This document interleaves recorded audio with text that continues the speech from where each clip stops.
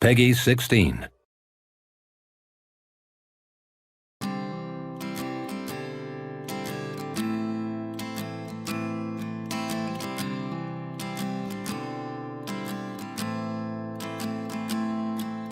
Maybe I should try it again.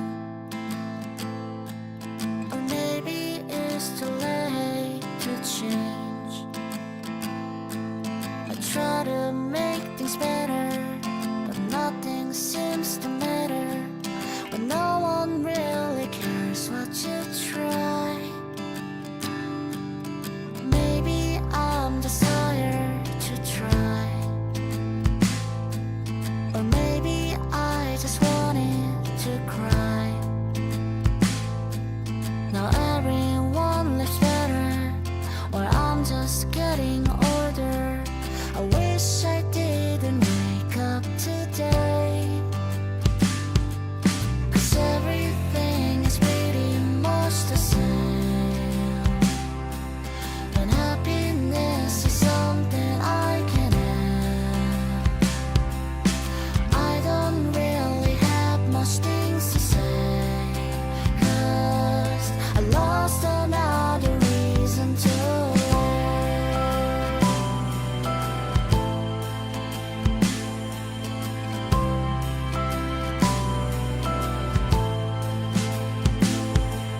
another day of hurting myself,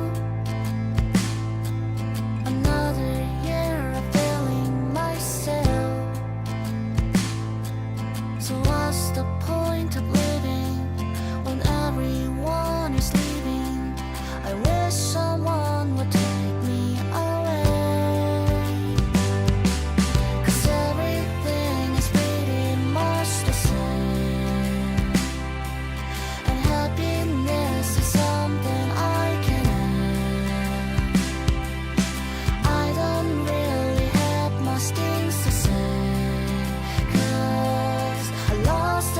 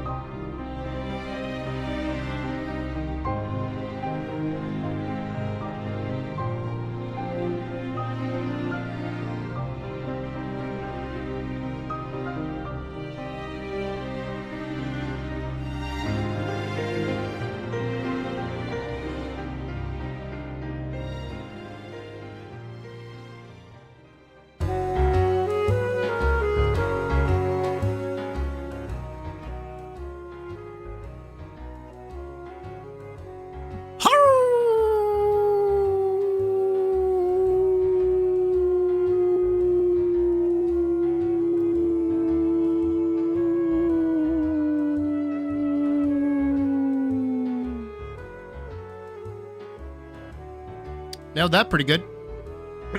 Hi, everyone. Welcome to another stream with me, the Sydney. How's it going? How you guys doing down there? Sorry for the lack of like big bombastic ready to get ready. I was feeling the vibes, so I didn't want to suddenly gear shift into hype. Frankly, I wanted to keep things kind of chill, a little mellow. And I was practicing my howl for that whole time to make sure that it was going to be an appropriately tuned howl. So, yeah. I can go longer. I didn't know how long I could go for, frankly. Usually when I do it, I do it like really loud. But that one's like normal. I used to howl with my old German Shepherd. I've talked about Jan before, I'm pretty sure. But I used to. He was never really one to howl, but like if you howled for long enough, he would like try to join. He wasn't very good at it, which is really funny. He was like a massive dog. So just go like oh. Eventually he would cue in and try to join up. How's everyone doing? I'm sorry about last night. Yesterday was kind of a fucking mess, honestly, and I was not vibing with it. But it was, admittedly, Friday the 13th, so I can kind of understand why shit went wrong, but still. Yeah, because, like, stream just randomly ate shit on me. That was really annoying. And, of course, too, that was, like, our best game. We seriously turned that shit around, and we did really, really good yesterday. We also had some not so savory people come into chat, and my mod team needs a talking to. We have yet to do that, but y'all, I gotta fucking talk to y'all, guys. And then, yeah, stream just like up and fucking conked out, which was like really annoying. But we were plagued with connection issues for pretty much the entire stream, both in-game and out of game. So like, I guess it makes a bit of sense, but it was still annoying that I didn't get to like properly say goodbye to anybody. And also on our best game, seriously, we won that. I was MVP. I'm so glad I took a screenshot of it. Otherwise, like, people wouldn't believe me, but seriously. But no, and all right, here's Sydney's hot take on doing Deadlock content, is that step one, I know that probably a lot of you don't really care about the game. I think that's fine. I know that a lot of you actually prefer just watching me make art. I also agree with this. I also just like making art. But like, if you look at the views, that's the thing you gotta look at, right? You gotta put yourself in the mindset. You gotta put yourself a little bit in the mindset of like, look, if we get like 3 people coming in here telling me to kill myself, I think I can deal with the 900 other people that are like normal. So I think that's okay. Mostly focused on the game. Badger, you're fine. You're fine. It's everyone who wasn't watching stream that was not fine. But yeah, I gotta talk to you guys about that stuff at some point. Don't worry, I'm not mad. Just disappointed. Not really, it's fine, it's whatever. Frankly, I'm so glad I have like the thickest skin imaginable. Kind of. Of course, y'all know I like hold my grudges and shit. Like, that's just how I am. But getting told to tie a noose around my neck is just like, bro, you clicked on the video, why are you here? I think that shit's like. Also, don't worry, everybody who was here yesterday saying some awful shit got reported properly. YouTube will not do fuck all, but that's okay. We'll handle that. But again, the Deadlock stream, 917 views. That's like $10, guys. That's like $10 in ad revenue alone. Hell yeah, I want that, and I'll do it again. Plus, admittedly, I do enjoy playing Deadlock. I like the game a lot. I know that it gives other people a bit of a hard time. I feel like it's the first time that ever since like Monster Hunter, I think Monster Hunter was like the first one that did it, but like the first time that I've played a game where it was like, what is it, able to filter people based on hardware. You know what I mean?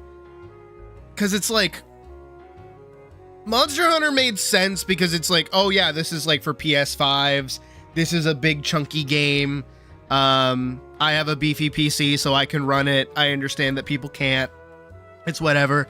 I've also reserved myself to understanding that Monster Hunter in general is not very popular on the channel, which is okay. So that sucks, but that's whatever.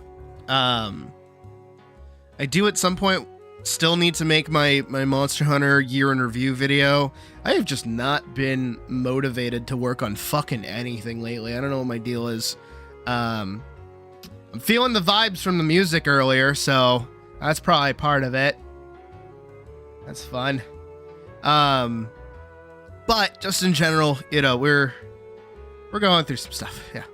But I want to keep making stuff. I want to keep doing stuff. And honestly, the comic's been keeping me kind of like motivated just a little bit. I mean, I tried to work on it last night. I finished all the line art for like the character scenes and stuff, but I didn't want to color it, so I just kind of like, it's whatever. We also got yesterday another update from KissF of another few pictures of zones. It looks like there's like a little bit of a jumping puzzle. There seems to be cloudy smoke areas, so there definitely seems to be monsters. Seems to be some spells, and we haven't really seen any new armor or weapons just yet. So hopefully we're heading towards a new update soon, because honestly, Atlas is my moneymaker right now. The Atlas video itself cracked 30K a little bit ago. So that's really fucking good, especially considering that's been out for 3 months. That's about like 10K views every month or so. And I would like to cover the game more. I just need more content to happen. I would love to do like a proper update video for it the second it comes out. And of course, when that update happens, we'll be playing it pretty frequently. We'll go back to doing Friday night Atlas streams as well, which I kind of miss doing, but honestly, the game has me like a little toasted, and I know it has everybody else a little toasted too. So, you know, it's whatever. In Pocket, it's whatever. Also, good job on your little comic. I have words, but we'll talk about that during Crit next week. And just in general, like the channel's been doing all right. You know, I keep you guys in the loop with that. The channel's doing okay. I know that my speed paints are not very popular unless I do them as shorts. My shorts are actually really popular. All 3 Elise shorts have gotten like over 1K views. Sadly, the Rauta one has not. Rauta only has 732. That's a little bit of slander. But maybe I should do another one now that me and Hollowed have kind of like confirmed what her design actually looks like now. Maybe people would like that more. And I also got to start doing more clip content and shorts based off of the channel. But also, like, I don't know what's funny anymore when I do content. Like, I'm just kind of doing stuff. So, you know, if you guys ever feel like something would make a really good short, just like clip it or ping me or say, hey, do that or something like that, right? And it makes my life a little easier to make shorts so that we can do that. Because I do, in fact, need to become a shorts merchant if I want to keep the channel, like, pumping and staying alive. Because I know that short form content is kind of the move. Even though it seems broken on, like, PC. I don't know if anybody else experiences that, but, like, the old shorts format is kind of, like, dead. So, yeah. You're like, that's good. I'm glad. No, I need to make more of those, honestly. I feel like they're really easy to just, like, pump out. Because I just, like, draw one in, like, maybe an hour or two. Like, an hour and a half. And then I get to post it. So maybe scream more often. I mean, do I not scream enough? Maybe I should play more Deadlock and do better as Silver, and then I can howl. But yeah, no, channel's alright. But yeah, yesterday's stream kind of bugged me a little bit because I did want to go longer than 8 hours. I wanted to go like for a full 12. I wanted to go like full 11 hours or so. You were asking for that in public short comes to mind. I could do that. I don't remember when that was specifically, but if you could find that, I'll make it, sure.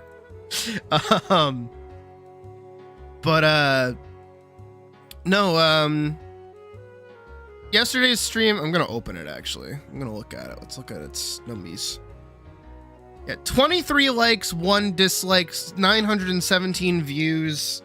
I think that's like an okay stream because that's like my normal amount of likes usually. Can I go into analytics? Let's look at this. Let's see. Does he tell me how much money I earned? No super chats. Okay. 6 new subscribers. That's cool. 32 peak concurrent viewers. 907 views. What? Average view duration is about 8 minutes. Well, technically 9 minutes.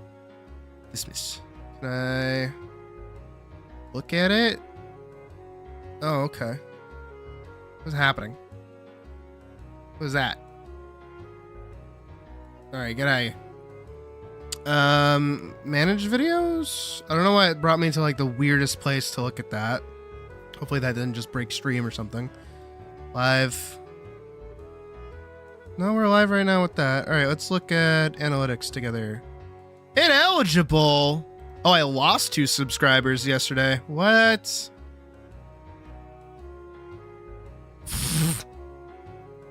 How am I losing subscribers on that? Unique views revenue. Here we go. I've made $1.57 and then it got copywritten by who? Oh, can't be. Yeah. Okay. Yeah. Erase song. There we go. Erase song. Yeah. Cool. Maybe that'll do something. I don't know. It's still that's still like the one problem with live streaming is that I won't know if something gets demonetized until like after the stream is over, and then I think I make the money during stream, but then not after it gets uploaded. I don't know the specifics behind it, but oh, you can see me fucking with it. How? Oh, you know why? That used to be our fucking, hold on. How do I do that again? Community? Analytics. Analytics? See live count. Yeah! That used to be our live counter. There you go. Yeah! 2,687. We're almost at 2.7. That's pretty cool. We could probably hit that at some point. Hopefully. That's weird. Oh, that's weird that you can still see it. G'day. Oh shit. Where is that? How do I get rid of that? G'day. There you go. But yeah, no, we're doing okay. We're still kicking. Channel's doing good. YouTube's going okay. I just need to make more videos, honestly. That's like the big thing that I know I gotta do.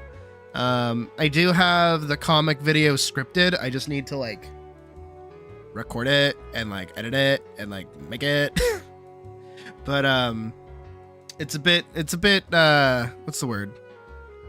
I don't know. I've just been feeling weird anytime I like pick up something to start working on stuff. It's like, no. And even last night after we watched like the last 2 Harry Potter film, well, not the last 2, but we watched Order of the Phoenix and then we finished Goblet of Fire. Both films I haven't seen, by the way. I after the first one, I've never seen most of the Harry Potter films. I did not really care about them when I was a kid because they mostly like used little wands, you know. I was a sword kid. If there wasn't a sword in it, I didn't care. And I know he uses a sword in the second movie, but it wasn't as magical as the first. And also I liked the Quidditch scene in the first movie. You know the Quidditch scene? Like when they're actually just doing it. I used to do that. I used to grab my mom's like sweeping broom was like a blue broom with like yellow bristles. I would wear like a dumb scarf, like a really big, like multicolored scarf. It was like cotton candy colored. And then I also made like bracers out of like toilet paper rolls or something. They were like made out of cardboard. And I used to like watch the screen and like pretend that I was like in the Quidditch match, like reaching out for the snitch. And I was like, dude, that's the coolest shit ever. And then imagine my shock when I go to school and I'm like in like elementary school, right? And one day my gym teacher's like, all right, kids, who here has seen Harry Potter? And we all raised our hands because it's like the early 2000s, so everyone's seen it. And he's like, cool, y'all know Quidditch? And I'm like, there's no fucking way we're gonna play Quidditch. There's no fucking way. And then there was no fucking way, because we played like a knockoff version of Quidditch where we just sat on like little roller things, like the little like plastic roller car chair things that could like link together. So those were like our brooms, and we had to like scoot ourselves like across the floor and like kick balls and stuff. And I was like, this is the fucking worst. And then fast forward like a few, like 10 years later, maybe like almost 15 years later, only to find out that there is actually like a real Quidditch league out there where they actually use brooms and like play the game. And I guess they have like modified rules. And it's of course it's a fucking English sport. So it's very physical. It's a very physical sport. So it's a lot of adults like beating the shit out of each other. It's like rugby, but like the difference is that you have a broomstick under your crotch the whole time. And then they even have like the 3 rings. I'm looking at pictures of it right now here. See? Like this is like a real thing. Oh god, what the fuck? Get out of it. What is that? What is this one now? Oh, okay. I don't know why it's so goofy. But yeah, no, this is like a real thing. Trying to catch a small thing that instantly wins the game. Well, they got rid of that. That's like the modified rule bit. Purely because that was written like the story narrating bit for a second. Harry Potter is just wish fulfillment for a kid you wish you could be. Most of it is just like, wouldn't it be cool if you lived this life, but you don't, dumbass? That's most of the movie.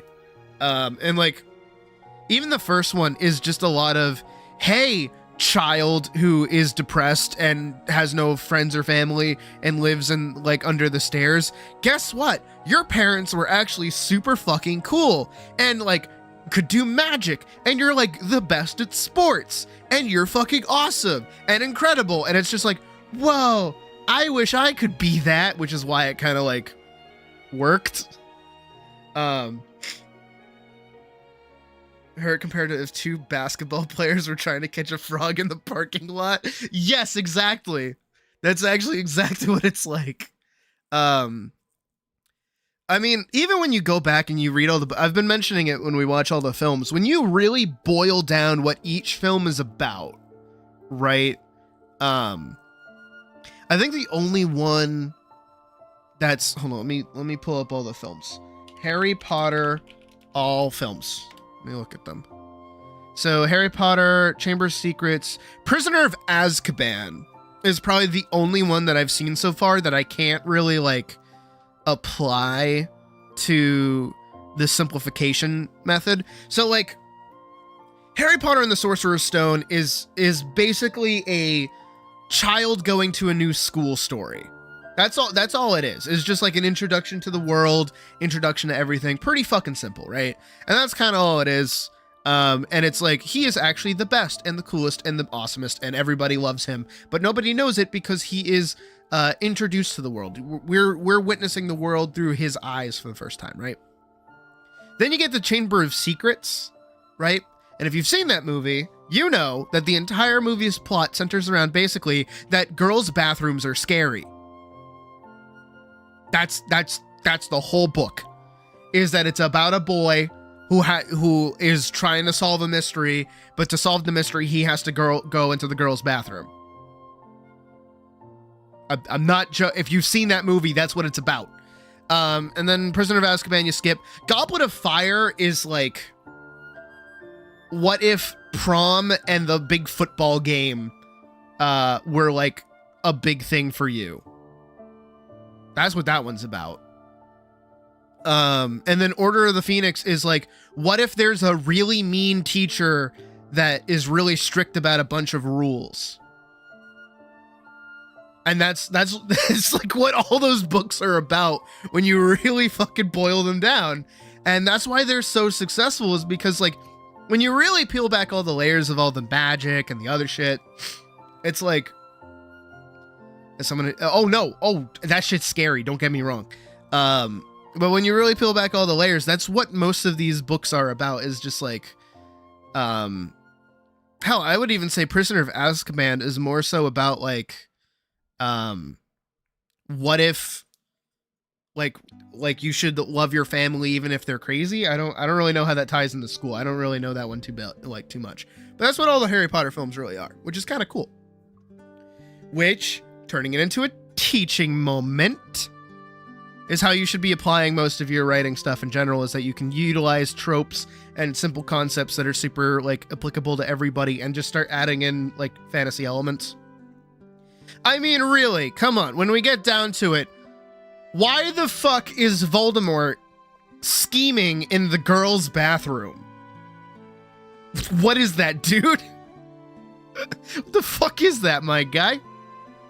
And even in like the Goblet of Fire too, it's just like, hey, we need like a reason for Harry to like go through like a prom, and then also go through like a really big football game. How do we do that? Oh, well, we just have it be like a wizard tournament. There you go. Easy. And then like, again, Order of the Phoenix, which we watched last night, is just like, how do you like make this work? Well, okay, we have like a teacher come in and she's like super evil and, you know, is like doing dogmatic shit and is like a piece of shit and enforcing all these rules and trying to work out the fun-loving professor and good teachers. It's like, and she's so cartoonishly evil too. It's really great. But that's why I like these films a lot, is that they're really simple when you look at them, but you can do it too. You can boil things down and make things simple and really easy to grasp at like the core of them. Because most kids are gonna understand, like, evil teacher, right? Most kids are gonna understand the fear of going to a new school, especially if they're moving from, like, elementary school to middle school, or even going from, like, kindergarten / like preschool to, like, first grade. Like, most kids understand that feeling. Unless they're homeschooled, then they sit in the same place. Maybe change rooms or something, I don't know. So it's pretty applicable across the board, especially for a bunch of kids. And what's really weird is that the books are fucking massive, right? They're fucking huge. I've never actually read the books either. I did not care for them. I was more of a comics pup myself, if you could believe it. So I just spent my time reading Bone. You too can introduce time travel into your story and then scramble to make it a non-factor. Yup.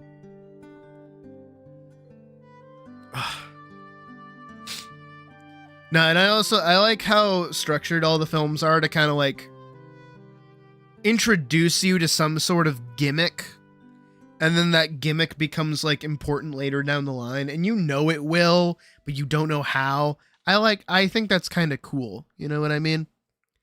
Like, I like how, specifically in, Goblet of Fire, like, we open with that whole section where it's like, oh, hey, we're going to the big Quidditch League game. Yay. We're going to take this port key. You've never heard of a port key before. This is the first time hearing about a port key. And you're like, oh, cool. A port key. It's an item that teleports you somewhere. Very, very cool. And then later down the line, it turns out that the Triwizard Cup is also a port key. The movie set it up innocuously and just taught you what it meant. And then it said, hey, remember this thing that we showed you at the start of the film? Here it is again. And then it carries over into the next film, too.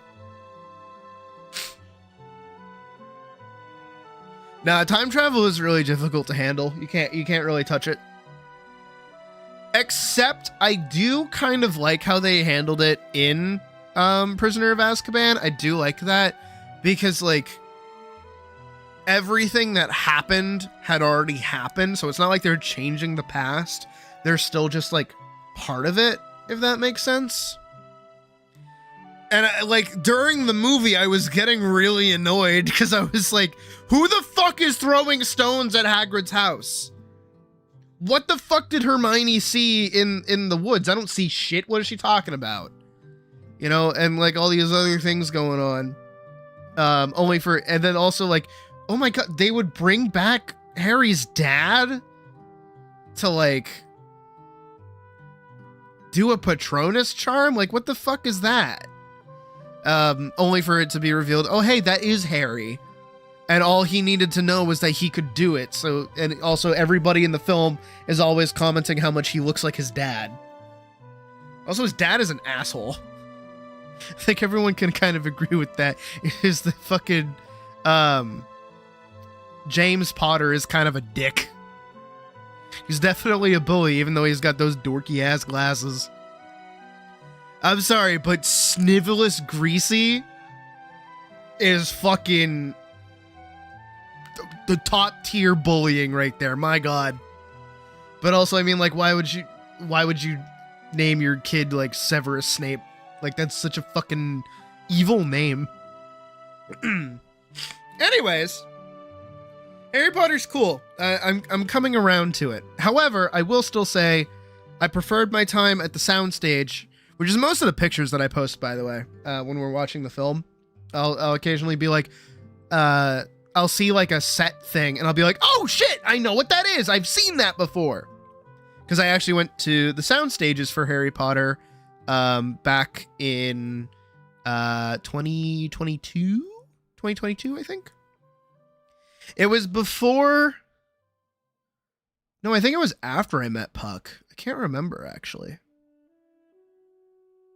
Yeah, no, it was after I met Puck. Me and Puck were together and I was gone for like 2 weeks in England. My mom took me because that's where we're from. So she took me all up and down England. Opinion on Snape. He's all right. I mean, he's like a bit of an asshole, but I feel like he makes sense, I guess. I don't know. I think Snape was just kind of like introduced early on as like this stand-in for like a villain. Because it's like, ooh, an evil teacher that doesn't like you. He's clearly the one fucking with you the whole time. And then the other teacher who's like actually super nice is the one that's actually been fucking with you. Which is kind of cool as like a thing. I don't know, I like Snape. I think he's cool. I know he kills Dumbledore. I don't have context for that yet, but I know he does. I was there. I remember back when that was like huge, when the movies had come out. And I guess like nobody had read the books as to not spoil themselves, I guess. I don't know how that shit works. But nah, I've been liking the films, and again, it's cool to have been able to see what is it? Oh, the context that he was in love with Harry Potter's mom, yeah, and that James was like kind of an asshole to him, and like he's mad because he keeps seeing James, but he loves Lily. Yeah, no, I get it. Anya, I was alive when these books were out. This shit has been. Just because I haven't seen the movies or read the books wholesale doesn't mean I haven't studied them. What are you talking about? I know what's up. I was born in 2000.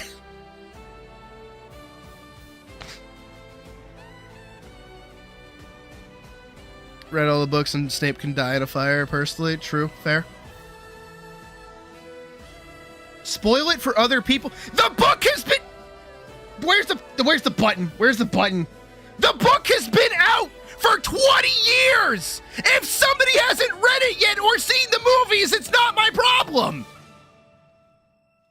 Oh my god, did you know that Darth Vader is Luke's father? Oh my god, don't spoil me. That movie came out 50 years ago!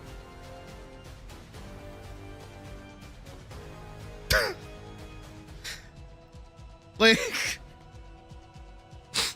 There you go, I yelled more. Jesus. Wanna be courteous? To who? Who hasn't fucking known this shit to the point where they care? But he killed Luke's guys, fuck off.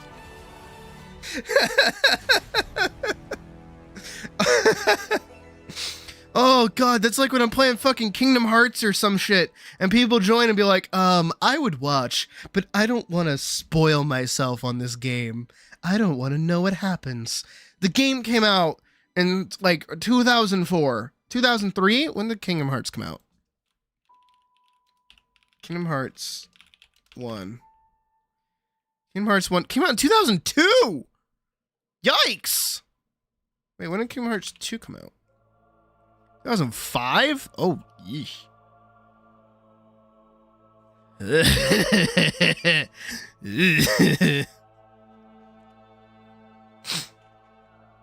Oh my god. I was 2. I was a little 2-year-old when Kingdom Hearts 1 came out. And I remember my mom playing that when it was like brand new.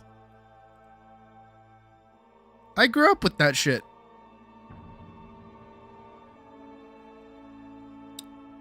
I still remember, speaking of Kingdom Hearts,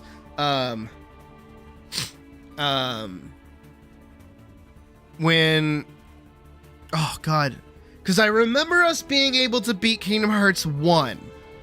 I remember that. But Kingdom Hearts 2, my mom got stuck on the Tron level. There's like a section in Kingdom Hearts 2 where you're like in the Tron world, and you have to do like the light bike thing, right? And you're doing that, and you have to fight off the guys. It's basically the motorcycle sequence in Final Fantasy VII, but it looks nicer. Which makes sense in hindsight because it's made by the same fucking guy. So that makes sense that it's like the same mini game. But I just remember that being like our fucking white whale. We could not get past that. And so fast forward a few more years and I'm like older and I'm playing Kingdom Hearts 2 on my own and I'm just like doing everything by myself. And I make it to that section and I'm like, oh god. It's that part of the game again. The Tron level. I remember this, the light bikes. I have to mentally psych myself to be ready for this. This is difficult. It's the thing my mom could never get past. I must complete it. And then I beat it in like 5 seconds. It was not that hard. I was like, huh? Like the cars in the Toon world were harder than that. I hate those fucking cars, by the way. The hot rods, hate that shit. Those fucking things could go rotten hell for all I care. My god, those things are a bitch. But I managed to beat the light bike section very easily, and I ran downstairs because I was up in my mom's room and she was like downstairs in the living room or kitchen or something. And I ran downstairs. I'm like, Mom, get the camera! Mother, get my celebratory clean diaper! Ho! The card fight. Oh, I remember that too. Yeah, that thing was a bitch. But I ran downstairs and I'm like, Mom, I beat the light bike section in Kingdom Hearts 2. And she's like, did you, Sid? And I'm like, yeah. And she's like, that's cool. Anyways, I was like, bitch. I'm better than you. I beat the section you were stuck on.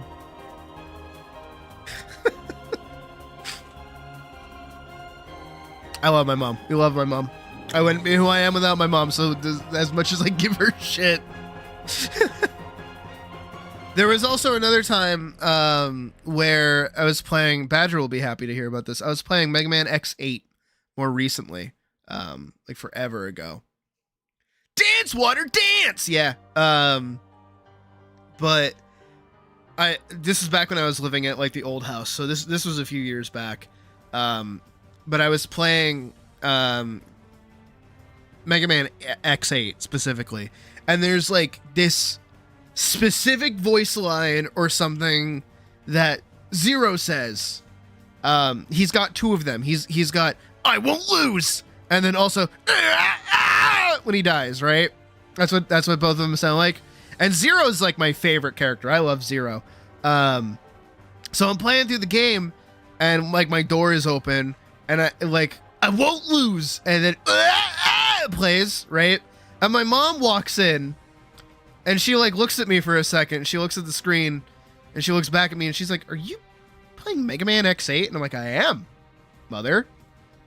And she just like stands there and watches it for a minute. And I'm playing it, and it's just like the opening section, so like the big spider boss, because I had just started playing. And she's just like staring at me and watching me play for a minute, and she's like, "You have no idea how many hours I put into that stupid fucking game." And I'm like, "Yeah." She's like, "I unlocked every dumb fucking weapon. I did every single boss. I did everything in that dumb, stupid game." And I'm like, "Yeah?" And she's like, "And I could not beat the last boss." And I'm like, "Really?" And she's like, "Nope. Never could. I couldn't make it to him. Could not kill him. No idea what my problem was." And I'm like, "Oh. Shit. I thought you beat it." And she's like, "Nope, we never did. We made it to the moon section, and then we couldn't get past that." I'm like, "Damn. We didn't finish as many games as I thought we did. No wonder who I get it from." But to her credit, to my mom's credit, she has in fact beaten Ghosts and Goblins more than once. She has beaten Golden Axe 1 and 2 like 10,000 times. She's beaten Skyrim to the point of like she could sneeze and kill everything. Like literally sneeze. And like be perfectly fine. Like so many times to the point where she just like has that down at the like the back of her hand, right? She knows that game inside and out. She even knows like exploits and shit. She found like a dev room. By the way, she plays on console, so her finding a dev room is like hard. Like she learned how to like no clip into a dev room to get like gear and items and stuff, and now she just plays it like it's the fucking Sims. Ghosts and Goblins. No, genuinely, yeah. Because she's like beating it. Because, you know, the game does that thing where it's like you beat it once, but then you didn't actually beat it, so you had to beat it all over again on like a single life or whatever. She's done that. She's cool like that. She's beaten like pretty much every Sega Genesis game that we've ever had. So like Altered Beast, oh, that was one of my favorites. Space Harrier 2. She loved that game. Oh my god, she loves Space Harrier. Sword of Vermilion's another one that she really likes. Can I actually look up music from that? Sword of Vermilion. I think that's the right thing I'm thinking of. Yeah! Yeah! Yeah!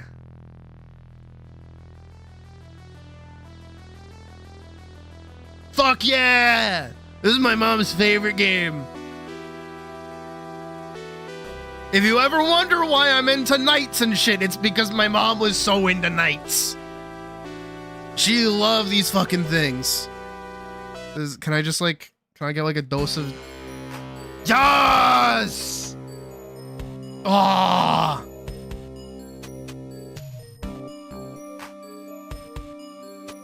Do do do do. Yeah! That's just a bomb! 1990, dude. Classic. What's the village sound like?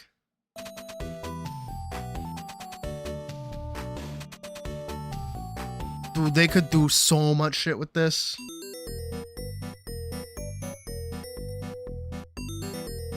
Isn't it just so much fun?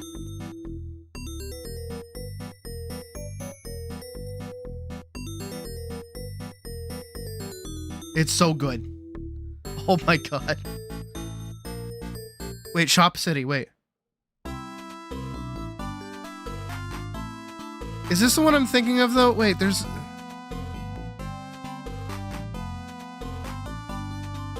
Wait, I want to make sure this is the right one. Yeah! Yeah, it is this one!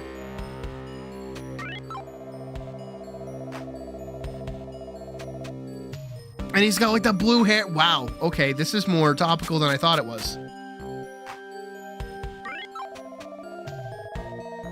Blade's health failed so quickly that nothing could be done. Oh my god, he's dead.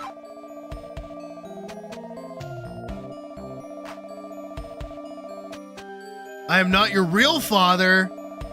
Son of Eric of Excalibria. Killed by Okay, I couldn't read that in time. My bad. This castle burned. King Eric bade me take you and raise you as my son. I hid the ring of wisdom in the cave near the village. Only this ring, your inheritance, can save the world. The armies of the Cartagena are moving to conquer. It is your destiny to rescue the world from Cartagena. So, okay, fun fact. My mom, under her bed, amidst other things, under her bed, she had like a fuck ton of like journals and like notebooks filled with not only cheat codes for these games, but also just like strategy guides, because this is back in the day before guides were like a thing, you know? Like maybe you could get a Nintendo Power. She wasn't a Nintendo person. She liked Sega Genesis more. But and the PlayStation, she was more of a Sony girl. But like this is back in the day before like you could hop on YouTube and learn how to play games. So like shit like doing like Ruby Weapon in like Final Fantasy VII, doing like things like this, just like learning where to even go because the game doesn't tell you jack shit. Right? All of these things she had to figure out by herself and write down so that if she ever wanted to replay the game, she would like remember what to do. No, my mom is like genuinely like a real gamer, like an actual gamer. So fun shitty fact about my dad, my piece of shit father. My mom now suspects that the entire reason they started dating, or at least that he like stuck around for as long as he did, is because she kept buying the newest consoles. Like when the PlayStation came out, she bought it. When the Xbox came out, she bought it. When the PlayStation 2 came out, she bought it. She also bought Monster Hunter, which is where that story started. So pretty much because she was the one buying these game consoles, he would come over to her house and just play them instead of needing to buy them himself. And she's fairly fucking certain that she like that's like the only reason he stuck around. Which is really shitty to say out loud, but it's really funny. There's so many pictures of like their early days dating where they're just at home and he's playing whatever console she has. I'm not fucking with you. Oh, and even now she's the same way, because like she's really debating. Here, I'm going to put on some old music. She's really debating whether or not she wants to get I think she did get a PS5, actually. I can't remember. But I remember her wanting to play something. She wanted to play something on the PS. Oh, she wanted to play the new Oblivion remake because she loved Morrowind and she loved Skyrim, but she never really got into Oblivion back when that was out. And so she wants to try it. So she was like, should I get a PS5 to play it? And I was like, yes. And then also get Expedition 33. And she's like, what's that? I'm like, it's a French RPG. You will love it. And I'm like, do you remember Final Fantasy 7? And she's like, yeah. Do you remember Final Fantasy 9? And she's like, yeah. I'm like, do you remember Final Fantasy 6? And she's like, yeah. Why'd you go down? And I'm like, yep. All of those games, you're gonna love it. You're just gonna love it. It's also French. It takes place in France. There's the Eiffel Tower and the Arc de Triomphe. Like you're gonna love this game. I'm telling you, play that shit. And she's like, okay. I don't think she's played it yet. I haven't talked to her in a minute. Actually, I do need to respond back to her. She sent me a thing from my dentist, because I didn't go to a dentist appointment, and they're texting her instead of me, being like, "Hey, where's your kid? Kid didn't show up," and it's like, I can't really show up. I don't have like a car or like dental insurance, so I kinda can't.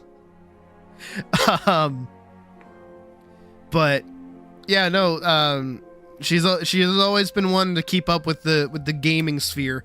The only thing that she's never really touched is like PC gaming. Mostly because it always confused her. She's not a big tech person, but she is like a big gaming person. She really likes playing games. And now, especially with like The Witcher 4 on the horizon, because she really liked The Witcher 3. She's like excited to play it. Apparently, also, I don't believe her. Because I'm fairly certain she played Morrowind. I'm so certain she played Morrowind. But apparently back in the day when she was pregnant with my middle brother, Cadell, she had a laptop while she was in the hospital. Because she had to like stay in hospital for a long time. And on the laptop, apparently she had The Witcher 2. And I'm like, no, you fucking didn't. You had Morrowind. I remember watching you play Morrowind. You didn't have The Witcher 2. And she's like, no, I did. I'm like, no, you fucking didn't. But to be fair, I don't really know if she would have The Witcher 2 or not. Yes, please take care of your teeth. Your canines will never look better. God, I need dental insurance. God, I need a job. That's the one thing that gets you when you don't have one, is like, yeah, sure, you can survive on shit, but like you kind of need like insurance. Because it gets expensive without it. But I'm doing okay with my teeth. I brush my teeth. I floss my teeth. I even use mouthwash. I'm just that cute. A lot of people need dental. Yeah. Dental's important. Dental's very, very important. I'm just lucky that, okay, knock on like fake wood, knock on like real wood. I'm lucky that I've never had a cavity in my life, and my teeth are like, knock on wood, massively like immune to cavities. I have gum damage. Like my gums are a bit fucked up. That's not good. But that's also just because, like, okay, so fun fact about Sydney here. My front 4 bottom teeth are, like, crooked. They're, like, majorly crooked. And because it was only those 4 teeth, my dentist was always like, yeah, they'll, like, fit into each other eventually. They never did. So because they're all fucked up, they get, like, a lot of plaque buildup on them, which is gross, I know. I'm sorry. But I have to, like, take extra good care of them. Because they're all like stacked on top of each other, but they're fine. Like obviously I can talk normally. Hopefully, I do occasionally have a little bit of a wisp, but that's okay. Just my mouth trying to find words. But besides that, like it's mostly just my gums, and the fleshy bits inside my mouth that kind of suck ass. And then also too, ever since I got my wisdom teeth taken out, or the back of my mouth, like my teeth have kind of been like a little wobbly because it took me so long to get my wisdom teeth out, that they started like pushing my teeth around, so they're like a little shooketh. So my gums are just like fucked up, so I have to take like extra good care, which is why I do mouthwash and stuff like that. So take care of your mouth, floss your teeth, brush your teeth. Yeah, fuck you, dude. PSA. Don't do drugs. Eat your teeth. But yeah, I've never had braces. I've never had like surgery, like massive surgery or anything in my mouth besides like the wisdom teeth out, which sucked. Oh god. So like that's like the first time I ever had to take a pill. Because if I didn't, I was going to be awake the whole time. So I was gonna feel like a fuck ton of pain, so they gave me like a massive fucking it was either Valium or Vicodin, I can't remember the two of them. But they gave me a pill, and then they like set. I've told this story before, I'm pretty sure. It was back when I was like boxing, so I was like fucking ripped and like in really good shape. So, you know, I'm high off of, it's either Vicodin or Valium. I can't remember which one. It's the pill. And they sit me down in this chair and they take my blood pressure. You know, they like stick the little thing on your arm and they're like, shh, shh, shh. And it's, you know, my mom's a nurse, so like I kind of know things, but I'm stupid. So like they're like reading my blood pressure. And I'm like, again, I'm high as fuck at this point, right? You got to remember that I'm high. And the nurse is looking at it and I'm like, is it good? And she's like, it's really good. Do you work out? And I'm like there, leaned back in my chair. And I'm just like, I work out. I work out. And then the dentist like walks in and he's like, hi Sid, how you doing? And I'm like, I work out. And he's like, very good. And then they stick my arm with that fucking IV drip. And my mom tells me later down the line, she's like, yeah, that's probably what put you out. I'm like, oh, that makes sense. So they put the little IV drip in my arm and they're like, all right, now I want you to count back from 10. And I go, 10? Nah, and I'm gone. And I'm just out. And now here's my other thing, right? Is that for surgeries, I want to be out. I don't want to be awake. I don't want to feel that shit. I don't want to see that shit. If I ever need brain surgery, kill me. Kill me. Kill me. Kill me. Kill me. Kill me. Kill me. I am not playing that guitar the whole time they are doing brain surgery to make sure they don't fuck shit up. No, I'm dead. Gone, dead. Fuck you. Right? Can I beat Dark Souls 3 before I overdose on Vicodin? Fucking hell. Did he? Probably not. I do remember watching another video like that where it's like, can I beat something before some kind of drug kicks in, like some hallucinogenic or something. But I'm just like, I want to be out, right? And I don't want to wake up until that shit is done. And so that's like my biggest fear, is waking up before that shit is done. So here I am laying in the chair and I'm out. I'm like gone. And then all of a sudden I start hearing voices. And my brain, even though I'm high as fuck, is able to recognize that these are the voices of my surgeons and the nurses.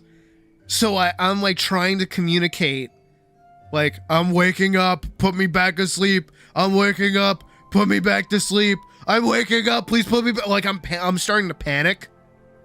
So I'm like there, like,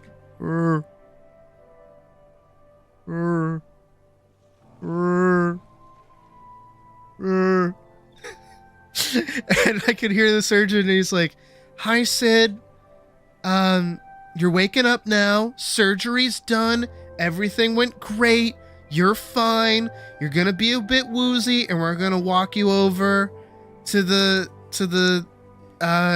little resting area, okay? Do you think you can stand? And I'm there like, and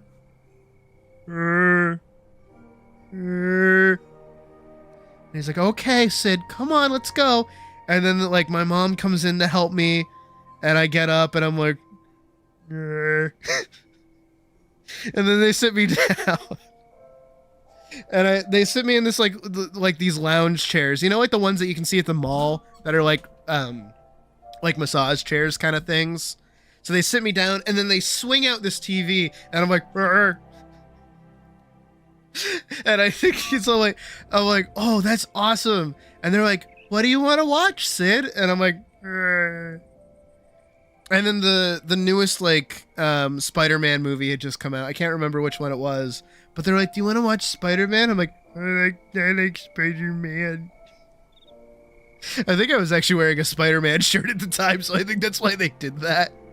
And so they put on Spider-Man. And and my mom sat there with me and she's like, all right, Sid, are you good? And I'm like, nah. And according to her, I don't remember a lick of this. I remember sitting there for a few hours, coming back to like my senses, and then being able to walk myself to the car. And I also had a fuck ton of gauze in my mouth and I was bleeding profusely. because, you know, surgery had just happened. So I remember that, but according to my mom, she remembers me sitting there watching it, just like dazed-eyed and being like, like I'm not making that up for the bit of like, hey, I'm being honest. She told me dead ass. She's like, yeah, you were sat there and you were laughing, so you were clearly like paying attention at like jokes and stuff, but also you kept laughing like Peter Griffin, which I've never seen you do. And I'm like, there's no fucking way. She's like, yeah, you were just there like, nyeh. So yeah, that happened. And then also, for whatever reason, my favorite part of the story is that I get home and these fucking assholes, don't do this, by the way. This is something that I'm telling Puck, because at some point Puck has to go get her wisdom teeth out. I'm like, hey, look, here's what you're gonna do. You are not going to get yourself Moose Tracks ice cream. Do you want to hate yourself? You're going to get vanilla ice cream, strawberry ice cream, whatever different. You're going to get a variety of different kinds of ice cream and yogurt, because that's what's going to happen to you. Is you're going to be sitting there. This goes out for anybody, by the way. If you're going to get your wisdom teeth out, genuinely do this. You are going to be sitting there for the next like solid week, bleeding out of your mouth. The last thing that you want is to get sick of the same fucking thing is the only thing that you can eat. And also the last thing that you want is like chunks of shit in your ice cream. Because that's what happened with the Moose Tracks, is that I couldn't eat it. Like, that shit sat in our freezer for like months. Because of like, after the surgery, like obviously I can't eat solid food, so I can only like slurp up shit. So I had yogurt and ice cream. And then for whatever fucking reason, that's also around the time, because it was like it was like post-COVID, but it wasn't like post-COVID. It was like during still COVID. So like James May was doing the Bug Out Bunker content, and so I just got like really into watching it. I don't know what it was about Top Gear and me being like fucking brr, that made me just sit there and watch that shit. But I just started watching James do all his cooking show stuff, and he was like, yes, today we're going to be making a sandwich with chips in it. It's just bread and chips. And I'm sat there like, I want bread and chips. I want chips and bread.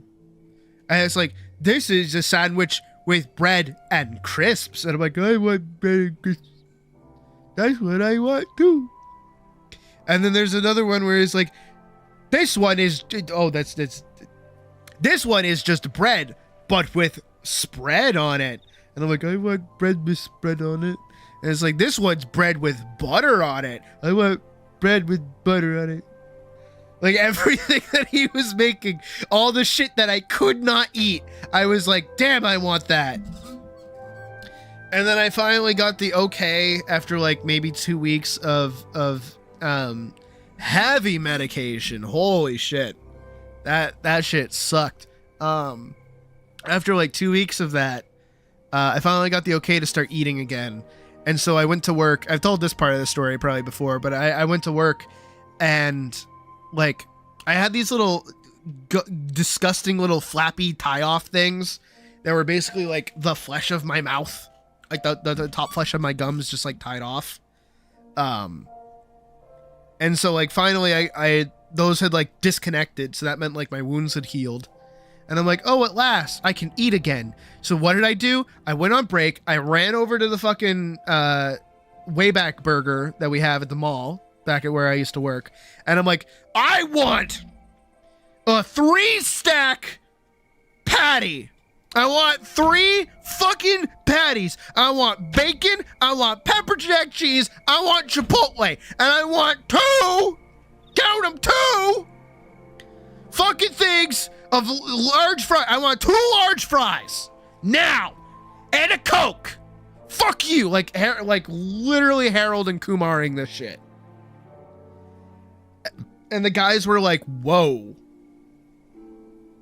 why are you getting so much? Because they knew me. They're like, this is like out of character for you. Also, we haven't seen you in a while. And I'm like, I got my wisdom teeth out. I have not been able to eat in weeks. My teeth have finally healed to the point where I am comfortable eating. Gimme. And they're like, okay, shit, Sid, here you go. And then I got my food. I ran back to my work. I sat in the fucking back room and I demolished that shit. Oh my God. A burger has never tasted better. 55 burgers, 55 shakes, 55 fries, 55 hot dogs, 55 apple pies. Go, go, please let me go. Please let me go. I'm doing something. No, what's the Harold and Kumar bit? Harold and Kumar. I know it's like the Diet Cokes instead of Cherry Cokes. Order. 30 sliders, 5 fries, and 4 large Cherry Cokes. And then 4 Diet Cokes for Kumar.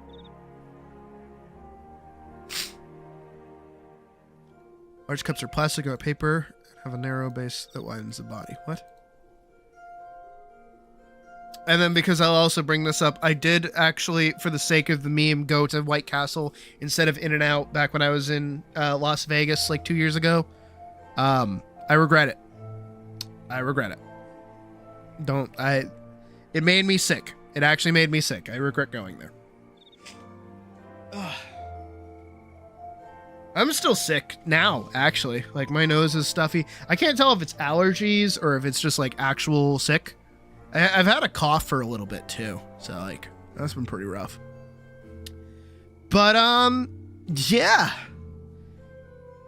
There's approximately an hour of story time of me getting my teeth ripped out of my face and a bunch of other things going on and junk, and we just vibed and listened to music. So I hope everyone's like properly comfortable and vibed in, because I think it's about time that your puppy got to work doing some art and shit. You know what I'm saying? Sorry for that voice. Give me 1 second. I gotta find this. Open. Okay. Let's get to work. We got work to do. Stalled long enough. A poor nose.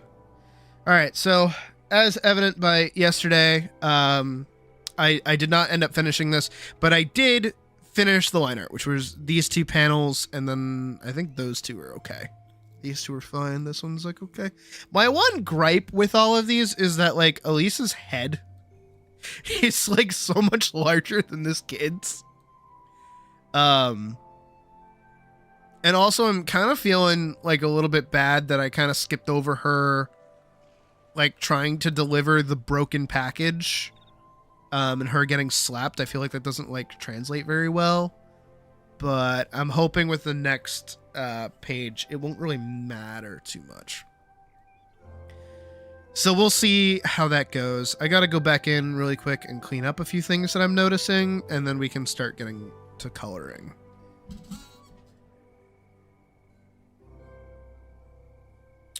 Yes, child small, but also like that means this child is fucking puny. Because, like, even Elise is small. Yeah, she gets slapped off screen. Because of fucking up the delivery.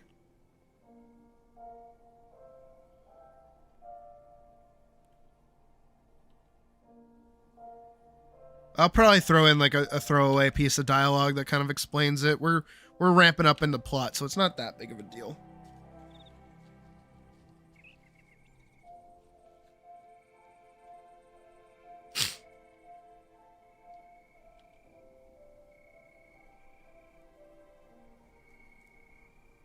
It's one of those things where it's like I could dedicate another page to it, but like we need to get this ball moving. We can't really have a slow down moment after all the action, otherwise we're going to lose that momentum.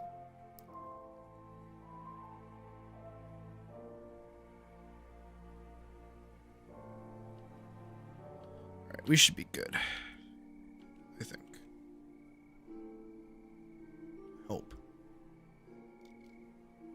Now I gotta add in her hair. Her shoulders. I always forget to do that.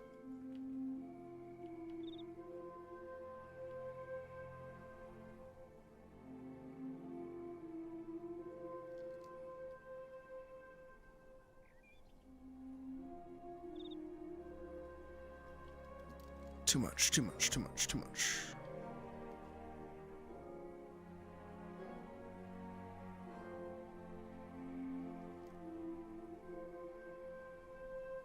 But yeah, we're almost out of the introductory part of this story, which is awesome.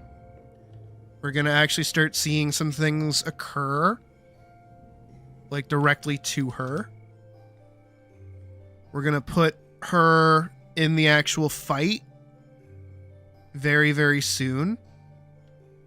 So that'll be cool. I've also been deciding with myself how to handle her getting the sword. Because what I think I've been doing is that I've been doing this, but here, I'll doodle it out here. So like the package that she has to deliver is very tiny. It's a very small package. Like literally fits in the palm of your hand kind of deal, right? And this package is actually containing the shard. So actually, this whole sequence here with the broken package comes back later down the line, because this package gets damaged after she falls down like a slope. So she takes like a big tumble and then she breaks the package, which again is mimicking what happens here. And we kind of learn that she's already been slapped for it. She got punished for it. It's something that happened earlier. And really this whole journey that she's going on is purely to make up for this. She doesn't know what's actually going on or the importance of anything. She just like, basically the guy who is on the horse is like, hey, person that delivers things, I need this delivered to another city like tonight, like right now. I will pay you like a king's ransom to deliver this. And so Elise hears that and she's like, look. We need the money. You need this money. I fucked up earlier and like lost you like money on this.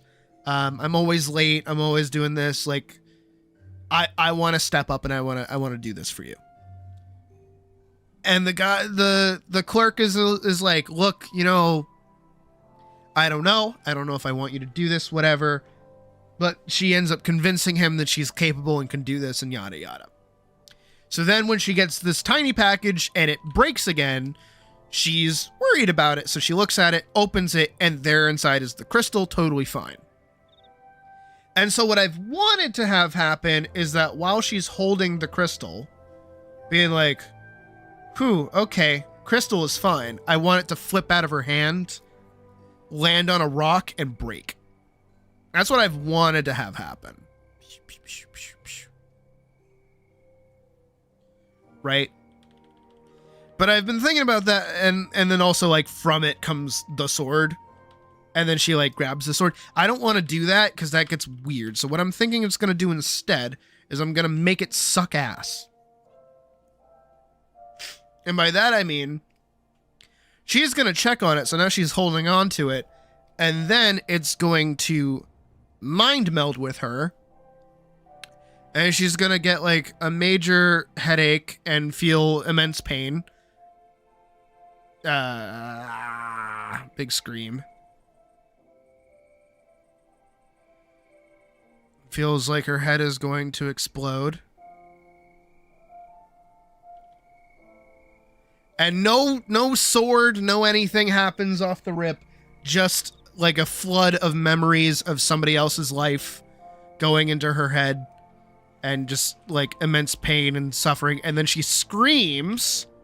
And then that scream is what brings over fucking Egghead Nightman. And he's like, aha, I found you. And then begins their confrontation. So this brings back all of this once again so that this is all still relevant to the actual plot. Because it's the little things that you do to set up and the little references that you can make and the qualities of your characters. I stepped away for a second. That's why I'm quieter. Whoa. It's those tiny little things that you add and change that do a lot. Because actually, this is mostly just me like trying to prevent myself from doing this. This whole section is so much more work for like world building and shit than you realize, and also character development. Because obviously this guy comes back later down the line. He's riding his horse through like a crowd of people.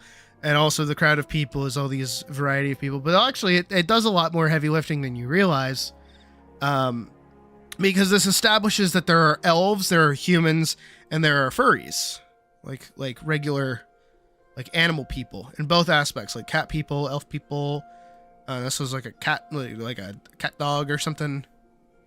Variety of peoples. So this is like pretty normal. Even just this kid being like let out on his own to go get ice cream or some shit is like really unheard of, especially nowadays, because you wouldn't trust your kid like leaving the house on their own. Except here, that's how peaceful things are, is that you could trust your kid to be totally safe and not get diddled or stolen while out like getting ice cream or something, right? So that's how much work this actually does.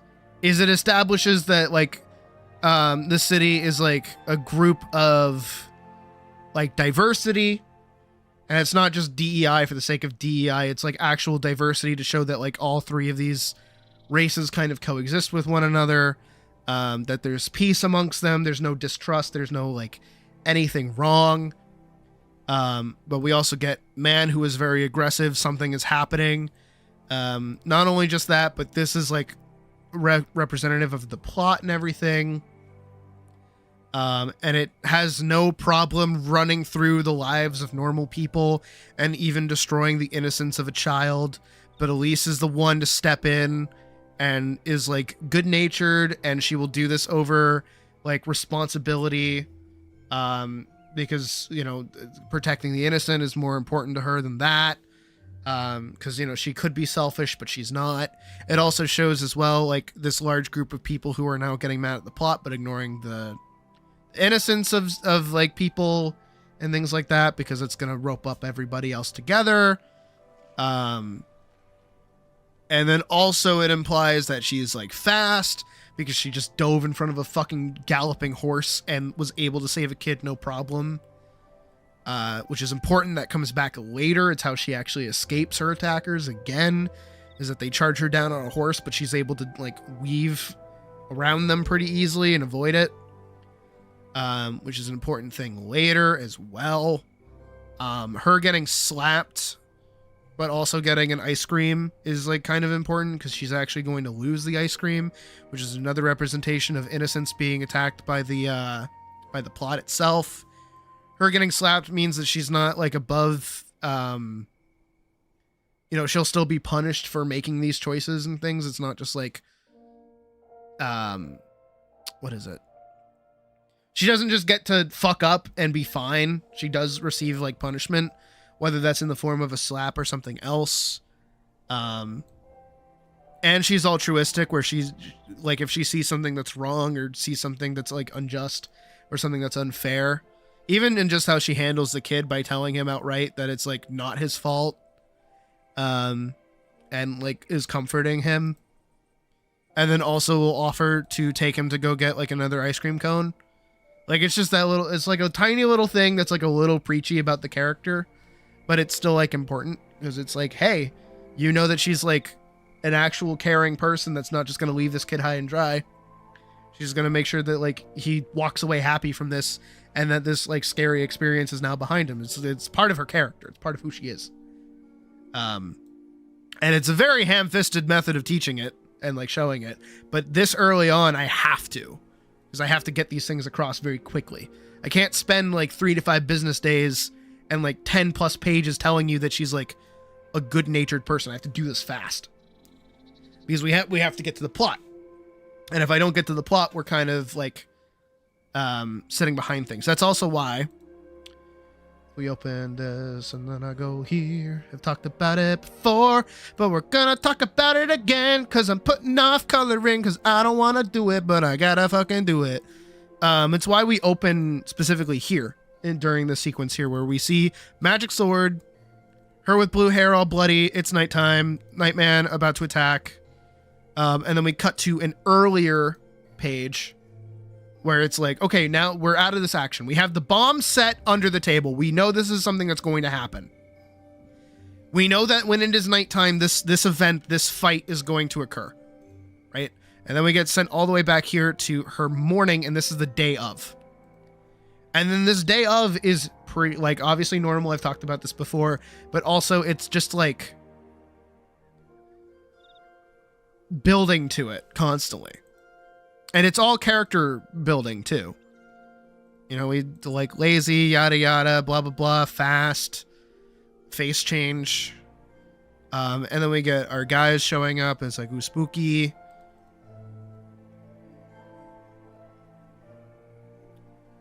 But like everything that's happening here, there's like really no real time wasted, if that makes sense. Or I'm trying not to waste time. Because again, we get here and like all of these shots are like, oh, things are happening. Like, oh, she's getting ready. Where's she gonna go? Like, what's going on? Oh, haha, she's like running across the rooftops. Oh, we're introduced to this place. Like, that's a new thing happening.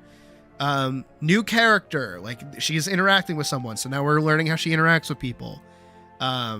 We see her doing her job and doing it really fast and like being really nimble. And then we get this moment where she's like on break. So everything kind of quiets down a little bit. But we also have like a character moment here with these two panels. I've talked about that before.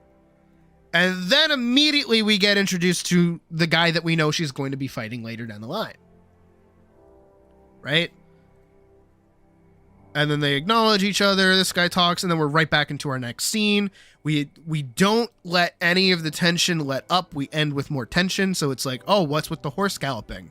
Oh, we get a guy screaming and yelling and like about to run over a child.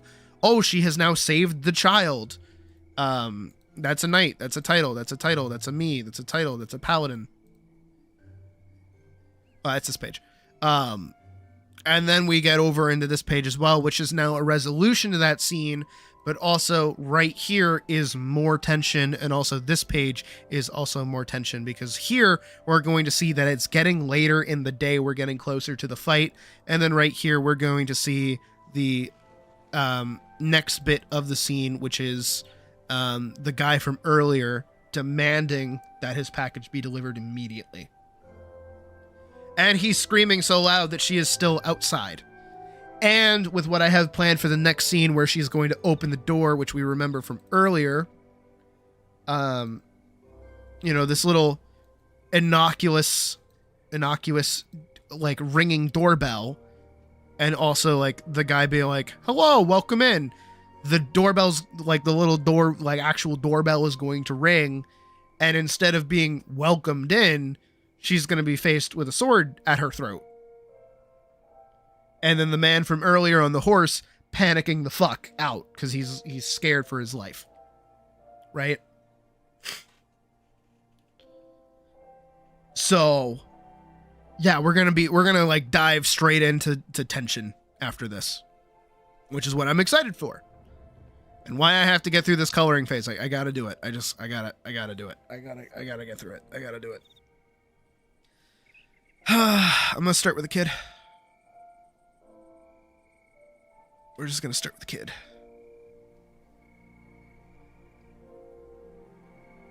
But there you go. There's the whole narrative story beats of everything that you can expect out of this. And how much thought has been put into these very few opening pages.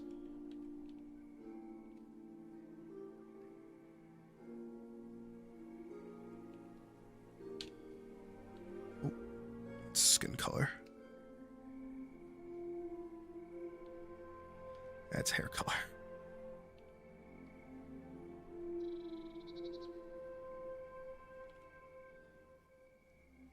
And whether or not this is all successful is totally up to you and how you read it, but that's just how I'm thinking about it.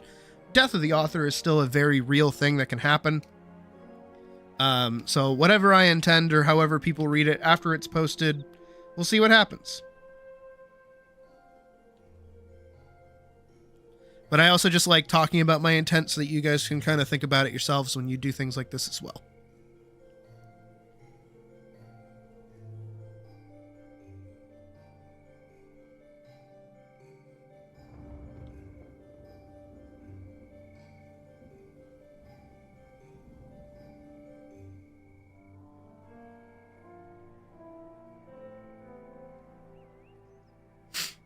Writing is both easy and very difficult at the same time.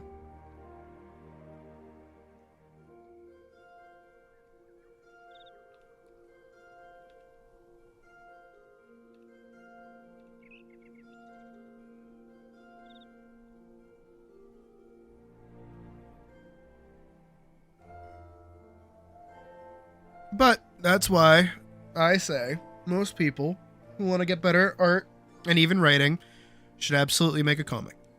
You should do it. Even if it's just something simple, it doesn't matter. You should do it.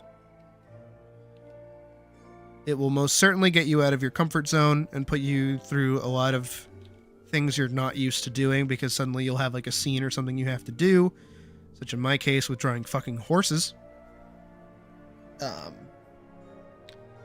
And then you have to do it.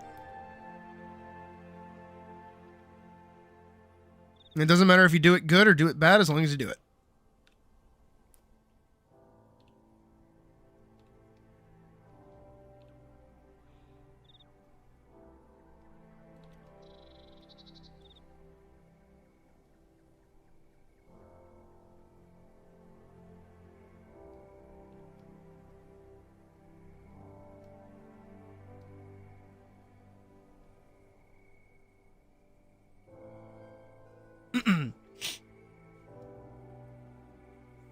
Also, because I talked about it before, if we bring this up into the hero's journey, did I ever use the grayscale to color workflow? I never used it, and that's because I don't know.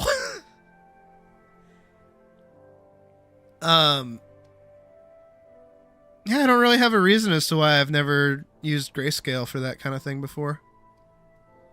Oops. Nope, that size.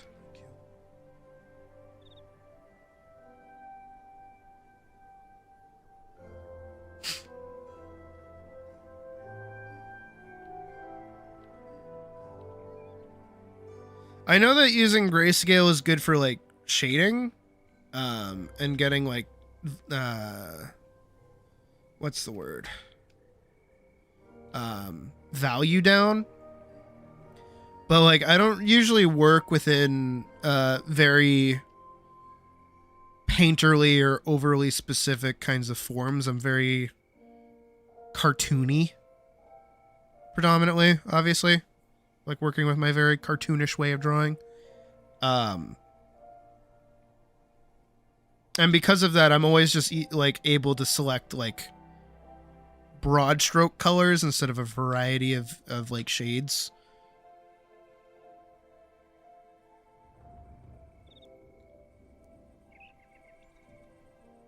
I mean, I did it back in school. We had to. It's part of our thing. Forget which class. I think it was like color theory class that it actually was. So I have done it before, but yeah, it's just not really like part of my flow or anything. I got nothing against it. Oh, yeah. I've been so tired lately. I don't know what my deal is. It's probably the soothing soup. That's probably what it is. Because Puck, love her to death, has been fucking obsessed with that goddamn ramen place. Ever since she learned that she could order from there, she's been getting it like almost every day. And of course, she's not an asshole, so she also gets me some too. Speaking of which, I owe her $40.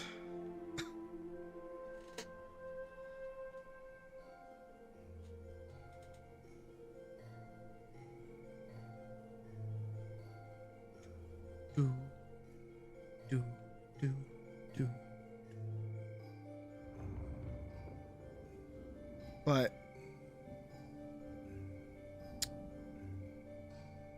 so pretty much every day I've had ramen, and it's really fucking good. But it's like, it's really heavy, and it's also like really,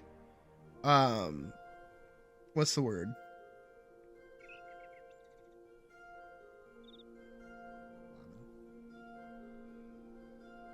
It's just really soothing. I also get like the spicy beef, so it's like extra. It's like extra heavy.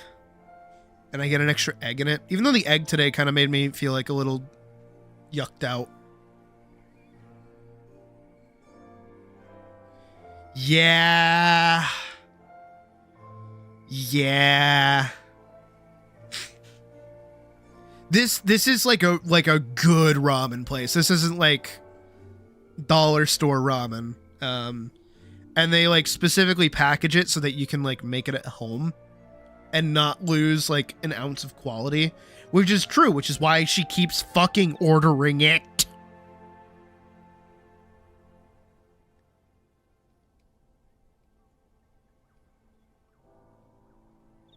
And also she's going out tonight. And even just getting ramen kind of put her on the back foot a little bit.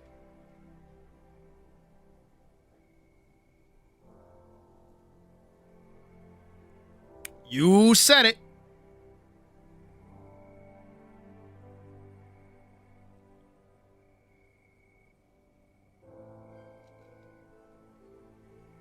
Also because she spent extra on what is it? Oh. Chill stream. Let me help have your debt. Well, thank you, Anya. I appreciate the 1999. It's the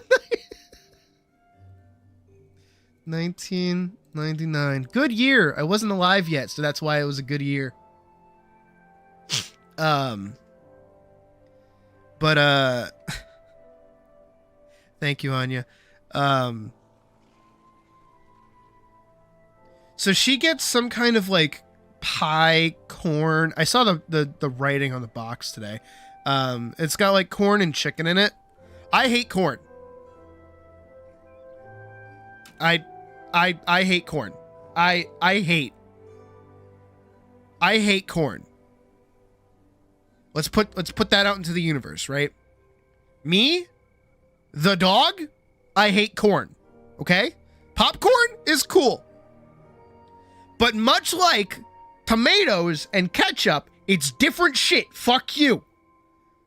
This is not up for discussion. This is not up for debate.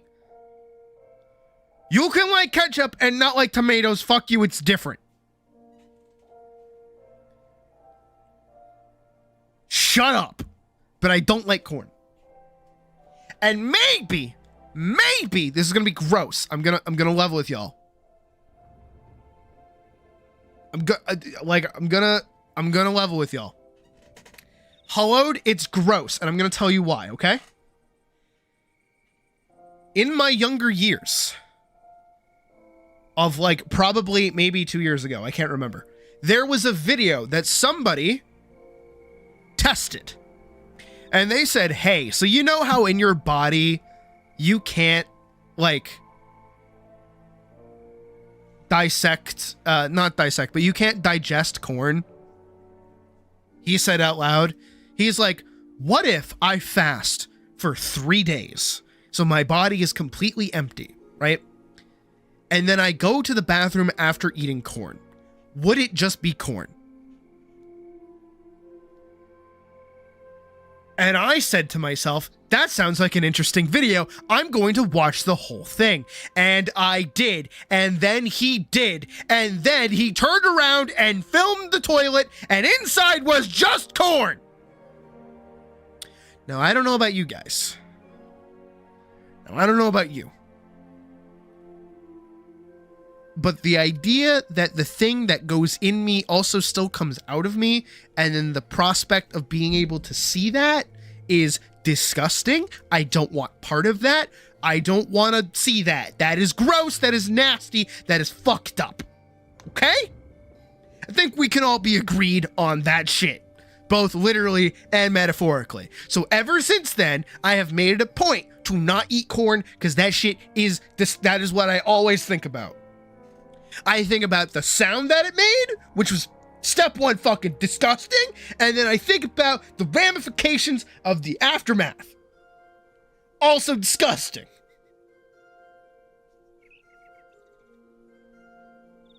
So, he did chew the corn. I ain't touching that.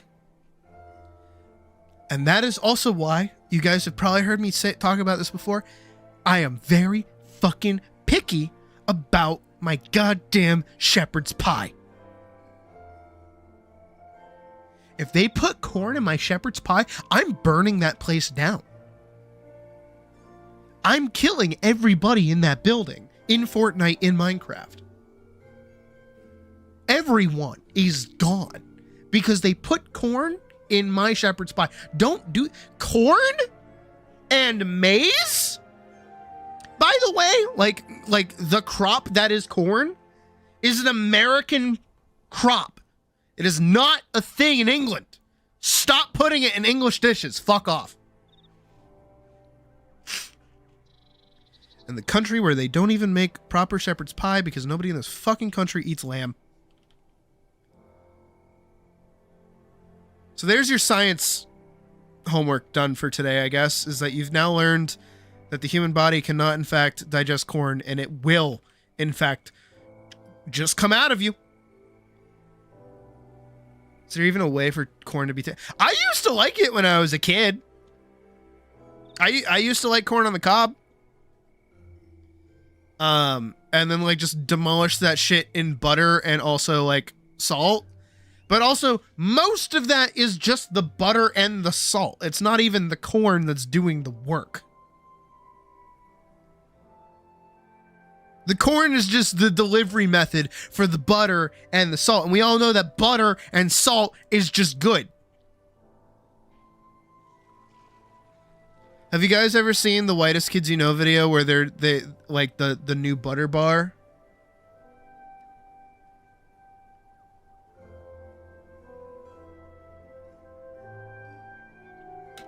Hold on. Butter bar. How long is it? 3 minutes? Okay, we can do it. Look, Kenny, I'm gonna need you to unload all those boxes we got from headquarters this morning. Then after that, I want you to check out the speaker for the drive-thru. I think it's shorted out again. Hey, Dave, do you want to come here for a second? Yeah. Are we really selling these? Yeah, it's the new product. Yeah, I know. It's just that Oh no, I'm in the way. this is just a stick of butter. Yeah, it's a butter bar. No, I know. I saw the commercial last night. I thought there was gonna be more to it than this. It's not just a stick of butter. Comes with the easy-to-grip butter sleeve for when you want the butter bar on the go. No, I know. I saw the commercial. I don't know. I feel like there's something morally wrong about selling butter to people to eat. Don't you think you're being a little over-dramatic? No, I really don't. People buy butter all the time. Yeah, not to just eat by itself. It's not our job to police people's diets. People do what they want to do. I guess. Excuse me, can I have a butter bar, please? What? Can I have a butter bar? Kid, Oh, here are some of you've seen this before. Yes.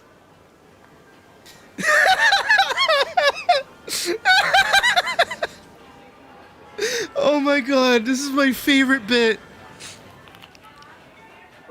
Ah! I really hope that's just like a block of cheese or something, not actual butter. It's okay. But it looks like actual butter. Man, I don't think we should be selling these things. It's not my call. We're a franchise. Can't we just say that they're not selling well? That people don't want to eat butter bars because of how unhealthy they are?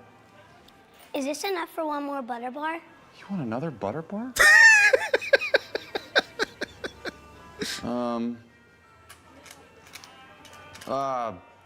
No.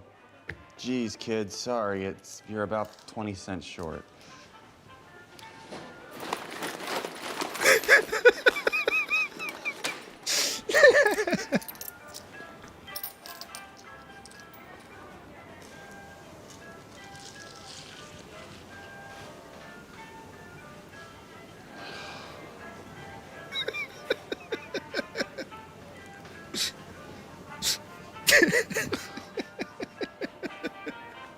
Oh, Oh. my heart.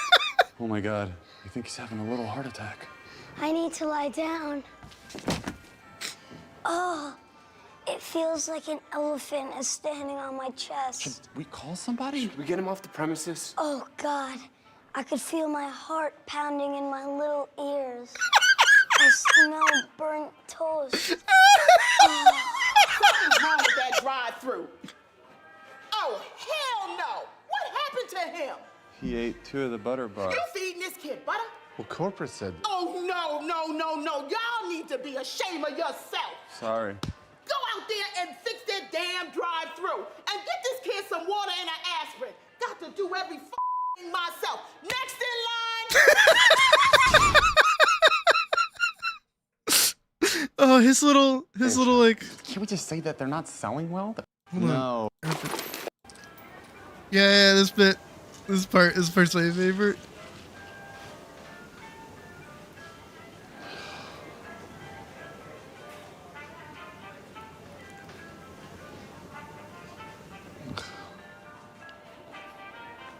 Oh, my heart. Oh my God, I think he's having a little My heart. I need to lie down. Just like an elephant on my chest. It's so fucking funny.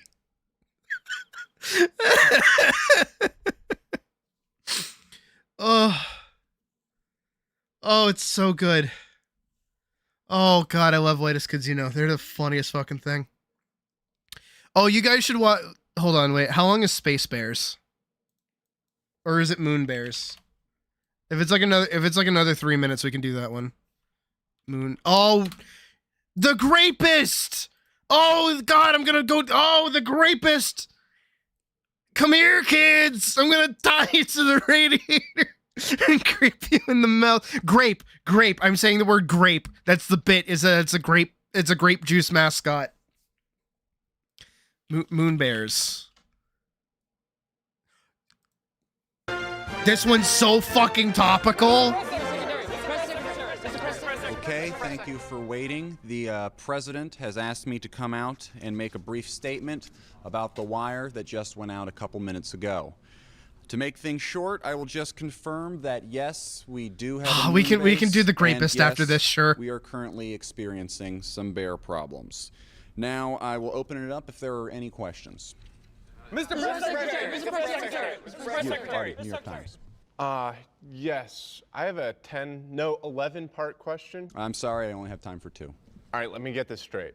So the United States government is admitting that we do have everything a moon except base, actually doing comic and work. that there is a bear problem on said moon base. Yes, that is correct. All right, follow-up question. Are you with us? That's a really good question. No, we are not, and I would like to remind everyone to keep the language civilized. This is the White House. Excuse me, Mr. Secretary, Bob Daniels, Newsweek. Mr. Daniels. How long have we had the moon base? And are these bears Earth bears, or are they from the moon? I'm sorry, I'm not at liberty to disclose how long we have had this moon base at this time. We do believe these to be Earth bears. We have no reason to believe these to be lunar bears or even Saturn bears. Todd Albright, PBS. There's Saturn bears? I am also not at liberty to go into the various types of woodland life forms on Saturn or any of the other 12 planets. 9 planets. Right. I've said too much already. What I can show you is the images that have been beamed down to us from the Odyssey satellite system just a couple hours ago. This is the view out of the front door of the United States secret moon base. This was taken yesterday before we discovered the bear problem. And this one was taken just a couple hours ago. So, as you can see, bears everywhere. Mr. Press Secretary! Mr. Press Secretary! Mr. Press Secretary! Mr. Jackson. Yeah, those bears appear to have guns and motorcycles. We believe they may be involved in some sort of intergalactic drug cartel, perhaps affiliated with one of the interstellar wizard alliances. Wizard alliances? Yes, next question. Just a thought, more of a shot in the dark, but we wouldn't happen to be invading Iran today, would we?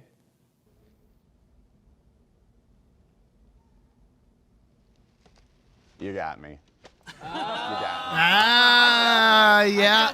Almost got away with that one. I went too far. I almost had it. I should have stopped after the slides. I knew I should have stopped didn't there. think anything about it until the cartel thing, and I was like,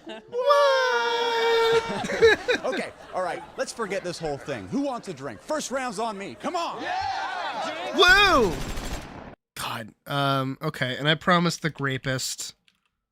And then I have to work. I have to get to work. No more whitest kids you knows. It's only 3 minutes. Okay, this is fine.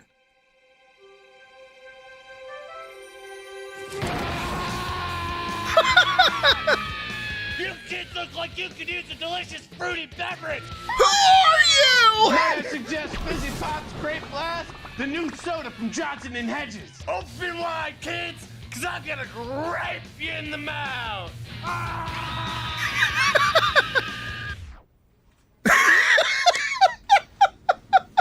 He's going to what them in the mouth? He's gonna grape them. He's going to grape them. Yeah, in the mouth. In the mouth. Right. Sure. Yeah. More. No, I'm sorry. Oh, rest in peace, Trevor Moore. Alright, You well, were I'm a not sure fucking that I'm comfortable legend. with the catchphrase, I'm gonna grape you in the mouth for our new mascot. Yeah. I mean, We're just not sure about that one. Yeah, we might want to workshop it a touch. Really? Why?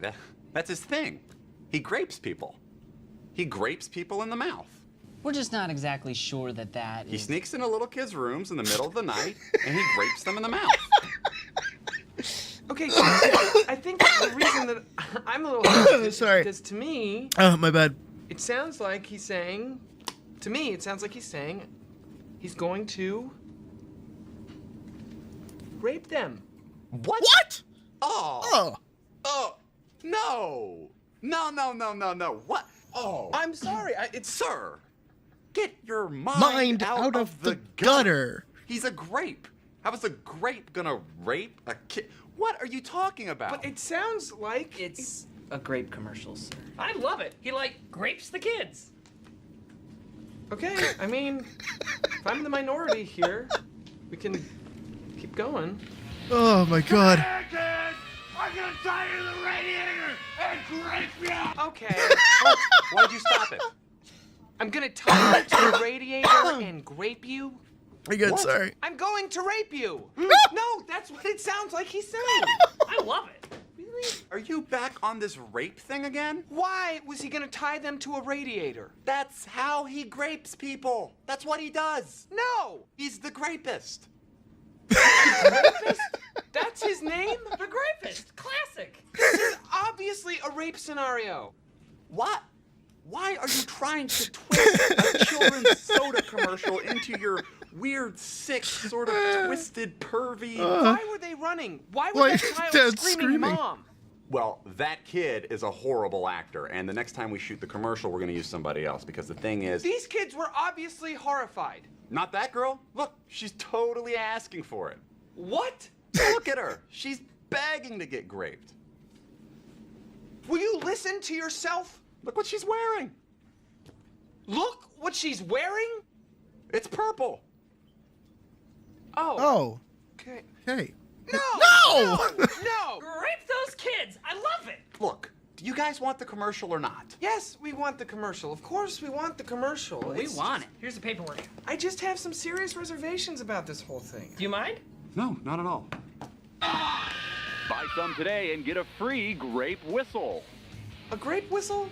Really? Okay, when I Whistle. finish graping you, I'm gonna go upstairs and I'm gonna grape your mother and your father, and then I'm gonna take your whole family down to the basement and grape you all for decades and decades. See, and I think this is too much. decades. I think it's too much. Shh.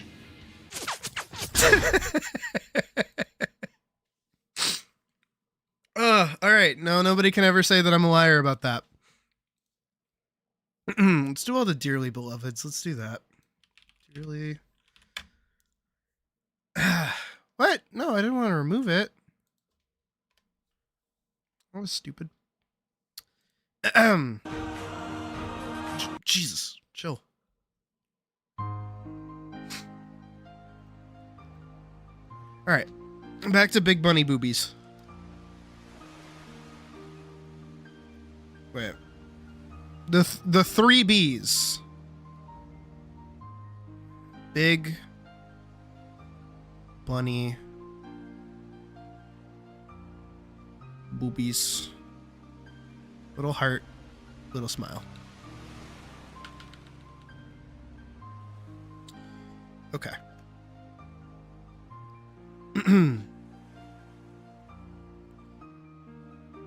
Does she have like her little bag with her when she's running here? Oh, but she's got that.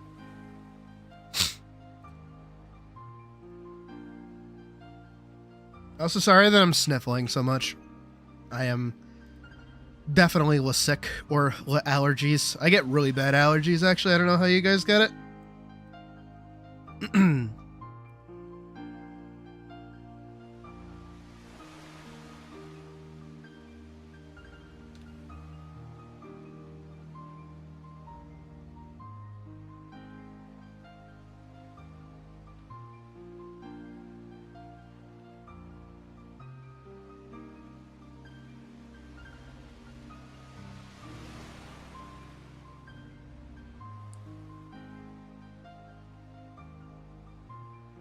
So far? Okay, good. Good for you. Because that could be me. This shit sucks. Though I do think this is from Puck. I do think I'm actually just like, I do have like a cold or something. Because she had like, fuck. Some kind of like little head cold for a while. I remember when we went out for ramen like a week ago. She had it. She has been, I'm not fucking with you guys. I'm being so for real. She is obsessed with that ramen place. She loves it.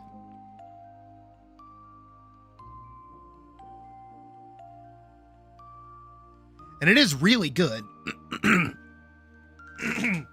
Fuck, I'm dying. Can I stop dying, please? I think.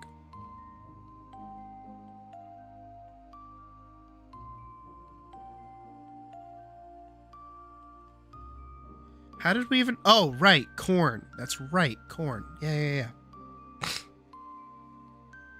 And how, like, corn is just, like, a method for butter to be delivered. That's right. Yeah, I don't like corn. That's that full circle. I do like grapes, though. But I'm very specific about grape-flavored things.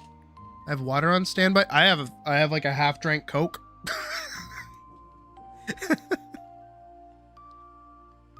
No, I did. We have water in Puck's room, so I might grab some later.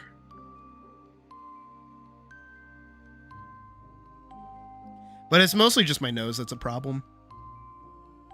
Do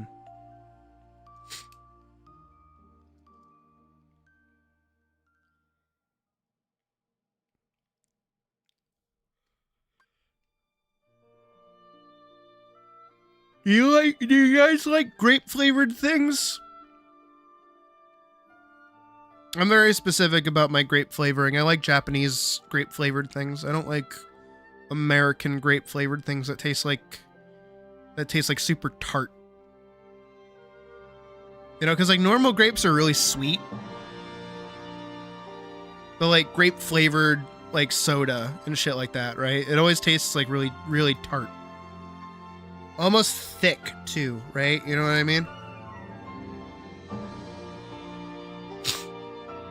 Too sweet for you. Okay. Now I remember I got Long Man for the first time like ever in my life. I ordered it off Amazon. This was years ago.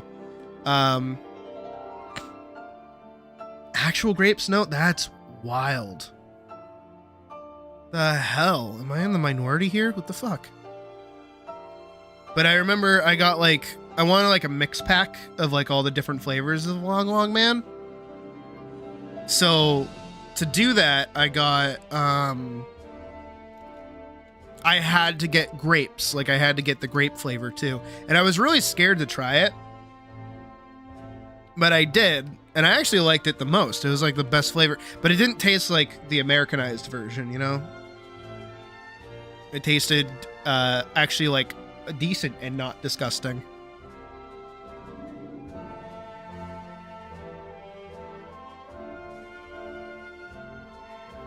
A lot of grape flavored stuff, but you like soda and grape Mamba bars? Mamba bars? The fuck's a Mamba bar?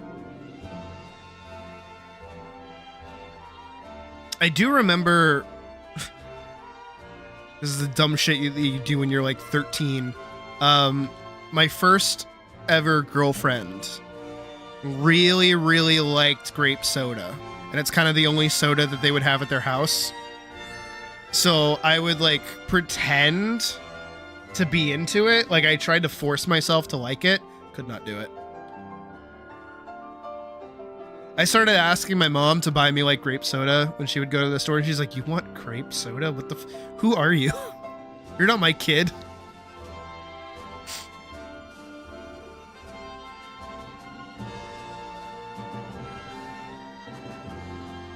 Kind of like Starburst. Oh. I think I know what you're talking about. I don't think I've ever had one though. Evidently by me not knowing what it is.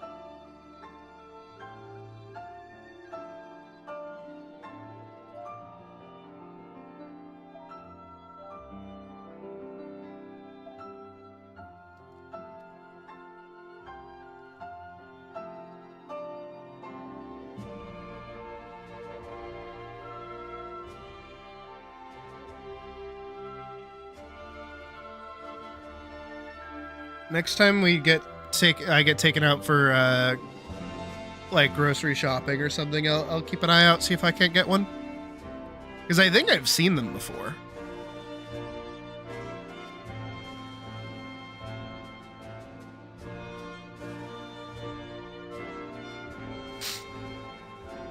Cotton candy grapes.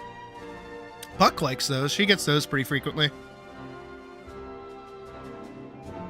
I remember she was gonna get these like pink strawberries, and I ended up scaring the shit out of her over them.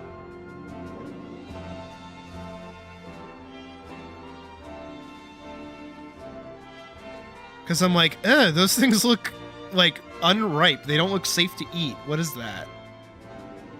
And she's like, but they're viral on TikTok. I'm like, that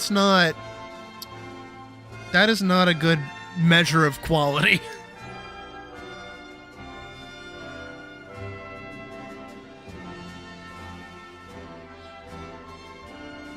And then I kept scared, I looked them up and I'm like, oh, these are like actually normal. They're like totally safe to eat. And because I had been like, don't do it so much, she's like, I don't know, I'm scared of them now. I'm like, no, they're normal. I looked into it. They just look weird. And then she didn't end up getting them, which kind of sucked because I kind of wanted to try them. And clearly she did too.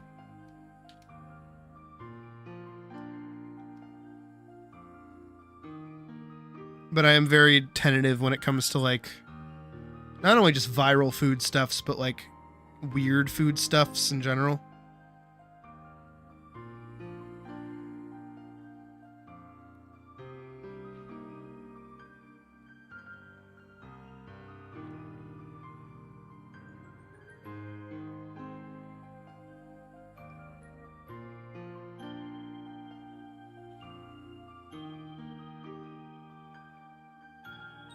I think the one thing I want to try that's kind of yucky, and I know it's kind of yucky, and I've heard stories about how yucky it is. If you can sense how much I'm hyping it up, you probably can guess what it is. But I do kind of want to try like a durian. I've heard they're like super smelly, but I does want to know what they're like.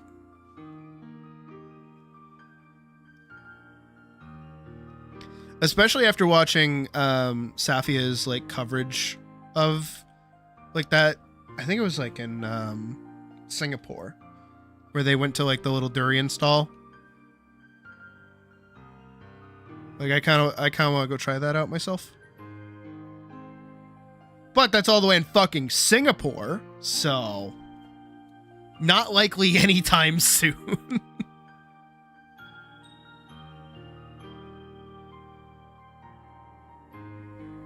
But I do hope this is part of the YouTube thing, is that I do hope that I can hit a point where I'm like iShowSpeed or someone, where I can start going to like other countries and do like travel content, because I think that'd be really cool.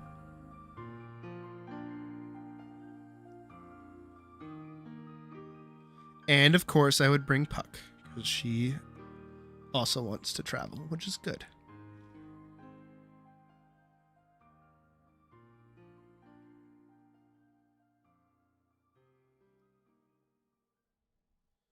Has a durian on his subathon goals. That guy's weird. That guy's very strange. He looks like somebody that would eat stuff like that, honestly.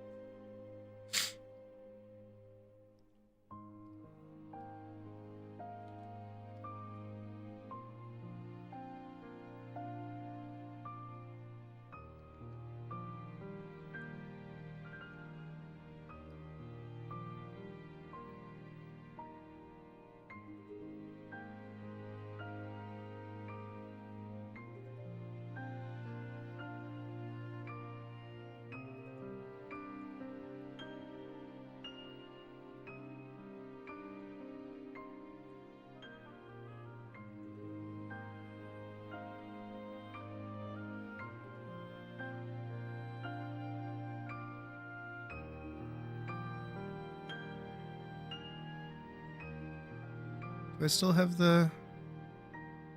I do.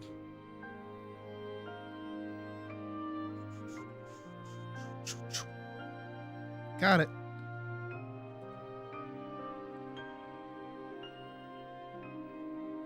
Beep, boop. Beep. Boop.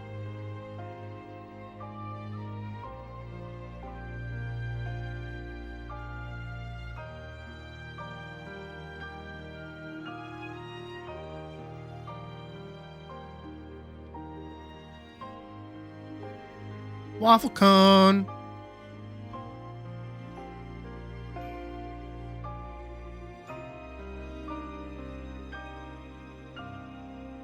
Now that's another question about foodstuffs.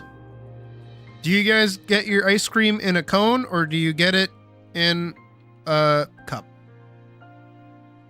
Or do you do Elise's old method of cone and cup?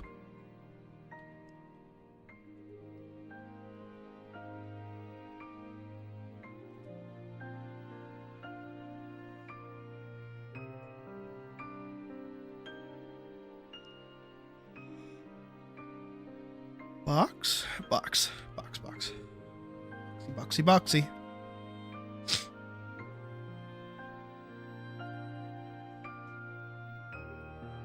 I concur. I also like the cone.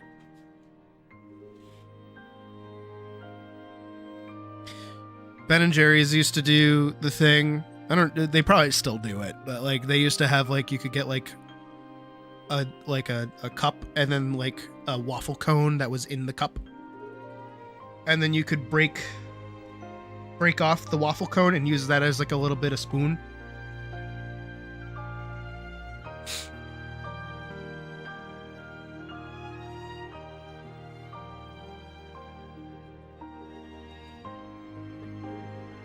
Like to crush the cone and mix it into the ice cream. See, Vorkson knows what's up. Vorkson gets it.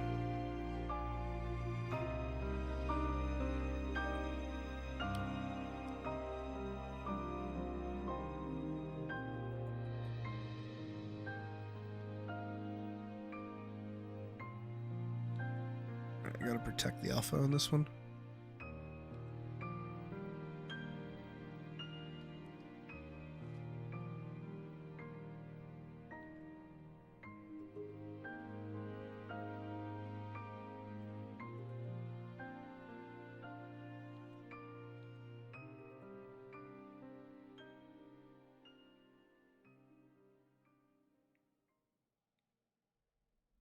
Hello, Avian.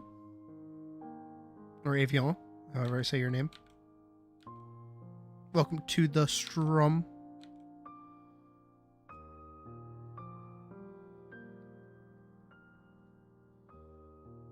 I like waffle cone bits in my ice cream, honestly.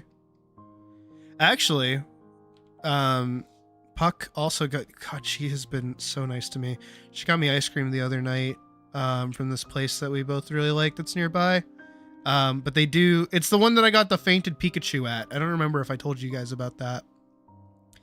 Where it's like chocolate and like banana ice cream with like fudge brownies and like something else mixed into it as well. You know, just everything that's like brown, yellow, and black for like a Pikachu. And we got it again the other night, and we like maybe crack a little bit into both of our ice creams, and we're both just like it was just like really fucking heavy for no reason, and neither of us could finish ours.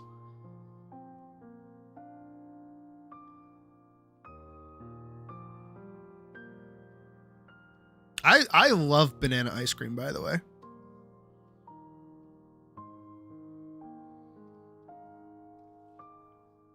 I actually like banana flavored anything is like my favorite.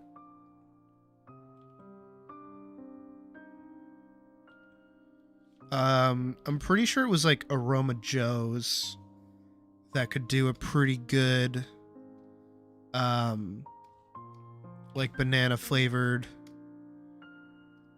like soda.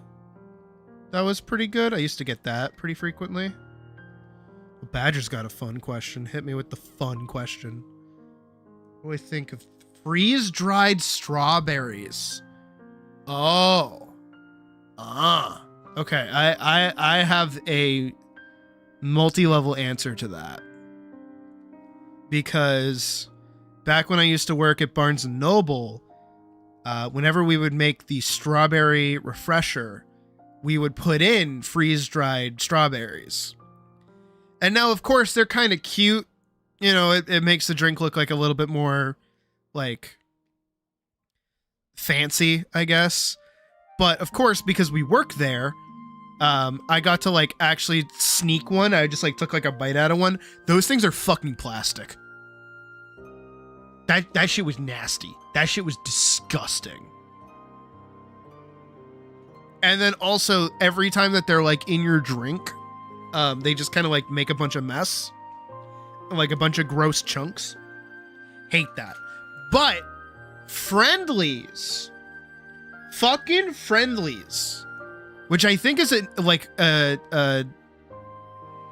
New England only restaurant, like Northern New England only restaurant. Because apparently it's like not a thing everywhere. I did not know this. Friendlies does a very, very, very good strawberry lemonade where they put like actual strawberries in with the lemonade on top of the flavoring. So you get like the chunks of strawberry, but it's like real strawberry, like actual fruit. It's really good. So freeze-dried, no thank you. Actual fruit, yes please. I'm very much somebody that enjoys when there are things in my drink and those things are not gross. That's why I really like bubble tea. And then there's like this coconut milk drink that I occasionally get as well, which might make some of you knee-jerk reaction to go, but Sid, you're lactose intolerant. And I go, yes, I don't care. I like it that much. And they have these little like squares of jelly in them that are just like really good. I don't know, anything that like makes me stop for a second and like nibble, I'm happy with. Because it prevents me from just like downing a whole ass drink. Because I will do that. Puck has seen me do that.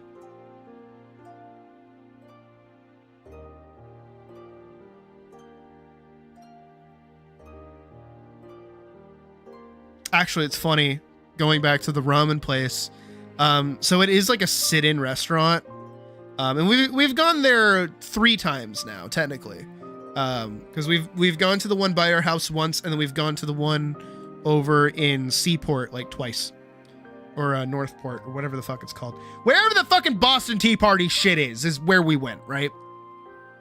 And while we were there, they bring you over like a glass of water and they put it right next to you, right? And because me and her, when we went the first time, you know, we were out to like drink and go to bars and have a fun time and yada yada. So we're like, oh hey, water, this is going to help us for when we start drinking. Yay. So we start drinking the water. And as soon as like the water gets like below where your thumb would hold the cup, somebody comes over, fills it up, and walks away. It's like their whole job is to walk up, fill your water, your glass of water, and leave.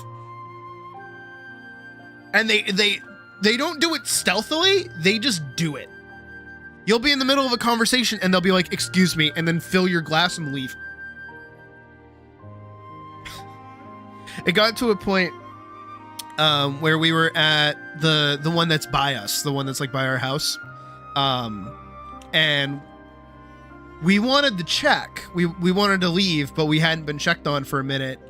And so I jokingly said to Puck, I'm like, hey, drink your water. Drink like a tiny little sip of your water, and I bet somebody will immediately come over. And she's like, that's not going to happen. So then she took a sip of it. Immediately somebody came over and we're like, can we get the check? Can we leave, please? Thank you.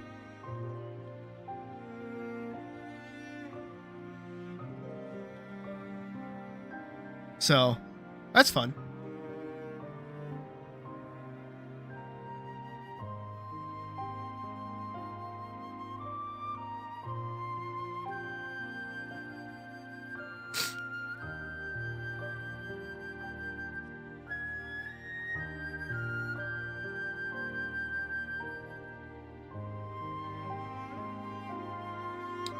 Do you have a friendlies over there?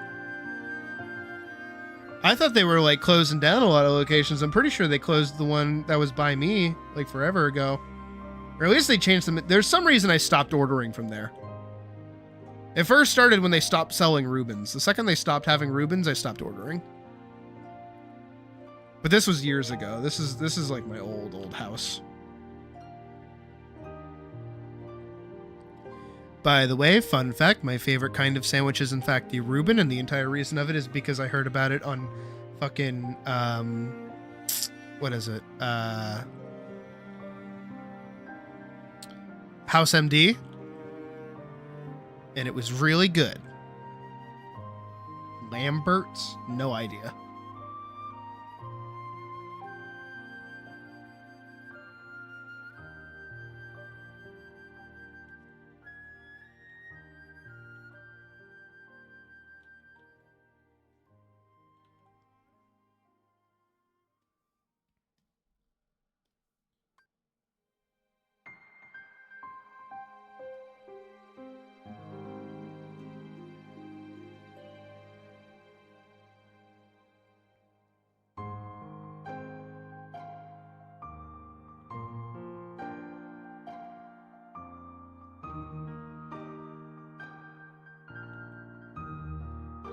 It's that little fucking twinkle in Dearly Beloved that gets me every time.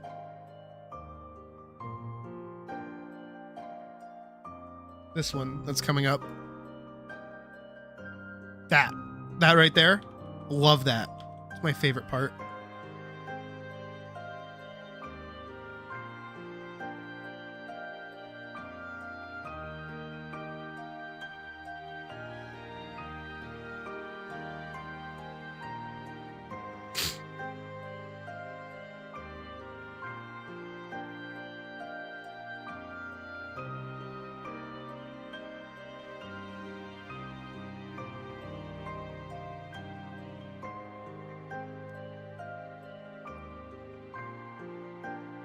They will chuck a roll from anywhere in the restaurant to what?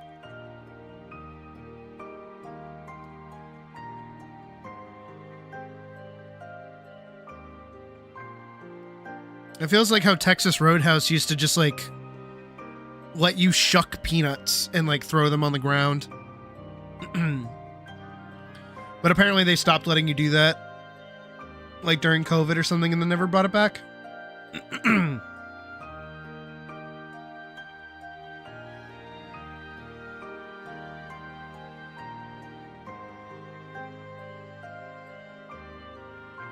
Tawana Flats is nice. You like their ceilings? Hey, have you guys ever been to a rainforest cafe? How about them thunderstorms? How about a Margaritaville? God, me and Puck have to like make another trip out there and go to Margaritaville properly and take you guys with us. I'm so glad we got to experience that all together.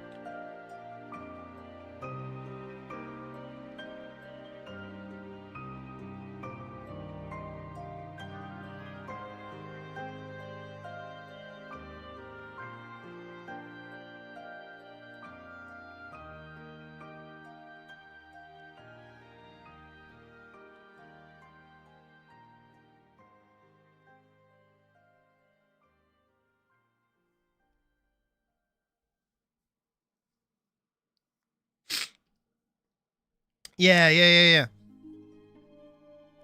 I don't really like Texas Roadhouse though. I prefer Longhorn or Outback. I actually really like Outback, but Longhorn has these like what is it? These like they're kind of like taquitos, but they're like really thick, but they're still like fried. So they're crunchy. But they have like chicken with like pepper jack cheese and like some kind of chipotle sauce in them. They're just like really fucking good. Tawana Flats? I don't think so. I've also never been to one, so I don't know.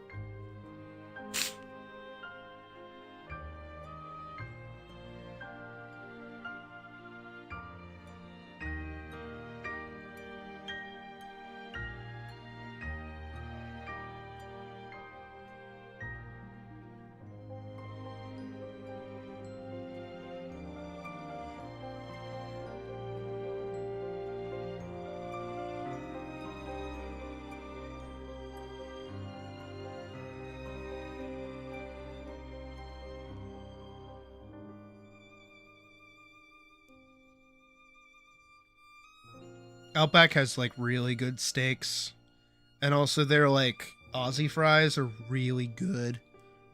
It's just cheddar cheese fries, but they don't do that shit. I'm sorry, I don't know how you guys feel about it, but this is a me thing. I hate cheddar cheese fries that are just the goop nacho cheese sauce. I hate nacho cheese sauce. I think that shit is nasty. Liquid cheese is fucking disgusting. You will not change my mind on that. Fuck you.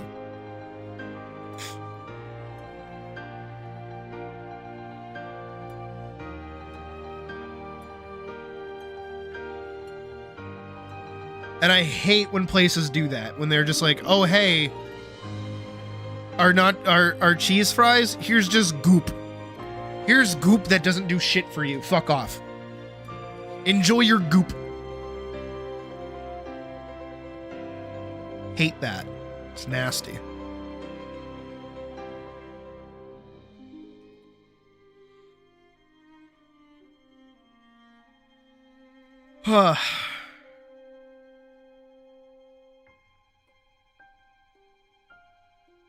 Is this all in a... No, not yet.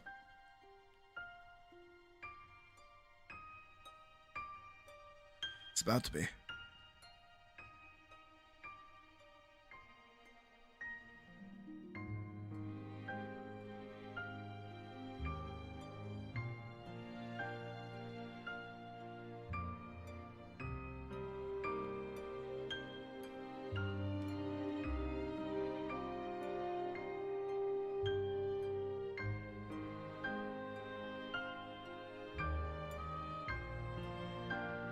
Now that should fit like perfectly lengthwise, I think.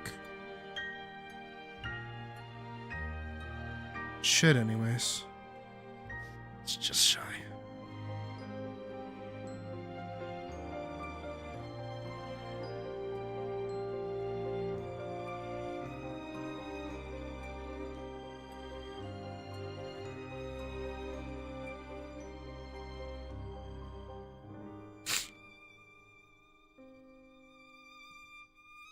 Let's see if I can finagle this and make it look Twilight-ish.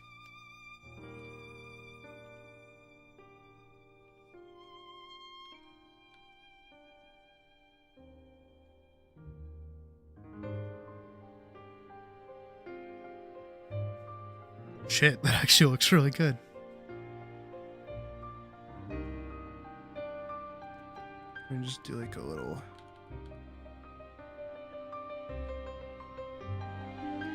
Just like a little bit of a highlight. There we go.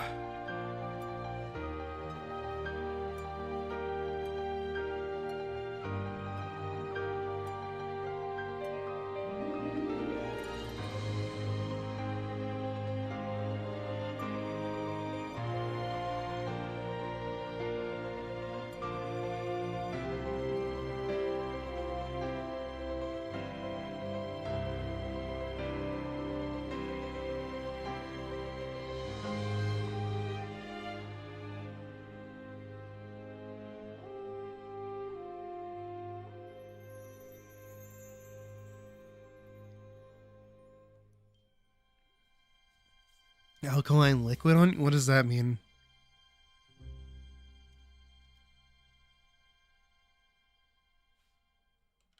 My chemistry teacher only talked about how much he hated his wife and wanted a divorce. I didn't learn very much chemistry.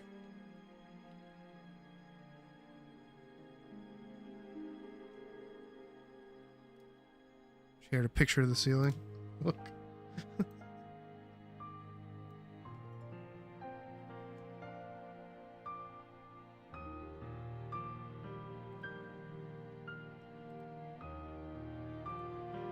Oh. Well, that's cool.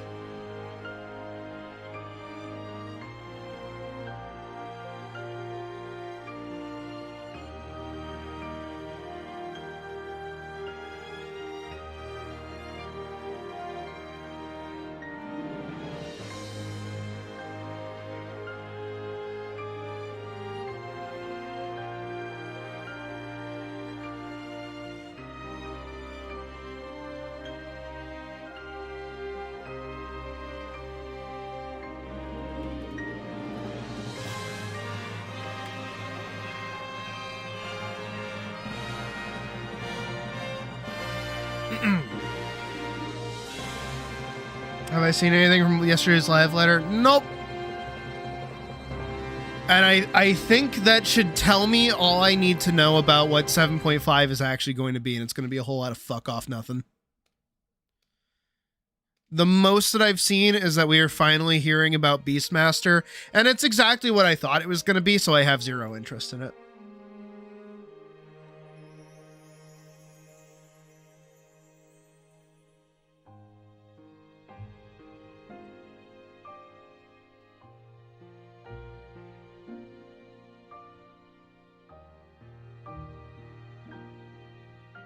Like, something tells me even with, like, something that's designed to be half-baked, it's still going to be half-baked.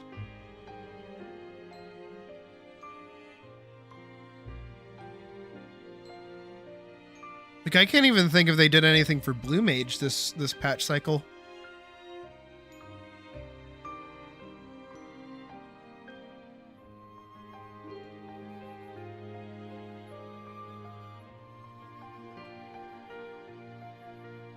Like, is Blue Mage even at 90 yet?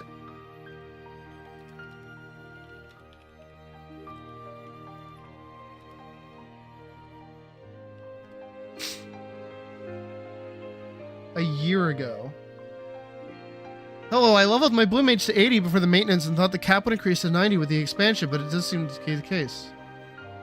With the other jobs, it'll increase separately some point towards the end of the patch cycle. You're probably looking at a year or two wait.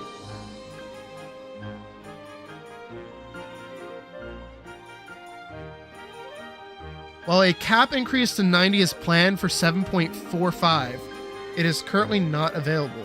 It is not currently available. That is so silly.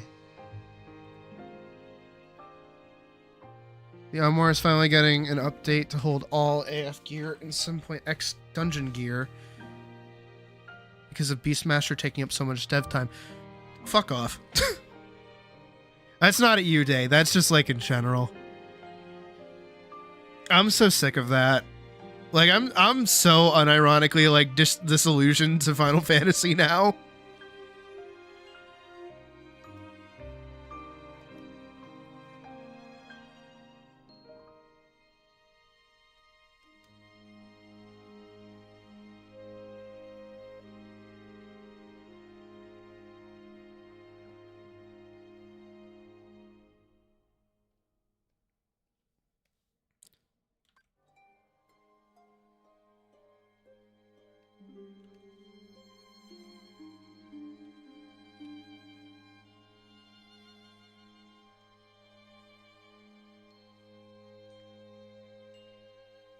Like once upon a time, I could be like, yeah, tiny indie dev team, sure, yeah, whatever.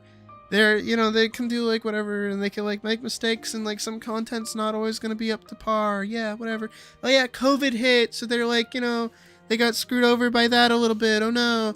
But like we've been out of COVID for like 4 years now. Come on, guys, get with this shit. Come on. Dawn Trail was a fucking mess.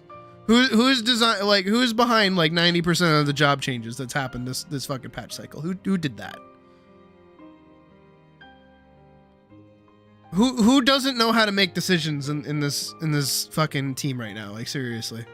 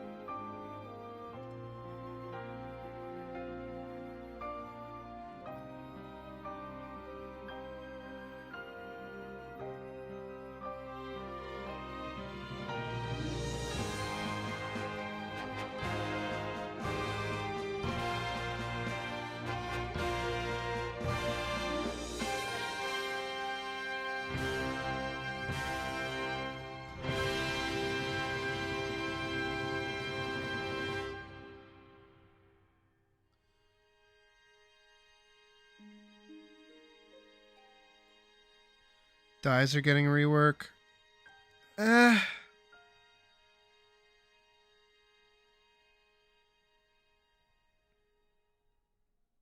don't know. I really just don't know,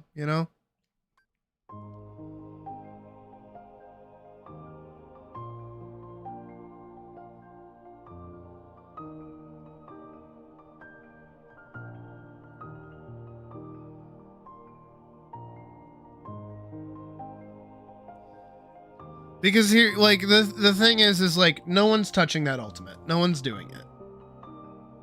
That's for the hardcore players that want to go crazy and do their difficult thing, whatever. They'll do it. They'll say it's great or good content or whatever. And then that'll be the end of that. And then nobody else will touch it ever again. You know, like I don't like ultimate content. I don't like difficult, like hardcore content for people, because that's not like the game.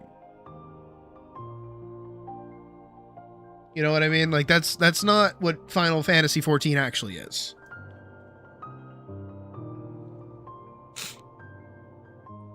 And that might sound weird. It's like, well, what do you mean like difficult content isn't the game? It's because like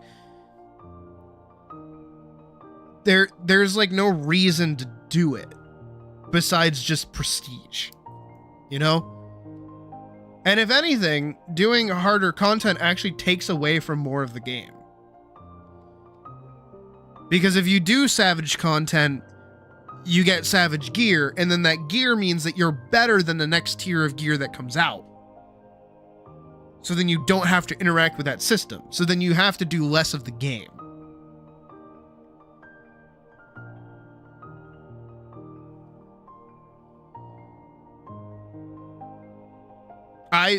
My genuine take that I'm surprised they haven't done or aren't looking into is they need to do more social events. And not just like events, but I mean like things that happen where like players are incentivized to talk to one another and interact with one another. I think that's kind of the thing that like MMOs start to like kind of fall out of eventually, especially when they hit like 14's era or other games era, where learning the game is now so, what is it? There was a video I watched forever ago that was called like, it's rude to be bad at World of Warcraft. Which is really interesting. That feels like how it is in 14 as well. You know, because like back when World of Warcraft was like a new game, you could be bad at it. Like, of course you could be bad at it. It's a new game. No one's ever played one like it before. You have a bunch of average people playing World of Warcraft for the first time. Some may be into games, but some others might like be learning for the first time. And slowly over time, they've made World of Warcraft easier and easier and easier and easier for these kinds of people to just pick up the game without any issue. Hell, World of Warcraft right now, last time I played it, which wasn't that long ago, it was only a few weeks ago, has a catch-up system that will drop you in the middle of like whatever event is going on, and then teach you like by hand-holding you what buttons to press in your rotation for your class. And they'd be like, so now you play this one, and then you play this one, and then you do this one. And then that's all the game does for you, is it just like glows what button. And then it's like, would you like to keep this hand holding option on for while you're playing the game? For like ever? And then you can turn it off in the settings whenever you want, but you don't have to, and it never automatically turns off. The game will just play itself for you. And it's like, huh? Who is that for? That's for like babies. That's for literal toddlers. What is that?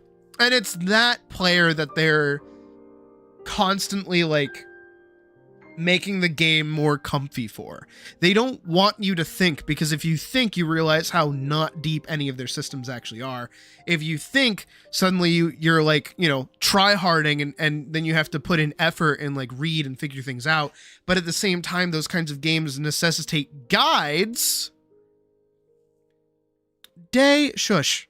It necessitates guides for these games as well, because then you step over into harder and harder and harder content, and that's where the disparity comes in. Pirate Software moment, even though I fucking hate him. Let's do it. So you have like the baby gamer, and then you have like the god gamer, right? And the whole thing is that you want the baby gamer to turn into the god gamer.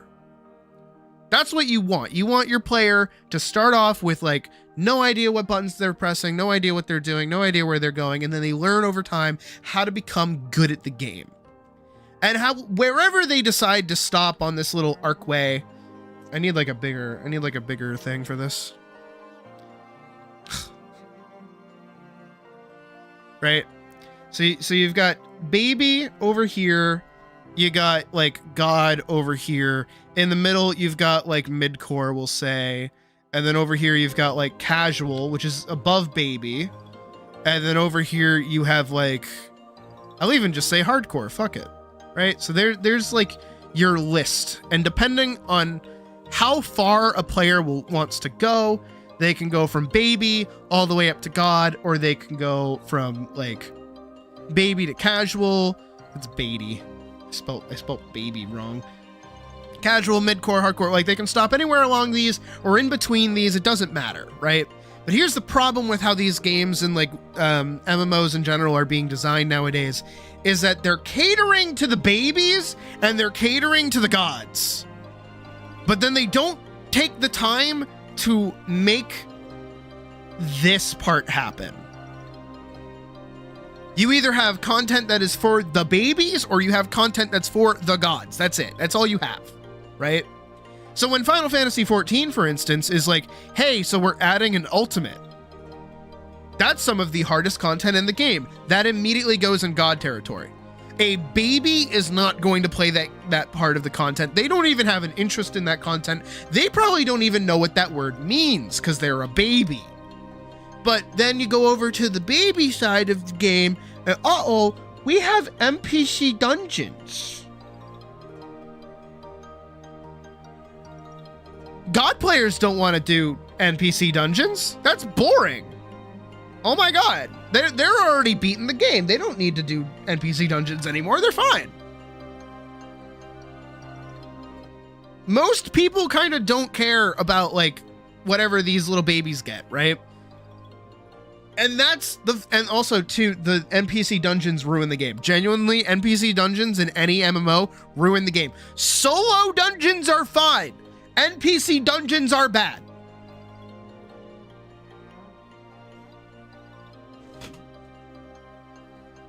Because here's what's happening is that it's now becoming possible for a baby player to play all of Final Fantasy XIV specifically without ever interacting with another person ever. If they can go through every story dungeon, every piece of content with an NPC group, pretty much, I think the only one that you can't do are trials, I'm pretty sure. Because it catered to the casual audience, the game almost died. Sounds about right. But that's the thing, is like, your goal with an MMO specifically is that you should be doing the classic gameplay loop. But here's how it should work. Let's say we have a baby player. And they play the game for so long that they hit this point of doing god tier content, right? So now they're so fucking good at the game. But then there's a baby that got left behind. Oh no, baby. What do we do? Well, what we do is we have that god player now loop back around all the way back to baby content, pick up and meet that baby, and then help that baby grow into another god gamer. Or they can get off at any of these stops that they want to get off at. That's what we need, and that's what we're missing. That's genuinely what most of these MMOs start to miss out on, is because I know when I first started playing, I was playing with my best friend at the time. And they were teaching me how to play the game and learning everything. And the game had a bunch of like weird mechanics that I wasn't used to because I came from World of Warcraft and they were two different games. So I was maybe like here in skill level. And then after a few years of meeting people and talking to people through dungeons and just social content and doing stuff, I got to about here. I'm not here, but I'm definitely like here. Right? Like I understand stat things. I understand like, fucking how to do basic puzzles, how to put square in square hole. I've done savage raids before. I've attempted an ultimate. I just didn't care about it. So you need this kind of like ability. And this is what I used to do, is once I hit this part, I got to be able to go back to baby content. It did count when I ran Stone Vigil with you? Good. Okay, good. Good. That's important. But then see, I want to hit this part of going back to baby content and then meeting babies and then bringing them up to the point that I'm at. That's what I'm cool with doing with Vorkson. Like, Vorkson's like a little MMO baby, but I sat you down while you were tanking and I helped you figure things out. I mean, you probably could have figured them out on your own too, but I gave you some pointers, like throw your shield to pull, spam your AoE when there's 3 or more mobs. Even though it's boring, just hit that one button. Use your mitts when you see the red thing, the yellow thing you stand with people. Like, you're learning the game, of course, as you play it, but also just me like helping cover that ground before you have to figure things out on your own, you know? Which I like doing. And that's what I've always done, is I like teaching people how to play the game. Same kind of thing with Deadlock, just like a little bit, but I just get like a little bit more aggressive with that, and I apologize for that. Like up front, I get like really aggressive with Deadlock and like MOBAs in general. But that's just because like you're learning on the job. Sorry. But this is what you need. You need hardcore players to still want to interact with baby players. No games do that. And if anything, they start like separating them. They cut like a huge divide down the center and they go, all right, we don't want you two interacting with each other at all, actually. Baby players, you don't want to play with other people. You don't want the scary idea of failing to happen. No. Back in the day, if you were a Sprout and you were playing the game for the first time, people would see that and go, oh, I have to be patient with you. You don't know what you're doing. Okay. Oh, hey, there's like a story moment coming up that I remember really liking. I'm going to hype it up for you, and I hope that you're enjoying the story. Like, I hope you're like having fun playing this game. Nowadays, it's, we're doing this fucking dungeon? I've done this a bajillion times at this point. I don't want to be here anymore. I'm either going to leave or speedrun this shit, and that tank or healer better keep the fuck up. And that's annoying. And you know who that is? You want to know who says that shit? WoW players. Because all the people who like playing 14 are all at the end of the game and have nothing to do that brings them back to baby content. Because really, even think about it in my stead right now where I am with the game currently, right? So for me, 14 is like, I log in for the patch, I do the patch in like 2 to 3 hours, and then I'm done. Maybe 2 streams worth of content, not even, right? So really think about that, right? Like, if I can beat all of the content in 14 in like an afternoon or 2, and then not have anything left to do afterwards, what is going to make me stick around and play baby content? What baby content is even there right now?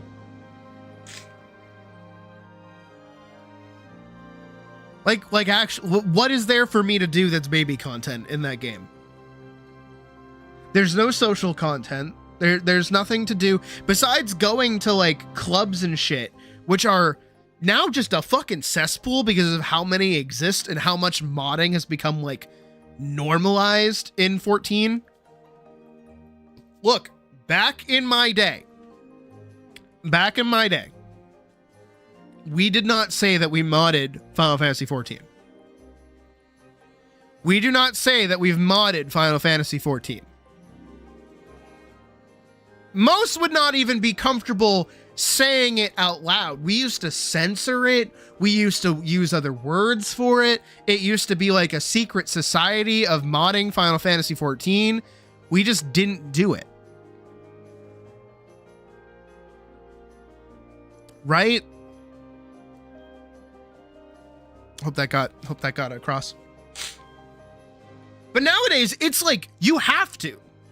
If you're going to go to a club or something, you have to share. I think Mary actually got closed down. I can't remember if it did or not. But like there used to be a way to share mods with other people and basically give them access to your PC. It was really fucked up. But that was just like normalized. That was like a thing that you could do. And ERP is rampant. Clubs have turned into just like cesspits of disgusting, like real life RP. It's basically turned into GTA RP, but like the free ones that you can join, not the real ones that have good moderation. And then also because of these like clubs and cliques and all of these things, people aren't hanging out in the main cities as much as they used to. So that means newer Sprout players have less people to actually meet. Mary did get shut down. Good. Fucking hated that. Hated that. Have I used it? Yes. Did I hate it? Yes.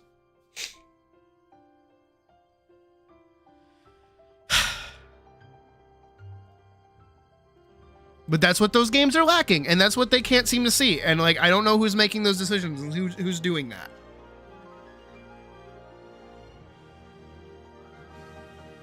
Because it is ultimately hurting the game. And to see that they're so proud and saying like, yes, we want solo players to be enjoying the game. No, you want your community to happen. What? You shouldn't want people to be able to play your MMO by themselves. That's defeating the entire point of playing an MMO. And if anyone bitches and moans, and if anybody bitches and moans about how they shouldn't be forced to play with other people, why are you playing an MMO? Why did you pick up an MMORPG where most of the content is centered around playing with other people if you didn't want to be around other people? What is that?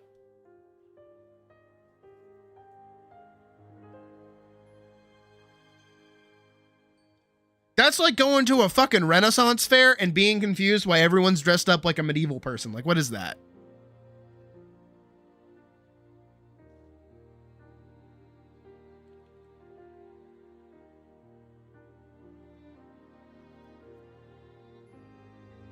Literally in the name. Exactly. That's why I play MMOs. I like playing MMOs with people all the time.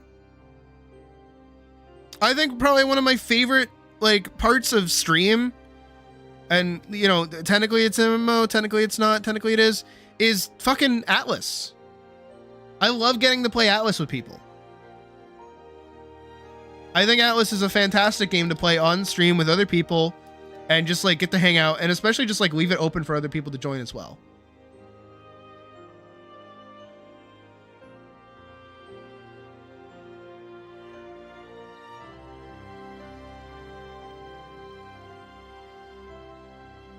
See, God, I'm so like Xenos. I don't really like Xenos too much, but like I agree with all the shit that he says most of the time. But like that's not enough, you know? Like 14 has always done this sort of like small little band-aid fixes. You know, they tend to do that.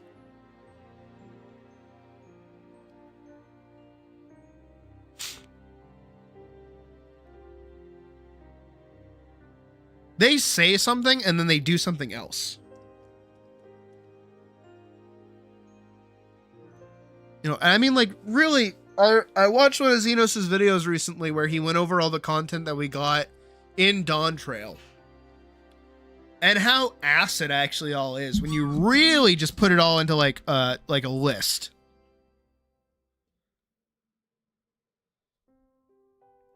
Hold on. Let me flip this. Because hold on. What do we get? Obviously, we got regular MSQ dungeons. We always get those. Usually on like a 3. So like 80... 93... 95... 97... 99... and then 100. And then each patch cycle tends to have one expansion, so about 4 more after that. So then 2 100s for the post content, and then 4 100s. So that's 1, 2, 3, 4, 5, 6, 7, 8, 9, 11. So we got like about 11, probably going to get 12 dungeons this expansion, right? That's a pretty sizable amount of Those who wanted art, you actually pushed the button. That you fucking did. You did in fact press the button. Dungeons, trials. What we got? Valley Garmonda.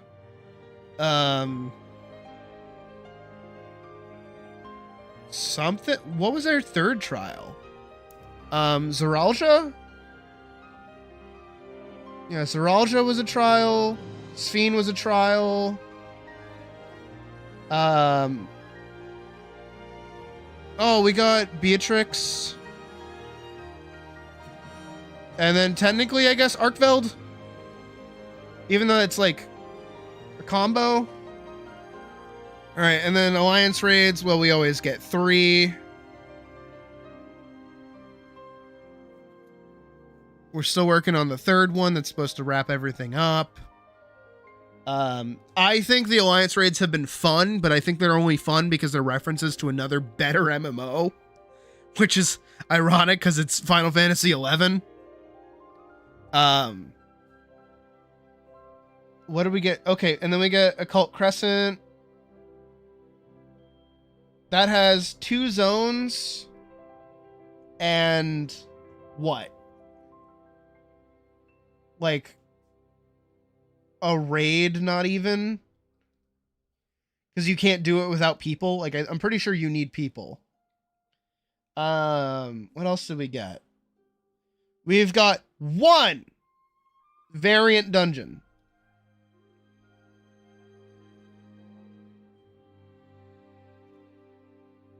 Valley Garmonda, Zelenia? Who the fuck is Zelenia?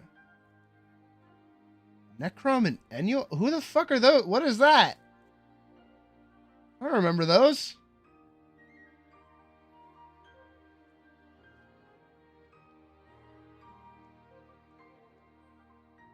I'll believe you on that. Yeah, sure. Trials. 1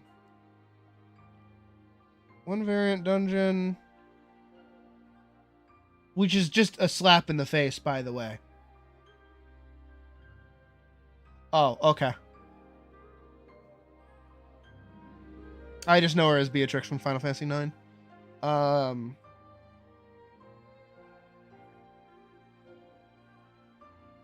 What else did we get? What other content did we get?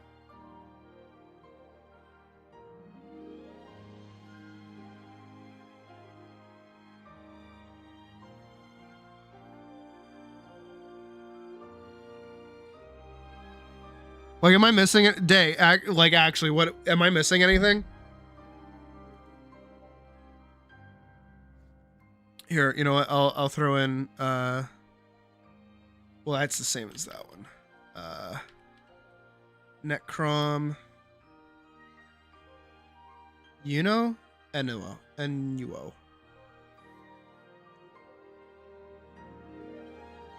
Field Op is Occult Crescent, which is right there.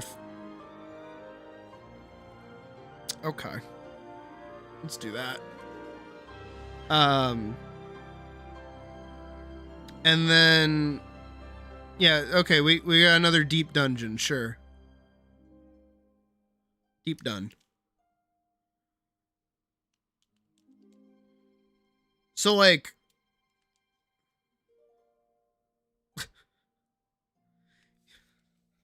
it's actually just like looking at this is like actually kind of insulting, frankly. Cause what?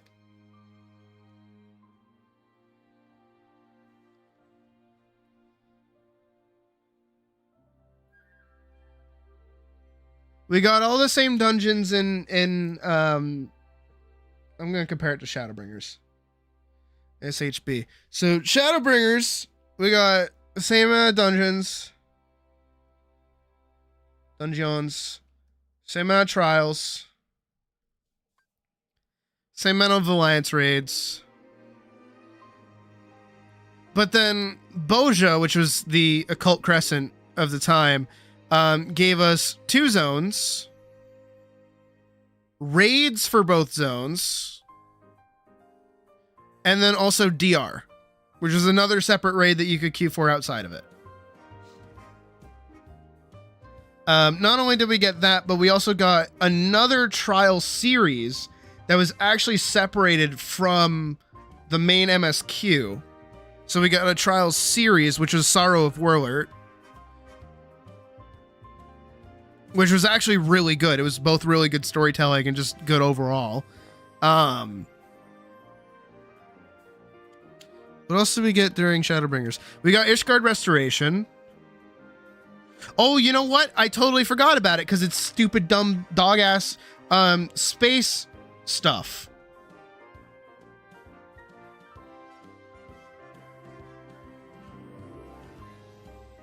And an extreme version of it. Stop making things extreme! I'm genuinely so sick of them doing extreme content. I think them doing extreme content is killing the game.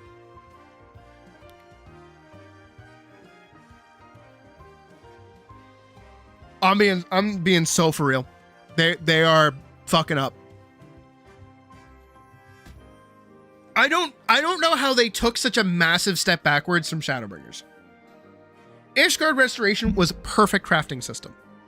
And then they ruined it by making like the cosmic shit just menus. They keep making the game into menus. I don't know who at 14 is just loving the spreadsheets, but that's what they fucking do. I'm so sick of looking at menus in this game. So sick of menus. I'm so sick of how like watered down everything is, how simplified everything is. I'm sick of it. I hate it. I'm tired of it. I'm bored. I want to finish this page.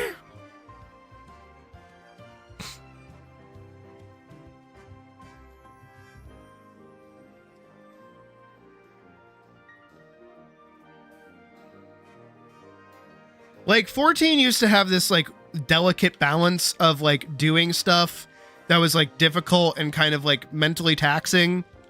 And then you got to relax and rest by doing stuff that was simple and like, you know, very easy to kind of like observe and understand.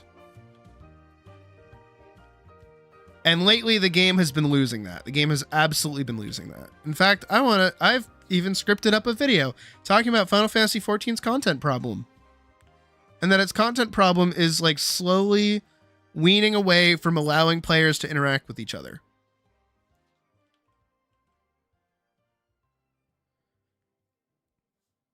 And it would be so easy for them to just implement like a very simplistic little baby system where it's like, hey, you guys need to talk during a dungeon. Hey, there's a specific mechanic that like you have to be taught how to do.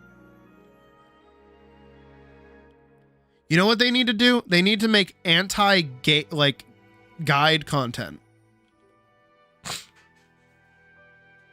They need to make some kind of puzzle that is so, like, conditional to that specific run that it always requires somebody to make, to communicate.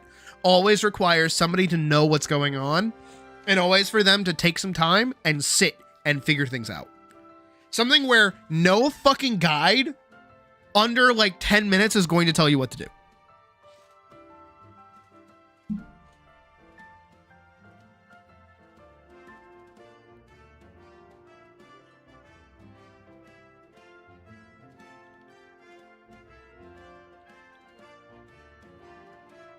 I'm so sick of like guide and backseating culture in video games.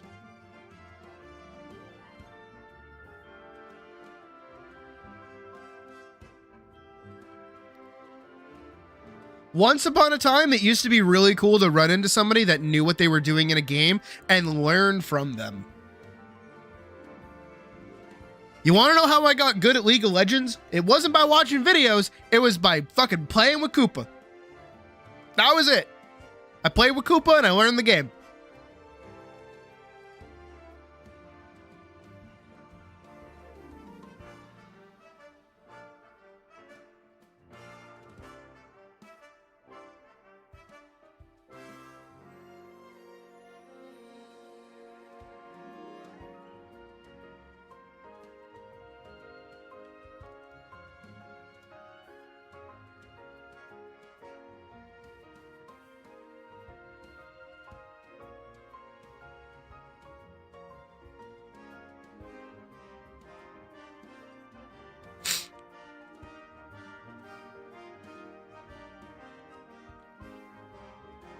I mean, it's true.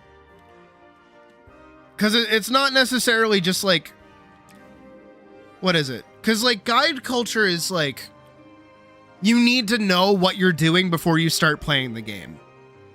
And then backseat culture is you need to do everything in this game the exact way I've learned how to do it because of a guide.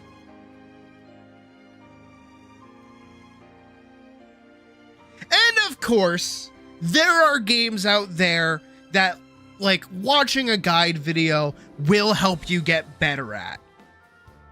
Like, again, Deadlock is a great example. I've been watching a fuck ton of guides on it, but it's mostly just because I want to learn more about the game's intricacies. I want to know how that game like functions. I want to understand it a bit better.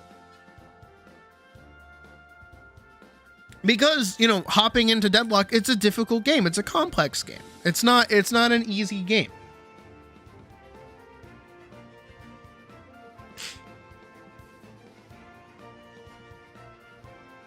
And most of those guides aren't like, you need to be doing X, Y, and then Z, and then do this, and then do that. It's more so just like, hey, here's like a really niche, like CC effect that happens if this happens while you're doing this. This is just something to know in the event that it happens to you.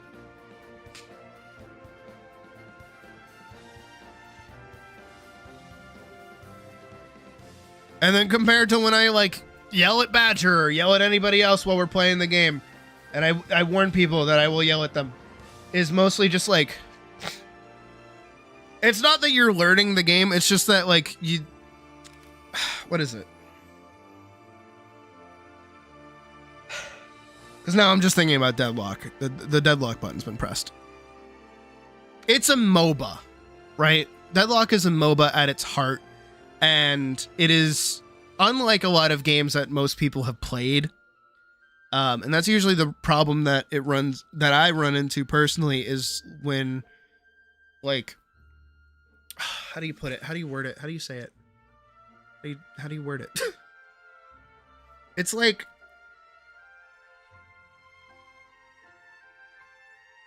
there are decisions that you have to make strategically and understand very niche mechanics in the game that influence those choices and decisions.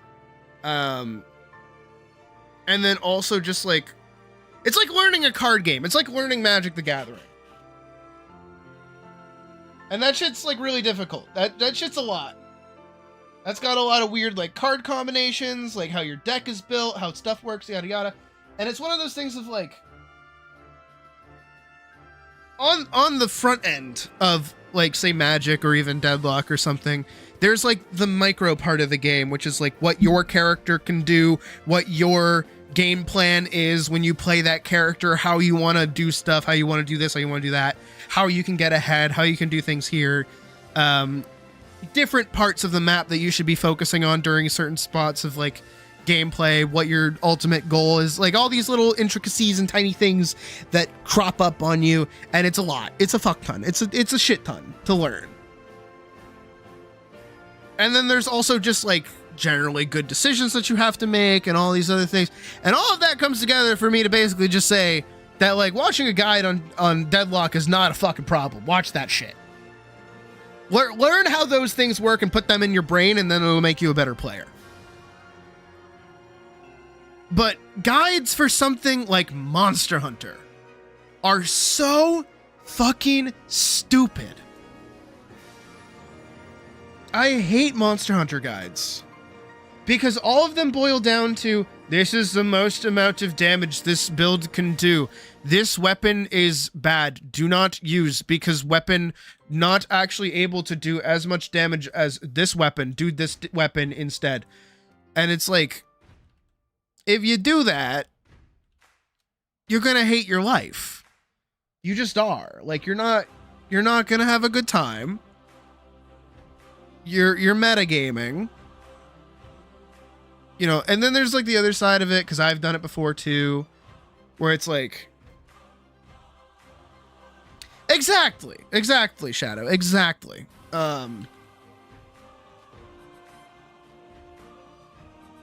But there still is like, oh, hey, here's like a meta build that will give you the most amount of damage. But it's not a video that's like, this Monster Hunter build is the last thing you'll ever need to complete every challenge in the game. Like, I fucking hate that. I hate that. I hate that. I hate that. It's also why, like, I think Joe Cat's videos are good on, like, Monster Hunter. Because they're not so much, like, about how to play the actual game. They're instead more so, like, generalish, like, introductions to how the weapons function. It's like, hey, sword and shield, like, you can block, you got a sword, it's really versatile, it's very fast, it's very nimble, it's good at elemental damage. There you go, that's everything you need. Go fuck off. Gun lance, it's big, it's heavy. You dash around and you stab them and you shoot them. Charge blade, it's a blade that you charge and then you turn it into an axe and you do big damage. Like, that's all you need.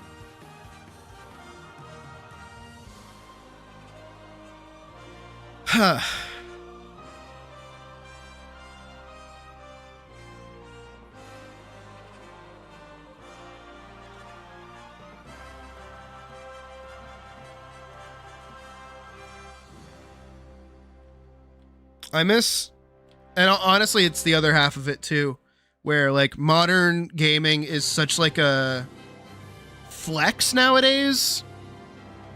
Like, people use it like to make themselves feel better about themselves. I talk about that all the time. People that are like, I'm good at video games, so that means I'm a good person. This is where my self-worth is tied to. Anybody who doesn't like the game that I am good at means that they are a bad person because they dare to say something bad about the game that gives me quality. I hate that. I hate that too.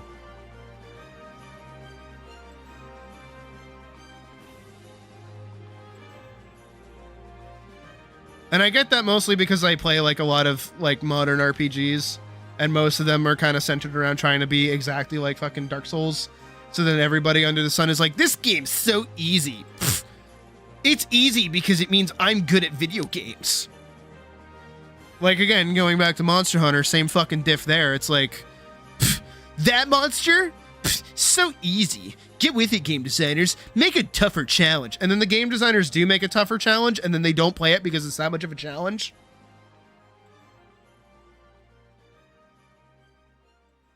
God. I hate modern gaming. I do. I really, really do. If that's not abundantly clear. And it's also why, too, I do tend to stick, like you said, Shadow, like I tend to stick far away from PvP games.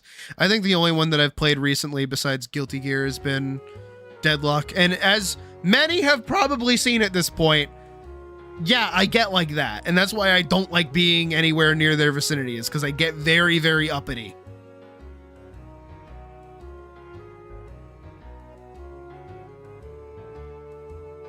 I will, in fact, call you a cuck.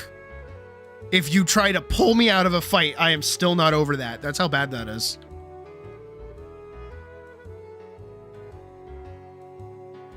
Can I find it?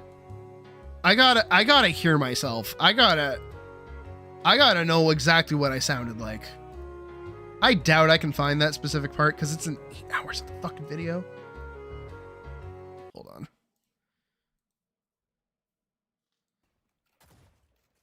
All right, that's me and them playing. I'm looking for a game.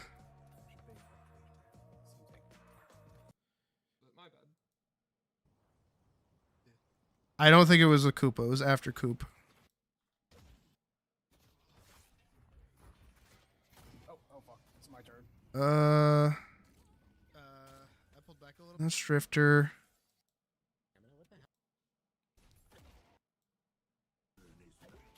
Oh, was it when Badger wasn't around? I don't think Badger heard me say it. I gotta get used to dash jumping.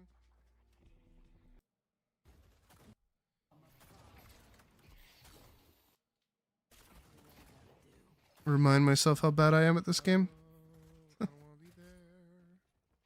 Maybe it is this match.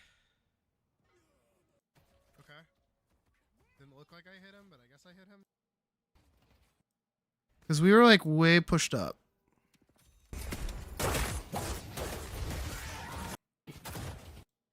Yeah. I see you're fighting a... We had one... Bye. Oh, and I died because I went mid, so it was before that? I want no part of that. Yes, it was that. It was that part specifically, maniacal. Yes, you remember good. No, you'll if I can find the bit, you'll know exactly what I'm talking about. Are they playing Ivy here? Yeah, they are. He's very... was before this. It's okay. I'll go back to base and heal.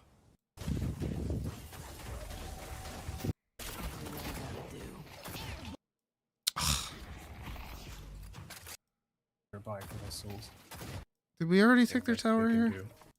Being the most player did. It looks like I'm just starting the game. I don't know where it is. I want to find it. That came from like my gut.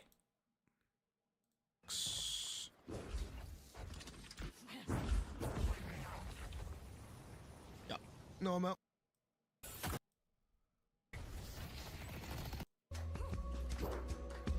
No, because Badger's back. No, I was playing with a drifter.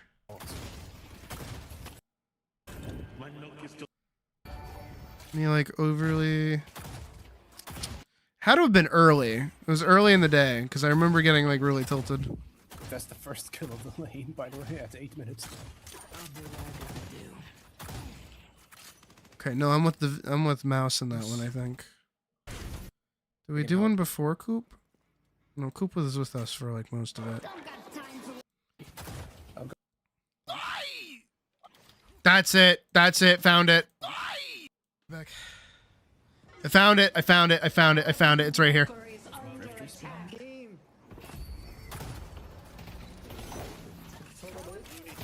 I miss everything. It's okay. Oh no.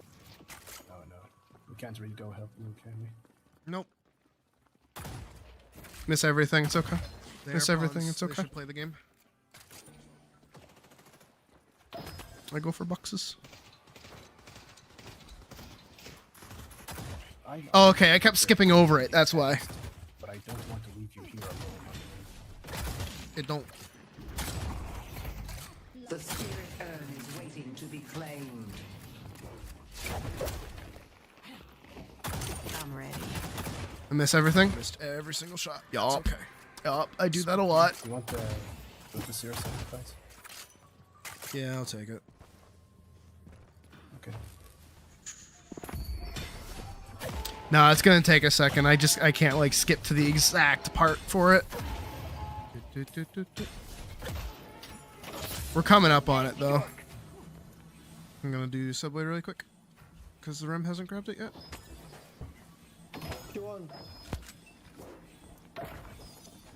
I see the drifter. Bear with it. It's weird seeing myself there. Oh, if he's not in lane with us, we should need to push up. Yeah, he's mid. Oh yeah, they said that the drifter was mid, so I was like, we need to go. We need to go. Oh, and we take their guardian, so we're good. Oh. Not only that, hold on. I need y'all to see this. I know you probably can't, but I'm going to explain something very quickly. So there's there's a couple of things that just happened here very quickly. Step one, right here, you can see on the map down here, there are these white dots. These dots are minions. Minions are coming down the wave. So we're about to have minion advantage because we have our minions and then there are these minions that just landed. Right? Because we shot them down. So these ones are down here early. We're about to have another wave, and then the ones that we just used to take that guardian. Not only did we just take that guardian, but we are completely in like no man's land here, right? And this Lash is gonna jump me, and he's gonna chunk half my health. Chunk half my health. I can say words, right? And then he's going to be out of buttons. He is no longer going to have any buttons. because I've played Lash before, and I know that after his little ground slam and after his other little thing, he no longer has buttons. Not only that, but presumably Ivy, the person I'm laning with, I'm flaming them right now. I absolutely am. Has ult. I have ult. I have Slam Fire's on a 7-second cooldown, but I got my little kick and I got my other thing. I'm also full up on ammo. So I've got about 7 seconds as of right now with ult. And they presumably also have their stun, their healthy thing, and their other thing, because we just took a Guardian. We didn't need to go crazy for it. We didn't have to do anything nuts. And we're both like full health. I know you can't really see it because it's over here, right? And so watch, he's gonna dive me. I'm gonna kick him. I have now, I had 1.7 seconds left on Slam Fire. He was slowed. I am halfway to proccing ult. And Ivy has only 2 chunks of health missing. And they grab me. As our minions are pushing down, because those minions are meeting us, so there's nowhere for that Lash to really leave if we jump on him. And they're now pulling me away from the fight that we could have turned and win. Also, too, I'm up 12, they're up 13. I know you can't really see it, but I'm at 12k, they're at 13k. The Lash is at 12k. And while he does still have ult, like, if Ivy just stunned him or slammed him, because he no longer had any movement, because that's how he got on top of us in the first place, was that he, like, lashed over, like, over there. He didn't have any of his buttons. He didn't have anything to do. We could have turned that fight, because it's a 2v1. Let me in! And, of course, they take me away. No. Let me fight! Why are you such a beta? I thought there were 3 people there, not just 2. I would have turned that. You stunned them, I killed them. And then because of that, this is called dominoes. Ready? Are we cool for a little bit of dominoes? So because during that fight I got chunked by the Lash. Right? I got chunked by him. So he did half my health, but he is a very burst champion. He can't really fight you anymore. He hits all his button. He can't really do anything anymore. Yes, he still has ult, but he couldn't do shit. Right? So now, because I just got taken out of the fight, I don't have ult anymore. Right? I am halfway through ult. I was halfway through ult. Now I don't have any ult. I have Slam Fire up. I have my dash in up. My Bola is down because I probably just used it, which it seems like I hit him. But he is now full health because I didn't get to touch him at all. And because we just had that little pull away, he got to dive me under tower. And now, this is, again, dominoes. This is why I fucking hate this shit and why I was very, very angry and why I get mad. Because this is somebody else's decision making, not lining up with my own, and then fucking me over. This is why I get mad at PvP games. Because here's what happened, right? I am now double chunked. I am now at 513 health. I am fucked. I am fucked in this lane. Not only just this, but technically, if we had not run away, we could have traded with the Lash and given them enough of a fucking problem that they could not have pushed up like they did. They are full health, still have ult, still have cooldowns. We did not make them use any of their buttons besides the ones to do damage. We gave them free damage. So now Ivy doesn't have ult. Ivy is not hurt. We still have Guardian. Like, seriously, we still have Guardian. We still have Side Shop. There is no reason for Ivy in this moment to be going back to base. If anything, they should have stayed behind and I should have gone back to base. But instead, they go back to base. I decide to try and hold the Guardian because there's no reason for us to be able to lose this right now. But because of their poor decision making and the Lash now being up on me, because now they have 13k farm because they were able to hit that minion wave for free. Hi, what did I walk in on? I now have to back, and we're going to lose that Guardian, and I'm going to rush back and get one tapped. And then they take Guardian, because we could have just stood there like, but you left. Yup. Good luck not getting shot. Yeah, okay, geez, I get it. And then that. I'm sorry? That threw me for the rest of the day. Okay, geez, I'm sorry. I'm actually mad at them. Like I was mad for the rest of the day and I will never forgive them for that. And it's such a small little thing, right? Such a tiny little thing. But that is like repeat decision making, and that's the reason I yell at people. That's the reason I get mad when I play these games. Is because I'm going to do everything in my power to tell you when your decisions are fucking me over and your decisions are bad. That doesn't mean I'm going to make God tier decisions every time. God, no, I make horrible decisions all the time. But if we are having a good fucking lane and you fuck it up by taking me out of a fight and then fuck up the rest of my game, I'm going to be pissed. I'm going to be pissed. And this is also why, like, teaching this game in the moment is really difficult for me because I'm still learning it too. But like, I would hope most of you can see how that little set of actions of we take their Guardian, we are now up, we have minion advantage. All of these things are working to our benefit to at least trade, not kill, not turn a fight, but trade enough to get that Lash to back off and for both of us to get out. But instead, they just decide to dip. Totally leave the lane, and then because of that, they're able to push into us and take our Guardian. That is bad decision making.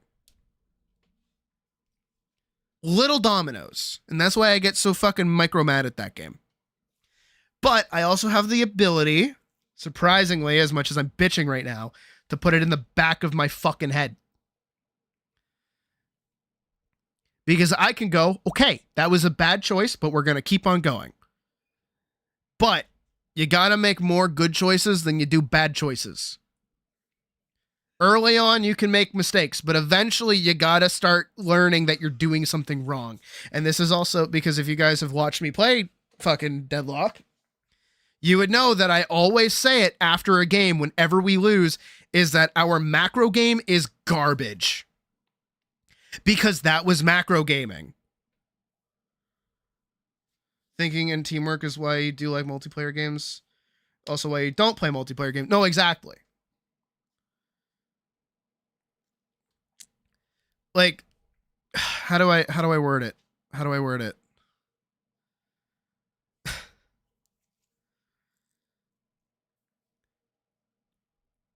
If you're playing as a support character, your entire MO is to keep the person in your lane alive.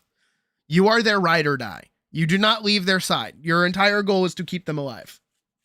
If I was like 2 HP and about to die, I could understand getting flown out. That would have been a save. But me being like ready to turn the fight, ready to go in, let me hit my ult so that I get my fucking procs and I get stronger and then we can dip.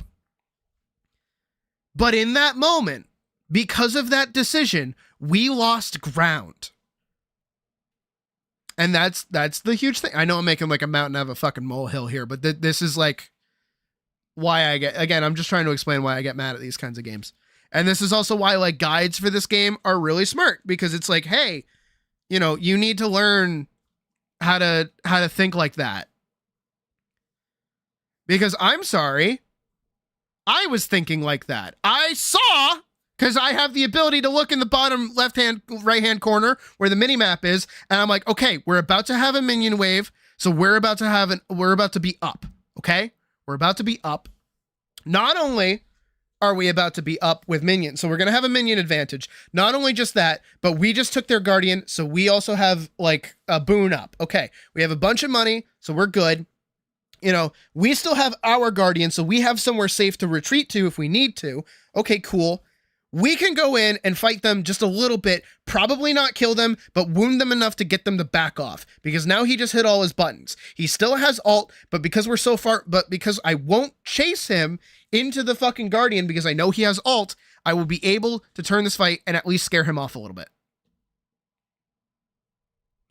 Those are all the things that are going through my mind at that single time. Clearly, none of those things were going through their mind when they were doing this. That bugged me. That bugged me a lot. That bugged me a fuck ton. And that's why I get mad at playing games like that.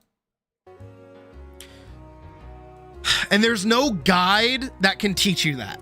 There's no guide that can teach you all of those things all at once and say, in this very specific scenario, you need to know all these things.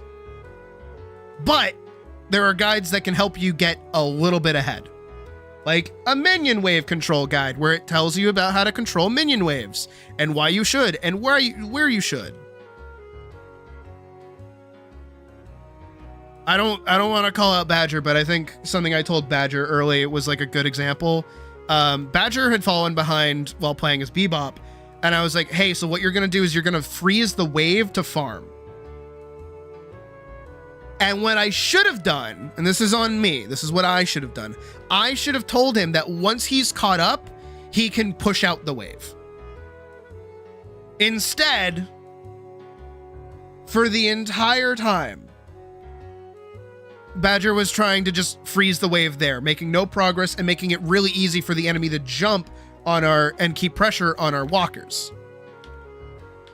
That's on me for not explaining further. But that's knowledge that you need. You need to know how to move minions to give yourself the advantage while it seems like you're at a disadvantage.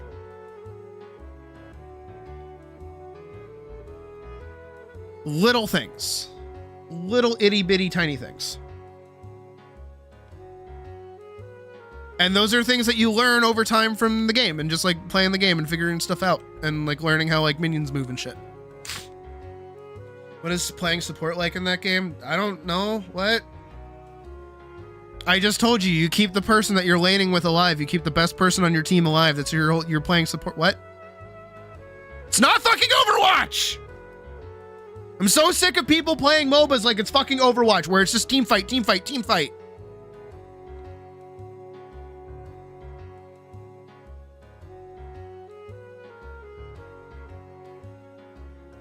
I'm sorry, Luis, I don't speak Spanish, so I don't know what you're saying.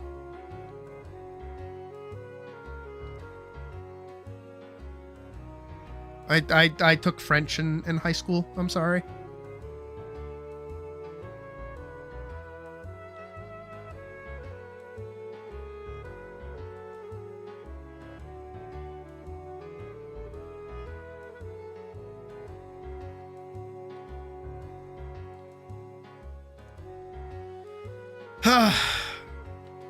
No, and that's like a problem with like, again, I always mention like low elo lobbies. How does it work? I don't know. Which character do you think you want to play? That's like asking me, I'm sorry, I have to jump on that. That's like asking me, how does it feel to play like a burn deck in Magic the Gathering? I'm like, what do you mean by that? Do you mean like a burn creature deck? Do you mean like a burn spell deck? Do you mean a burn instant deck? Do you mean like a very specific planeswalker deck? Like there's so many little intricacies in how to go each character. It's like hard.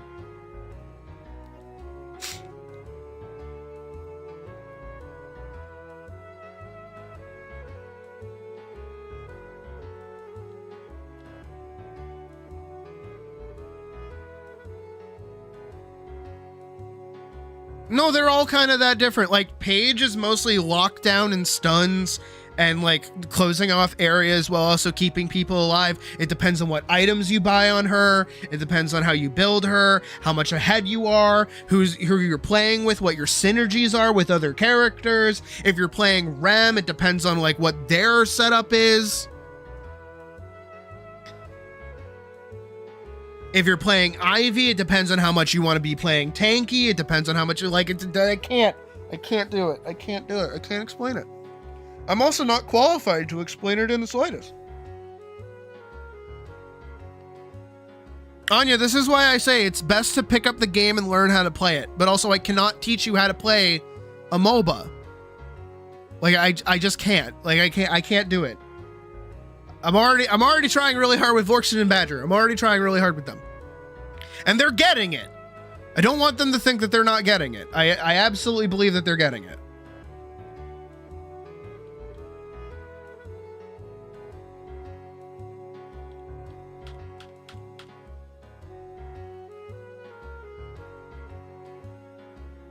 That game just gets my blood boiling.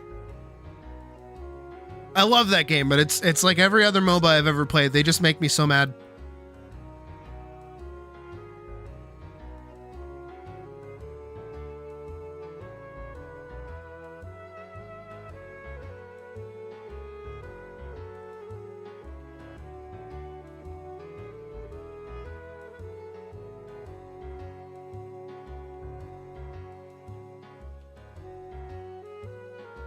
And I only blame other people because I know what my problems are.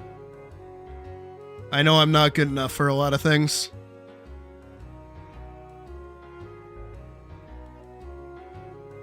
And I'm trying to get better.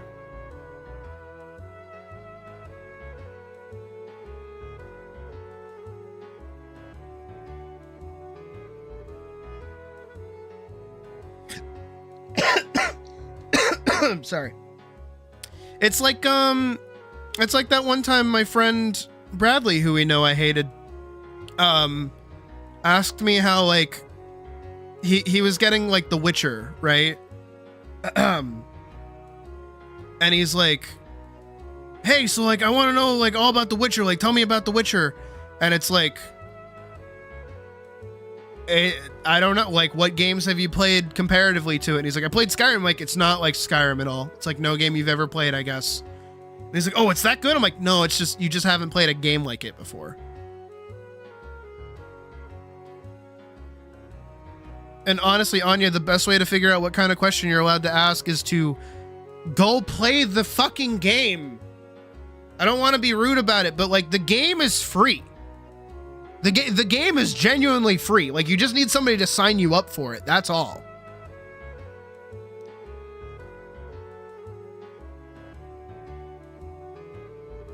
So like just go play the game and like see what's going on.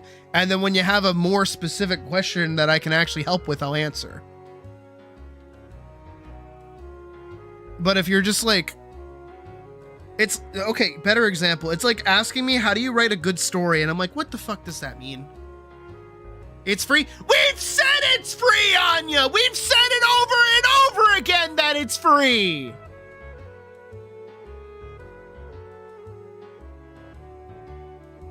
Both me and Mouse have offered to get you signed up for it and said that you just gotta play it.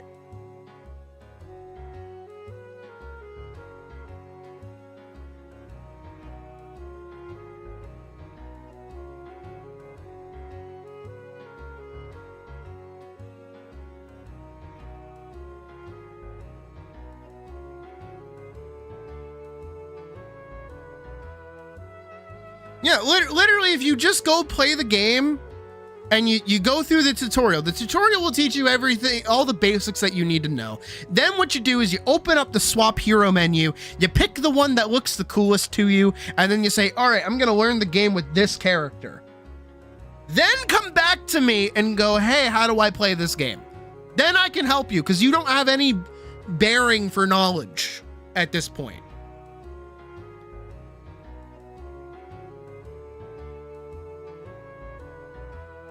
And that's not anything against you. I'm not trying to be mean. Again, like the whole time we were trying to tell you like why like we would want you to play the game on your own before playing it with us is that I would want you to have some basic amount of knowledge of the game, so I'm not trying to teach you.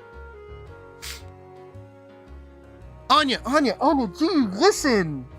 Anya, do you actually listen is my question right now, because we just told you we need to give you a sign up for it. This is making my blood boil, guys. like for real.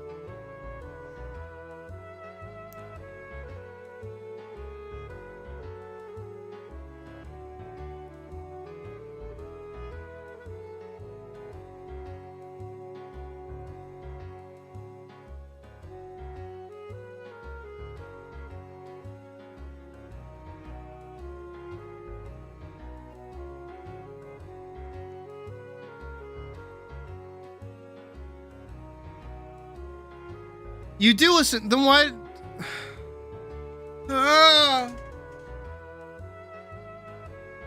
You don't know what else to say? No, Anya, I'm not trying to be mean to you, but I'm just like, actually, I know stream delay is a bitch and a half. I know stream delay is a bitch and a half, trust me. But when I say, specifically, the game is free, you just need someone to help you sign up for it. What do you hear there?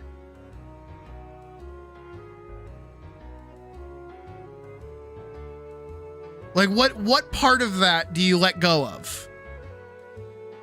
Because a lot of the time I don't mean to be mean, Anya, because like I'm not trying to be, but it feels like a lot of the time when we're like talking to you or saying something to you, there's some part of the sentence that you just kind of drop.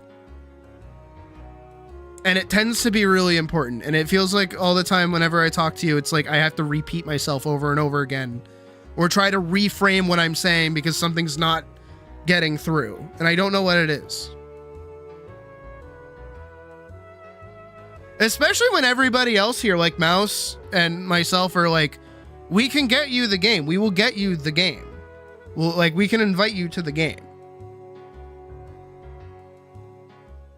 Like, even the whole time when you were, like, asking about it and being like, oh, should I play it? Should I try it last time?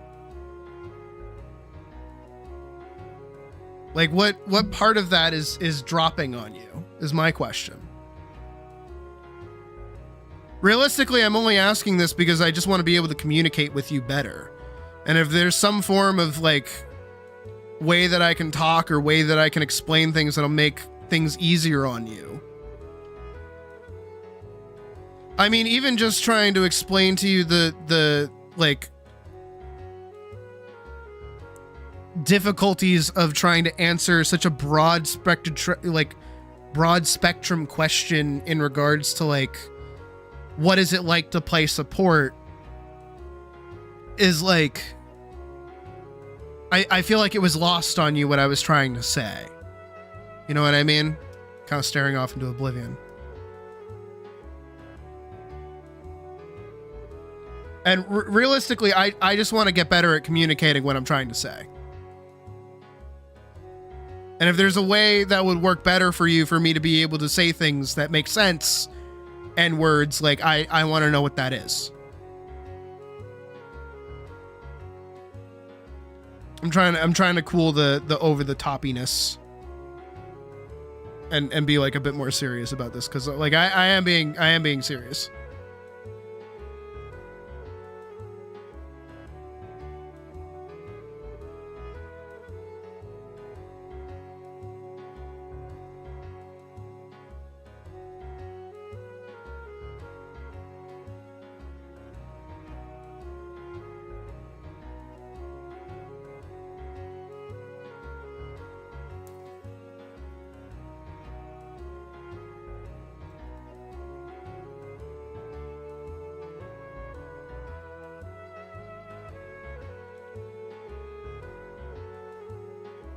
I sit and await response.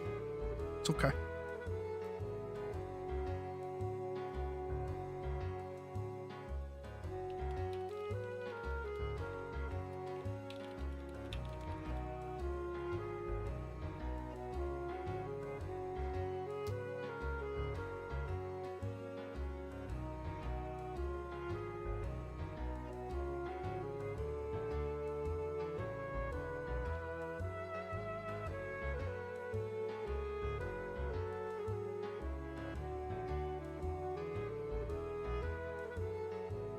Oh, I never did these ones with this kind of gradient, did I?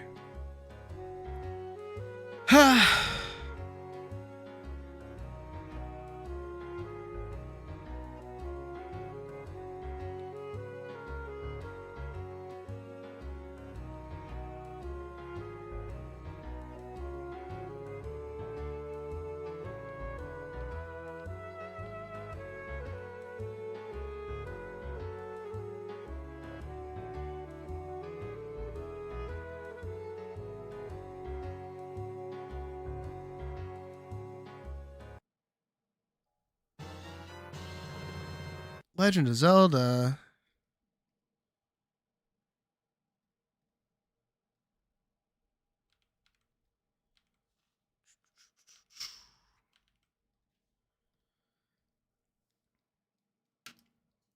I tend to overthink what others say.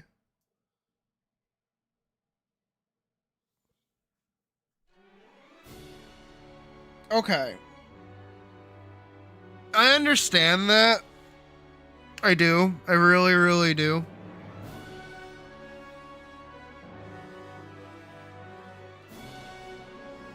But like I don't know if there's any world where I can like slap you across the face with it enough that like I don't mince words.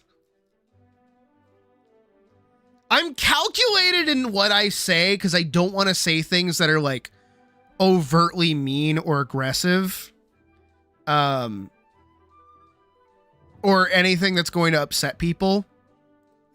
Because I try really hard to make sure that like my intent and then also how I'm saying it come across a specific way. Right? Which is why I'm taking a more measured tone with this right now than I was like a second ago, where I was very much like over the wall with like confusion. Because it's like, I understand, like I get it, you know, like not everybody can be paying attention at all, like all the time. But like, for me, a large problem that's like always kind of plagued me is a lot of the time I feel like I'm speaking a different language. I feel like I'm saying something that other people aren't picking up on. And I don't want to say like, oh, it's a trigger for me, but it's kind of similar when it's like, I'm clearly saying something. There's something coming out of my mouth. I am saying words. And then whatever the intent of those words is being strewn into something else. It's like when I say very distinctly, I don't want to play Deadlock with you until you've played it by yourself. But for some reason that gets rewired into your head and comes out on the other end in your brain, like how you register that as, I don't think you will like this game. Which is not what I said, not what I meant, and not what any of us said at the same time. And also just in general, like across the board, it feels like a lot of the time you just kind of blank while something is happening on stream, and then you ask us to do it again. And like being in a live scenario that we are in currently, I can't really do that. You ever heard about how like explaining the joke kind of ruins the joke? You thought it'd cost money, but we've told you that the game is free. And I know that you have a bad memory, so you probably don't remember that part of the conversation, but we have in the past, specifically when we were talking specifically to you, we said, hey, the game is free, so you can just go get it. You just need somebody to give you the code for it. We've said that in the past. And the only reason I'm making like a really big stink about this, because I feel bad that I've kind of jumped on you, Anya. I don't mean to. But it's mostly because you're one of my most like active chatters. And you're probably one of the most vocal people in the community, which I love, by the way. Don't get me wrong. I'm not telling you to shut up. I'm not telling you to stop talking. but I want to make sure that you can be more comfortable both engaging with me and talking to me about things, and also be more present so that I'm not constantly repeating myself or struggling to communicate with you that then causes me a headache. And this goes for pretty much anybody at any time. If I'm ever being fucking confusing, just ask for clarification. But also a lot of the time, I'm not trying to mince words. I'm not trying to say like weird shit, you know? I'm pretty upfront about what I mean most of the time. I think it was Hollowed who said I was very forward or something. I forget who said it. Somebody said I was very like outspoken. I think that's it. I think that's what they said. Which is true. I'm a very calls it as I sees it kind of person. Or dog, rather. I don't have time for the bullshit. I don't have time for the Game of Thronesian Cersei fucking around saying dumb shit. Like I don't fuck with that. I don't want to deal with that. I don't got time to play games like that. Also, I'm fucking autistic and stupid. So like when people say my stepdad used to do this, and probably all of you had this experience as well. My stepdad would do things like, man, the dishes sure are dirty. And then I'd go, yeah, they are. And then I'd keep doing whatever it was I was doing. And then he would go and complain to my mom that I didn't do the dishes when he asked. And I'm like, no. He didn't ask me to go do dishes. He acknowledged the state of the dishes. He can't do that to me.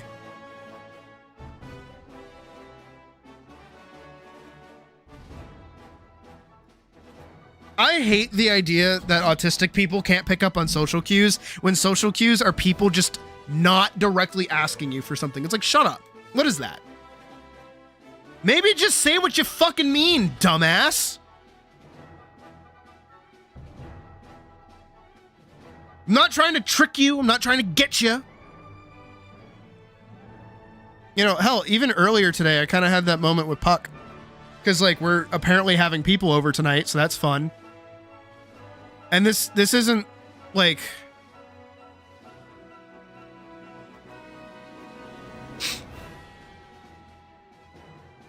No, and I don't want you to feel that. Don't worry. If you felt like that before, don't worry, I got you. I have to. It's part of the bit. But that's exactly why. If you're feeling that way, if you feel like you need clarification, I got you. You just gotta ask.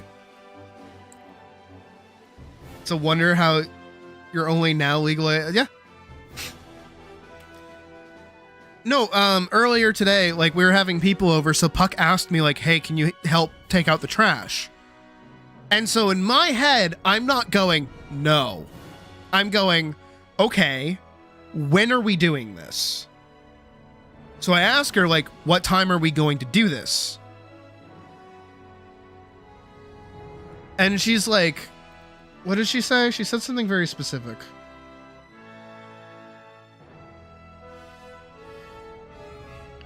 She said, hey, baby, can you help me take down the trash in the kitchen today? And I'm like, when? And she says, before people come over in a few hours. And then that's basically the end of the conversation. But she knows that what that has done for my brain, because she loves me and I love her and we understand each other, we've had conversation about this, is that she knows that has now given me a time frame. But also that has given me an open-ended time frame. And not only that, it's a conditional time frame. There's so many fucking different things about time frames for me. Which is, hey, I don't need this done by tomorrow. I need this done in the next few hours. And I'm like, okay, that sounds like you're not expecting me to do this alongside you. You just want me to do like a bit of work. You want me to like do a chip of it. Got it. And so that's what I did. As soon as she asked, I immediately got up and I started doing it. Because here's the thing, is I'm going to forget that I was asked to do something if I don't do it immediately. Because we've had arguments in the past where she has said to me, hey, can you do the dishes? And I go, okay. And then I get up to go do the dishes and she's like, oh no, not right now, like at some point. And I go, okay. And then like hours pass and she's like, hey, why didn't you do the dishes? I'm like, you said I could do it at some point. I'm going to do it later. And she's like, no, I meant like after we were done hanging out, you should do it. I'm like, that's not what you said. You didn't say that. But okay, if you want me to do it now, I'll do it now. And she's like, no, if you're going to do it later. I'm like, no. You want me to do it now. So I'm going to go do it now. Here I go. Off I go to do your dishes. Which is a consistent thing across my life too, is mostly just people like saying dumb shit like that. And also because of that, I pick up on dumb shit all the time. Like, hey, it's how I knew that my fucking boss wanted to fire me.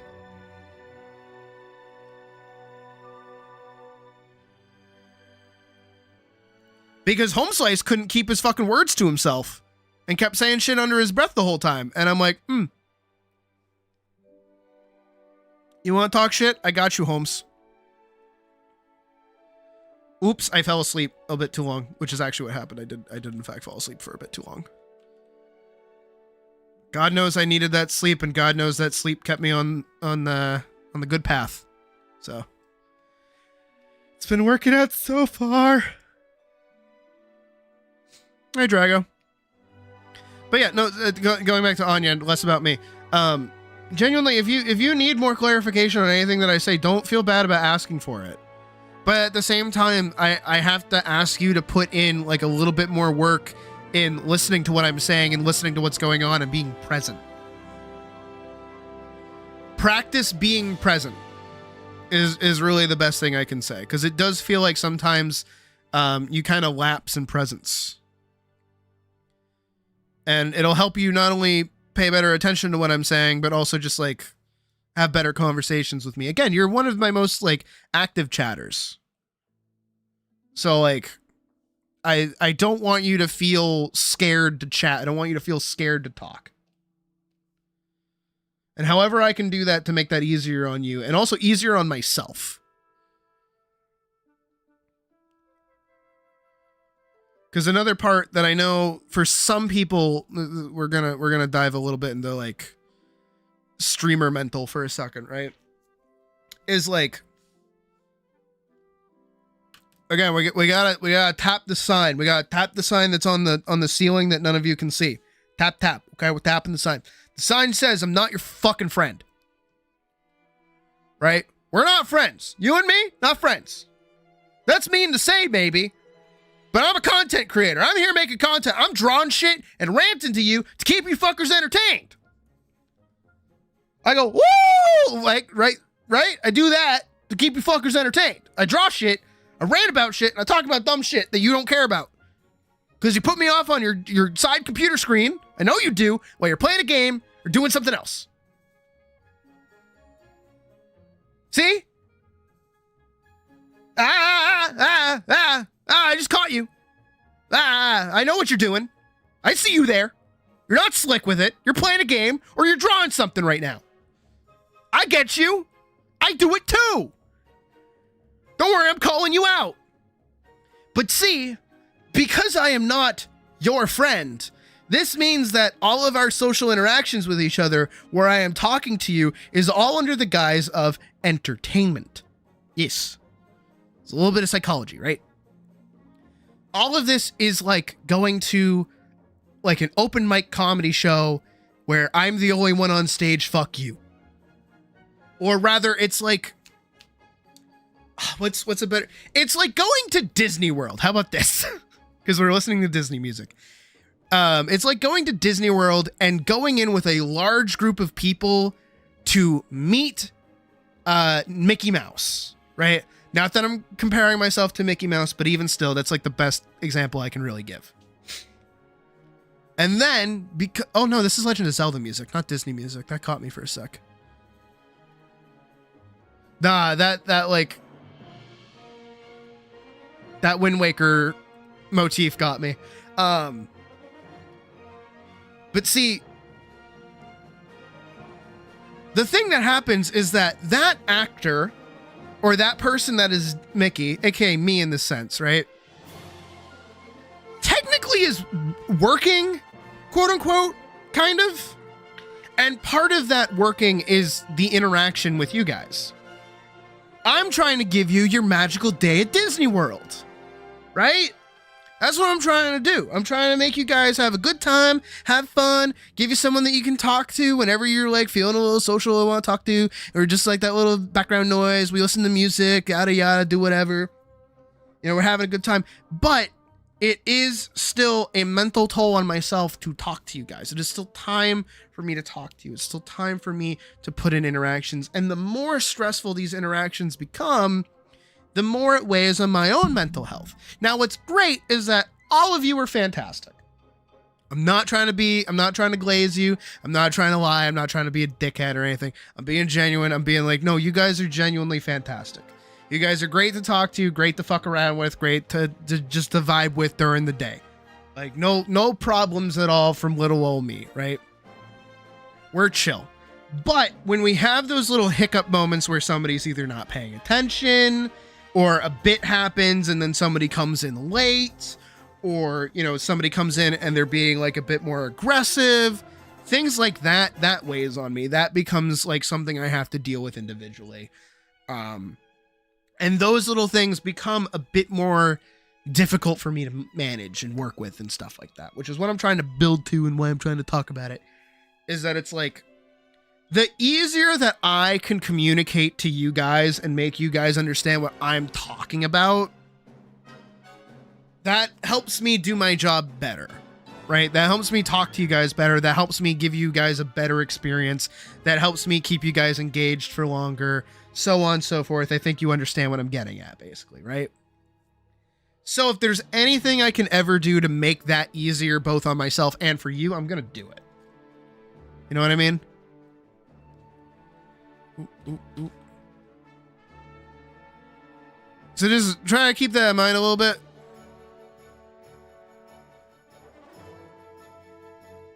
And also, like, I don't want you guys to think that me going like, I'm not your friend, I hate all of you, is like some kind of, it's not necessarily like distancing. I'm trying to think of what the proper word is. It's not me hating you guys, training a dog to act accordingly. Kinda, yeah. Like, I don't want you guys to think that, like, whenever I say I'm not your friend, it's like a snap to reality of like, oh, I shouldn't care about this person at all. This is stupid.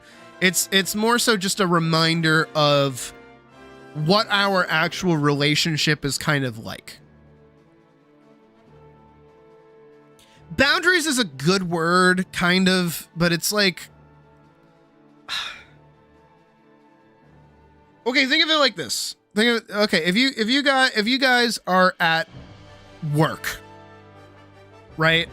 If you guys are at work and all of a sudden, like, your boss comes up to you and is like, my husband did unspeakable things to me last night. Would you be comfortable with that?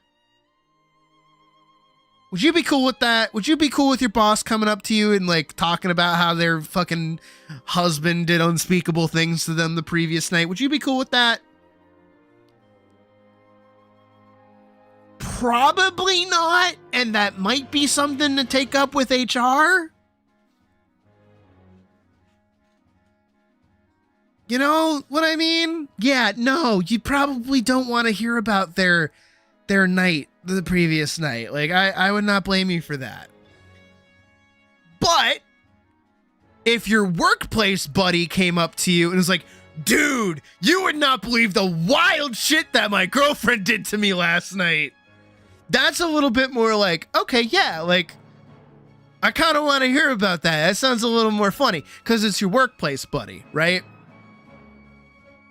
But just because your workplace buddy and you get along doesn't necessarily mean you need to be telling your workplace buddy all about, like, you know, your 3 terabytes of smut collection that you have purely of a singular character from Danganronpa, right? You don't need to tell them that. That's not information that they need to know about. But you're still on like a good level, right? But then like your online buddy that you know super well and you've been talking for years, and it's like, yo, dude, like, you would not believe the wild shit I did to my one cardboard cutout of that one specific Danganronpa character that we both like. What I'm trying to say is that there are levels to like relationships over like that come from like professionalism, kind of like forced to be with each other, kind of hang out, chosen friendships, things like that, right? There are different kinds of levels of relationship that you allow yourself to kind of have with different people. And for me, while I do look at this mostly as like professional-ish relationships with all of you, I'm in the unique position of having boss music play while I'm trying to talk about stuff. Hold on. Here we go. I'm in the unique position of my experiences, my life, the things that I talk about being part of the content. Like when I'm talking about going to, you know, Las Vegas a few years ago, when I talked about getting my teeth ripped out of my face, when I talk about all these different things, this is all just part of the bit. This is all part of the content. And of course, by this nature, it makes you guys get like to know me a bit better. Or at least like gives you that presentation that you think you do. But then I really want you to kind of think for a second, how much have you told me? And then also, how much do you think I actually remember of what you've told me?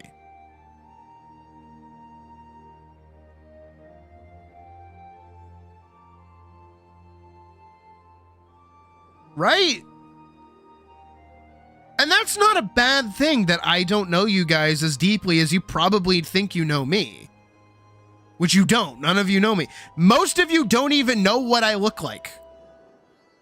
When you close your eyes and you hear me talk, you either see cat or wolf, one of the two. Right? Some of you might know what I look like because you got curious and went on and tried to find my face and found it.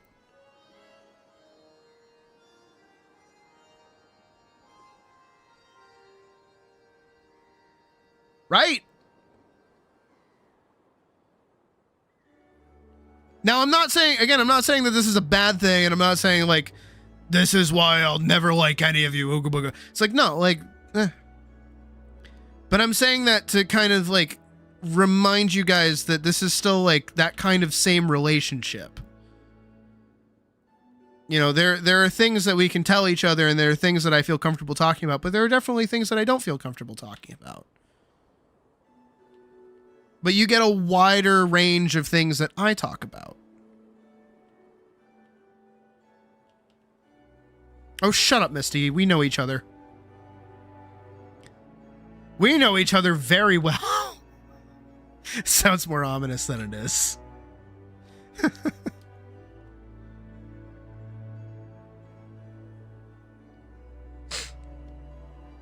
Also, Misty, you haven't seen me in years. You don't know what I look like anymore. Hopefully. Unless you're watching me right now, fucking freak.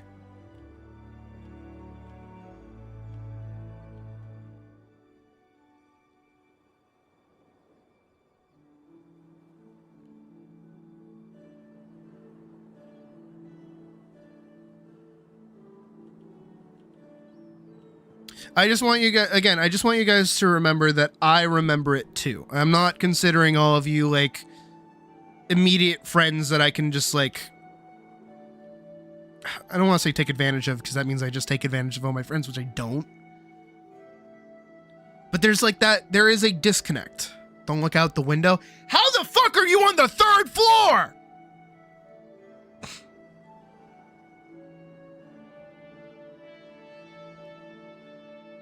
But there is like a disconnect. There is a small barrier.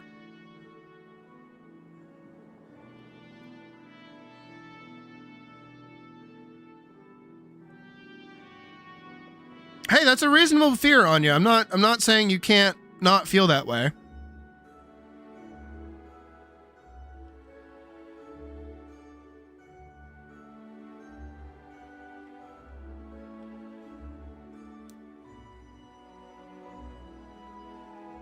And I mean, most of the friends that I've made through streaming, like Badger and Vorkson,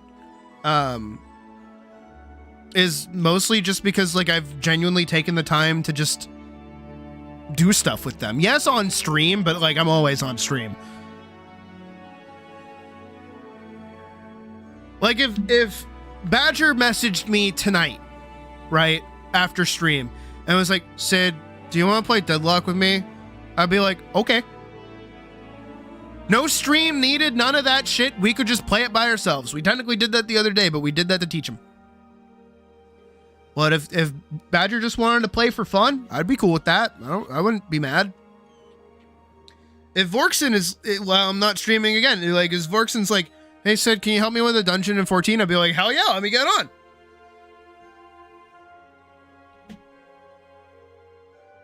If Day did that to me, I'd be like, oh, hey, all right, come on, let's go. You work for me? Shut the fuck up, Day. Shut the fuck up. You're also friend. I don't want to hear it from you. Okay? Shut up. Jesus. Some of you fuckers. Yeah, I don't really have many friends outside of the mod team, if I'm being honest.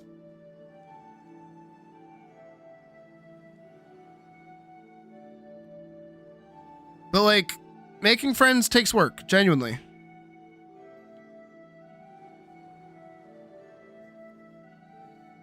Like, you gotta make time for each other. You have to, like, actually have, like, regular conversations and just hang out and exist.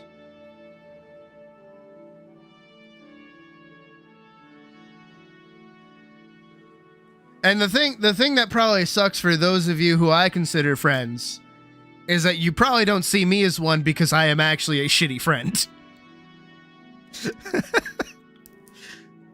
Which isn't to your detriment, it's more to mine, because I'm such a... Again, I'm very blasé. I like saying that now. I've learned how to say that. I don't really, like, reach out very often because I don't care. But not in, like, a mean way, just more so in, like, a... I don't, like, if somebody wants to hang out with me, eventually the hangout shall occur. Is how I feel, if that makes sense.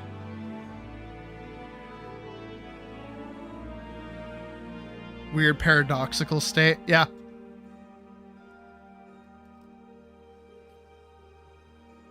Wait, are we for? Yeah, we are. Shut up, dude. What the fuck? You know what I think it is, too, is that I'm scary, apparently. People think I'm scary for some reason. I disagree. I don't think I'm scary at all. Said the scary monster. But no, I genuinely mean it. Like, I don't think I'm scary in the slightest, but people think I'm scary.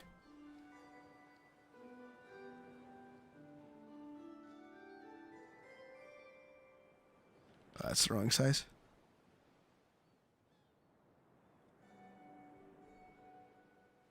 Friends, when your schedule is always in constant state of whack. Yeah. Yes, I am. Oh, no, I'm not. Got a resting bitch face. Okay, well, you're more liable to talk about that than anybody else does.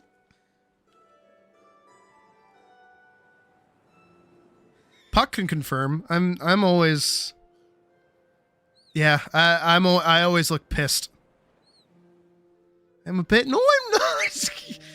Guys, I'm not scary. I promise. I'm nice. I'm not that scary. The fuck is that supposed to mean?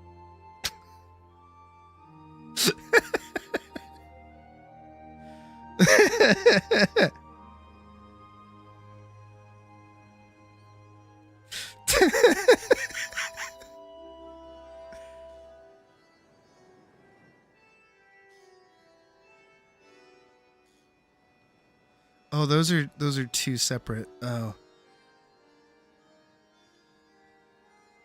You're my friend now. We're getting soft tacos later. Yeah, exactly. Nicest people out there have resting bitch face. I am not one of them.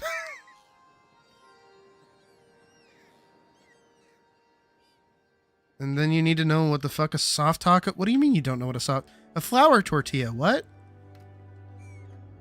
Anya, is that a bit?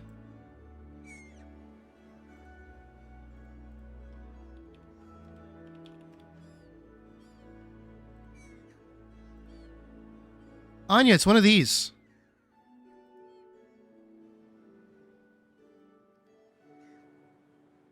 It's just a flour tortilla. That's a soft taco. And then a hard taco makes you think of soggy tortilla. I mean, kinda.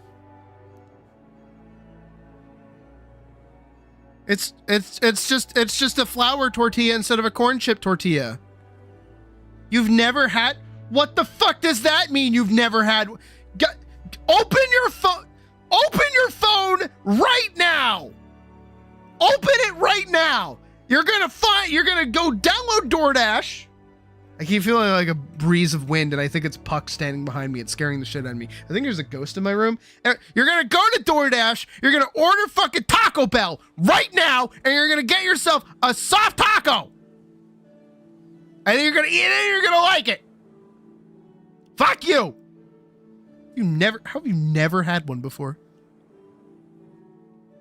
How have you never had a flour tortilla? Have you never done that? That is wild to my brain.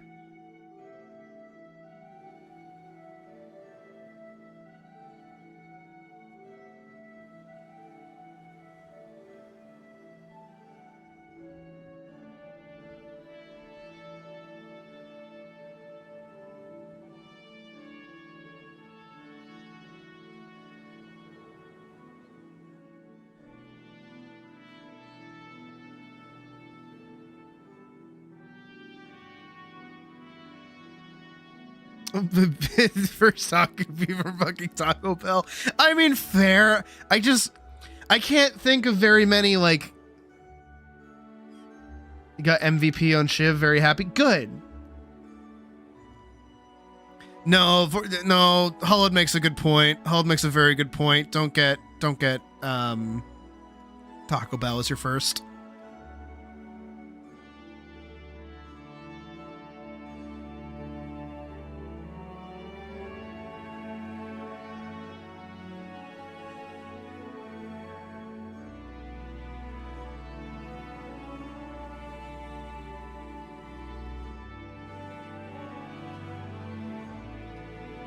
Go get like an actual restaurant or something. I don't know what local places you have.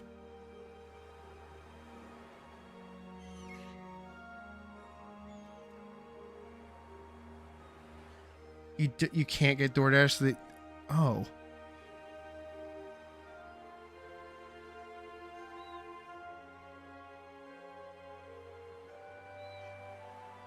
Damn, that sucks.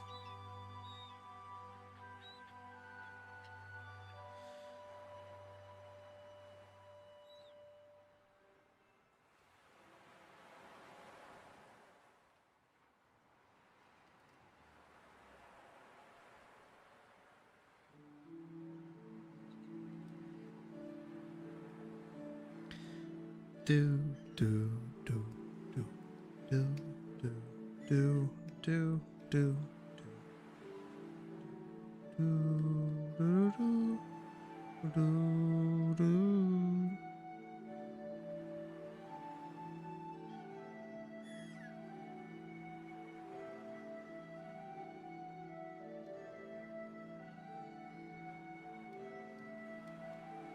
Hey, I mean, when Koopa used to drive for DoorDash, they had to go through like a gated driveway to deliver food to some guy's mansion. I remember being on the phone when they did it with them. And they're like, I don't feel like I'm supposed to be here. I feel like I'm gonna get murdered.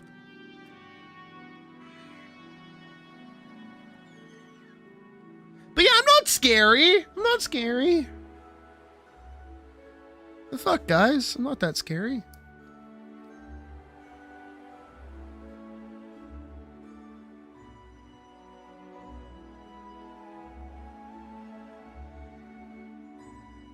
Oh god, these bubbles are like really obnoxious.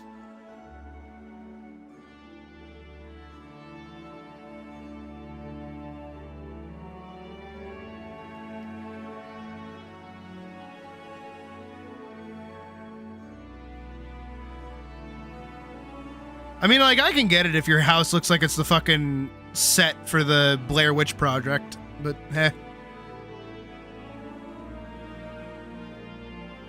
Had to meet the delivery person at the gate. Oh.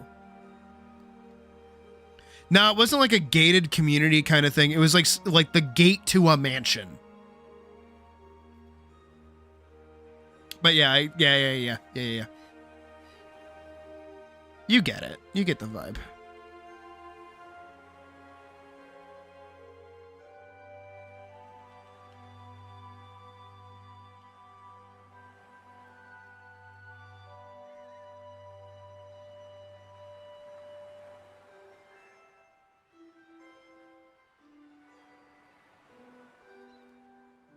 We like Elise.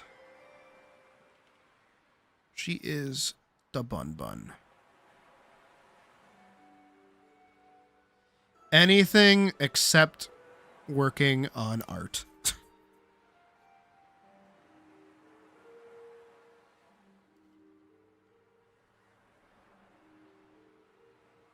Support McGinnis.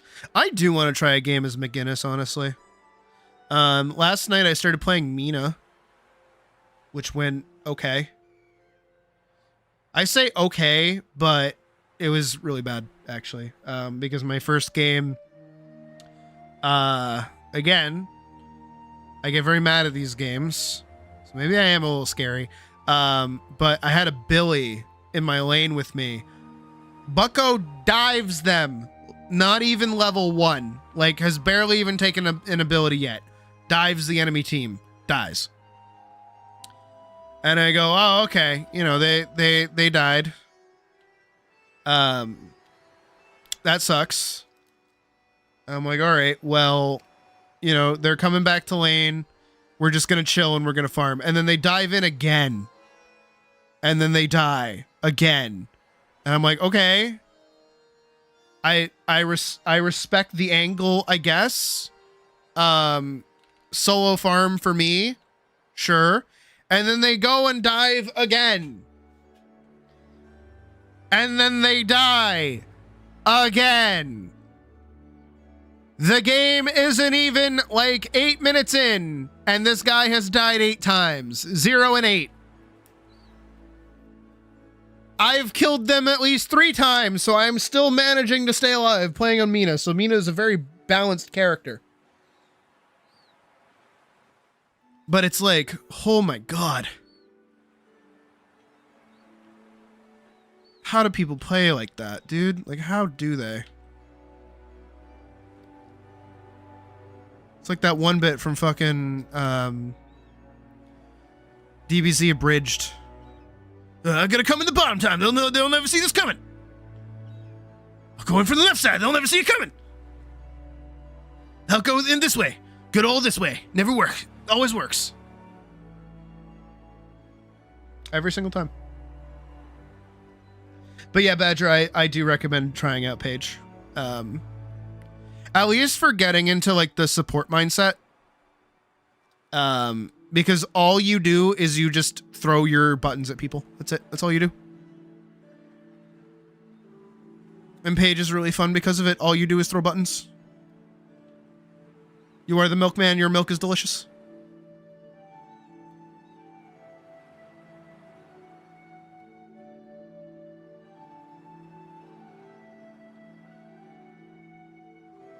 Oh, what's that? There's a person there? Not anymore. I'm throwing my dragon. It has made that area no longer inhabitable by people. Oh, what's that? A person is standing there? Oh, I'm going to hit them with my giant fucking sword that eventually like makes them lock down and stand on the ground.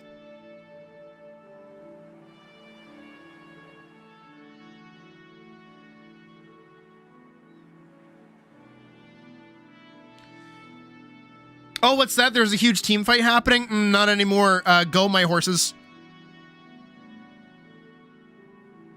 Oh, what's that? My friend is dying? Not anymore. Have a shield. Cease death.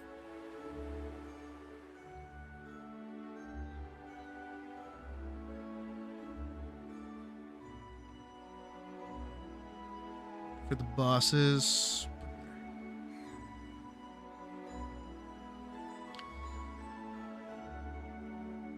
Oh, finally, I'm done drawing like people.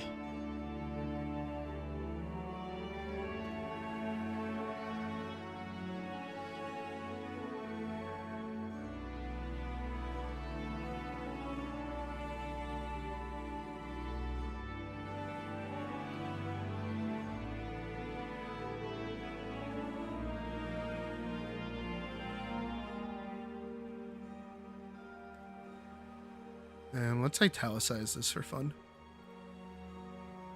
Here we go. Immediate. Did I spell that right? I'm like a writer or something. Immediately. Yep. Me, yep. Yep. 8, yep. Wait, yep. Okay. Sometimes we have to double check because I'm stupid and dumb.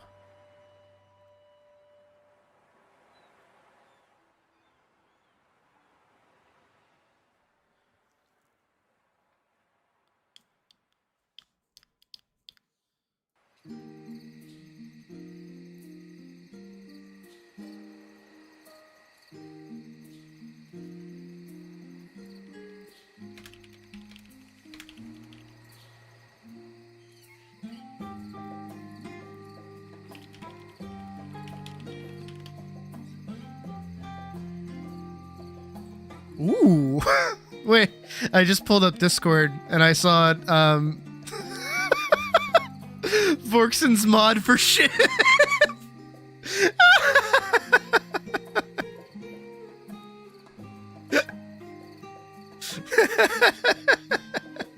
That's fucking phenomenal.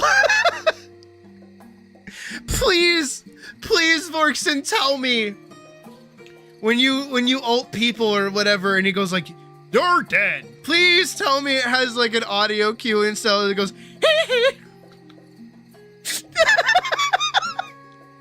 Please tell me it's like the milkman. Please, I beg.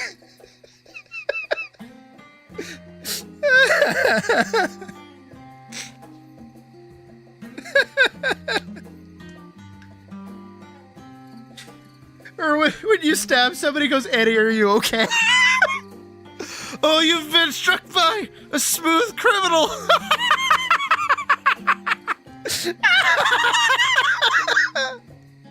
Oh my god. Also, Hollow, to your point about hoping that I complete this, as much as I know why you say that, because I know you want to see Ratha, honestly, I think this is probably like the strongest that any one of my projects have been. Because I know that you guys are really into it. It lets me do everything for Elise that I want to do. And so far it's been really strong. I think the only problem that I might run into is just like my own contentness with my art. Which is kind of what was happening with the previous version with the Baron and everything, is that I just like wasn't happy with how it was looking. But for this one, I'm really just trying to keep it, what's the word for it? I think what's helping, and this goes for everyone, and this is actually going to be like in the eventual video that I'm making about why I think like every artist who wants to get better should make a comic, is like the biggest hurdle is not only staying consistent, but also staying consistent and staying interested. And that's really, really difficult for me, especially as of late. But what helps for me specifically is that you guys are very interested. It seems like you guys are very much liking this version of the comic, especially. And taking it slow. I've been taking this very, very slow. Obviously, I do like 2 pages a week, barely. Where before, I was really just like, I would dive in and I'm like, all right, I need 20 pages by the end of this week. Let's go. Rah! And I just, I would do that. And I would burn myself out so quickly. Or my idea would change, or like my idea would kind of fluctuate. But I think after enough time, I've kind of hit the same stride that I did with Vanguard, just like a little bit. Because one part of that too, not just the promise of myself and shit like that, but it's also just like, how do I say it? Fuck, I totally lost my train of thought. I totally lost it. I don't know where I was going with that. Holy shit.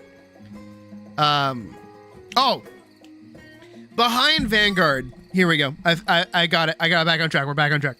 Behind Vanguard were like a bunch of different smaller ideas that all kind of built up to what I wanted out of Vanguard. The precursor to Vanguard was actually a different series called Hollowed Names, and I've talked about it before. Isn't always straightforward and instantly figuring out. Oh God, no. Oh no. I mean, there's like 3. I think there's like, it's either 3 or 2. I can only remember 2. There's 2 different ways to write a story, and it's a lot like gardening. I think it was either George R.R. Martin who talked about it or somebody else. I can't remember who it was. I really like George R.R. Martin, by the way. I listen to a lot of the things he talks about. He's a very smart guy. Poor bastard has not finished that book. It's been 10 years. It's actually been 10 years since The Winds of Winter were supposed to come out. It's supposed to come out in 2016. But you can either be someone who perfectly cultivates the like kind of like a bonsai tree almost, you know, where you're snipping the leaves and you're pruning certain spots, and you're really tentatively picking up the tree and going like, this is where you're going, tree. All right, you have a thing in you. This is where you're growing. You're going up. Fuck you. And then there's also the method. I kind of sit in the middle between the two. I think that's the third one. But there's like also where you just kind of plant the seed and watch where it goes. You kind of know what kind of plant you're gonna get. Like you have an idea because you planted the seed, but you're just watching things kind of go, and then you're just like working with it in real time. You know what I mean? But again, going back to my train of thought. Also, the page is done, so that's why I'm comfortable taking a second to breathe before we get into planning out the next 3 to 4 pages. We'll see how many I can blitz through. So a big part of Vanguard that I always kind of forget is actually how many failed projects there were behind it that kind of helped feed into it. Again, Hollowed Names is one of them, which was a tentative version of Vanguard where Elise was still part of like a Vanguard-esque like sect, kind of like a police force. Magic was like there. She and her friend Ophelia had like a connection with each other. I've talked about it before, but it was like kind of like the elder meshing of kind of what I wanted, but I didn't know how to go about it or where I wanted to even start beside like after a certain episode. Vanguard was a bit more defined. I was able to define it a lot better. I was able to carve out what I specifically wanted. I took a lot of inspiration from Berserk and The Witcher and even Ruby to an amount. Not just like in character design, but also just like in narrative telling as well. And kind of building up to this grander portion of season 2, which is what I ended up doing.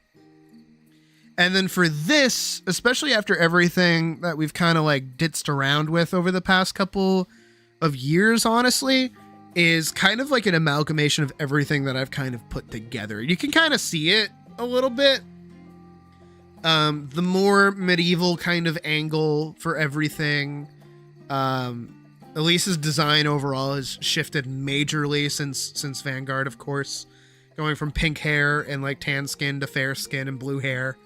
And then also on top of that, just how, what's the word for it? How much like my own studies and things that I'm interested in, things that I've been looking into as of late have kind of influenced this a bit. I think what really helped me kind of settle on this, especially, because, you know, we had worked on this like a while ago. I can't remember the last time we really worked on this comic, because we were a few pages deep before I quit the previous one. But actually, when did I first start making this? I want to check. Let's look together. Why did I open 2 of those? I only need 1. So if we go through left. Oh, hey! We hit 69. Nice. Sweet. Go all the way back to the before 4 times. She's always looked like that. And we got that. That's when we make the fake video game. Here it is. Here it is. 4 months ago is when I first started working on this. Oh, and that's me and Badger playing that together. I'm also a cat. So this is me working on the first page. This was 4 months ago, November 2nd, 2025, right? So that's 4 months ago that I did the first couple of pages for this. And in that time we've had, what is it? We had, Night of the Seven Kingdoms come out. We watched all 3 of the Lord of the Rings movies. And I think what really solidified it for me, give yourself more credit than you're due, Hollowed, honestly, was that conversation that we had about power. Because I thought that was like a really interesting angle. And I liked how I was talking about it. And I liked what I was bringing up, specifically about like the One Ring in Lord of the Rings is like power, you know, like that's what that is. Power corrupts. Like people want power in order to defend themselves or rule something or enact their will because they think that they're right or that their perception of something is proper. And I sat with that for a while. And I was like, no, I like that. And then also I remembered something else. I don't remember where it was. Might have been a short, might have been a meme. I can't remember. But it was because of all the politics that's going on right now. Never say art isn't political. Somebody was talking about how power-hungry people fucking suck. And how, like, most of the best people who are meant for power aren't people that are in power. Because they don't care for it. And then somebody mentioned that in A Hitchhiker's Guide to the Galaxy, that the person who rules the galaxy is just some guy who just works at home or some shit. And they go up to him and ask him, like, these, like, insane questions. And because he just doesn't care or he's not like aware of what's going on, he gives like the best answers because he doesn't care about power. He doesn't care about being in control. He's just like, yeah, whatever. No, that sounds more ideal for people, whatever. And I thought about that too, and it's like, no, that's true. And now I'm like, wait a second, I can apply this to Paladin. That works. And then not only does it apply to Paladin, it applies to this early story that we had set up beforehand, which is Elise as a delivery girl going on to deliver the sword to whoever, other shit going on, blah, blah, blah, blah, blah, blah, blah, blah, blah, blah, blah, right? And that's kind of where I'm at right now, which is why I'm like pretty happy with this, is that for the first time, I've applied pressure to this narrative and it's not breaking. There are little hurdles to it that I have to overcome. Specifically her getting the sword, how the sword actually works, what's going to go on with that, blah, blah, blah, there's shit like that. But once we hit those points, we're fine. We're okay. Because yeah, like I like the idea of Elise being this like normal person who at every turn doesn't want the power that she's been granted. And every time she turns it down or tries to offer it away, it's reinforced why she's the one to have it. And then not only just that, sort of idea, power doesn't corrupt as much as it brings out who you truly are. Many who seek power are truly evil. Others who don't seek it are truly just chill. Well, I like how I'm kind of structuring it for my villains right now, for the bad guys. Are they here? Can they show up? Are they on the screen? Hold on, let me get the villains up. And I want to say antagonists more than villains. Right? These guys. Yes, they're dark and they're scary and they're here for evil and all this other shit. And they have no qualms killing innocent people. But I have a very specific scene in mind. I'm gonna spoil it right now, but this is because we're talking about writing. This guy right here. This guy's huge. Step one. He's a big guy. He's like double the height of Elise, which is not saying very much because she's only like 5'4", so he's like 10 feet. So maybe that's actually really big. But he's a big guy and he's got a big fuck off mace, right? Giant dude. And when Elise finally kills him, and it's this big battle, of course, and finally kills him,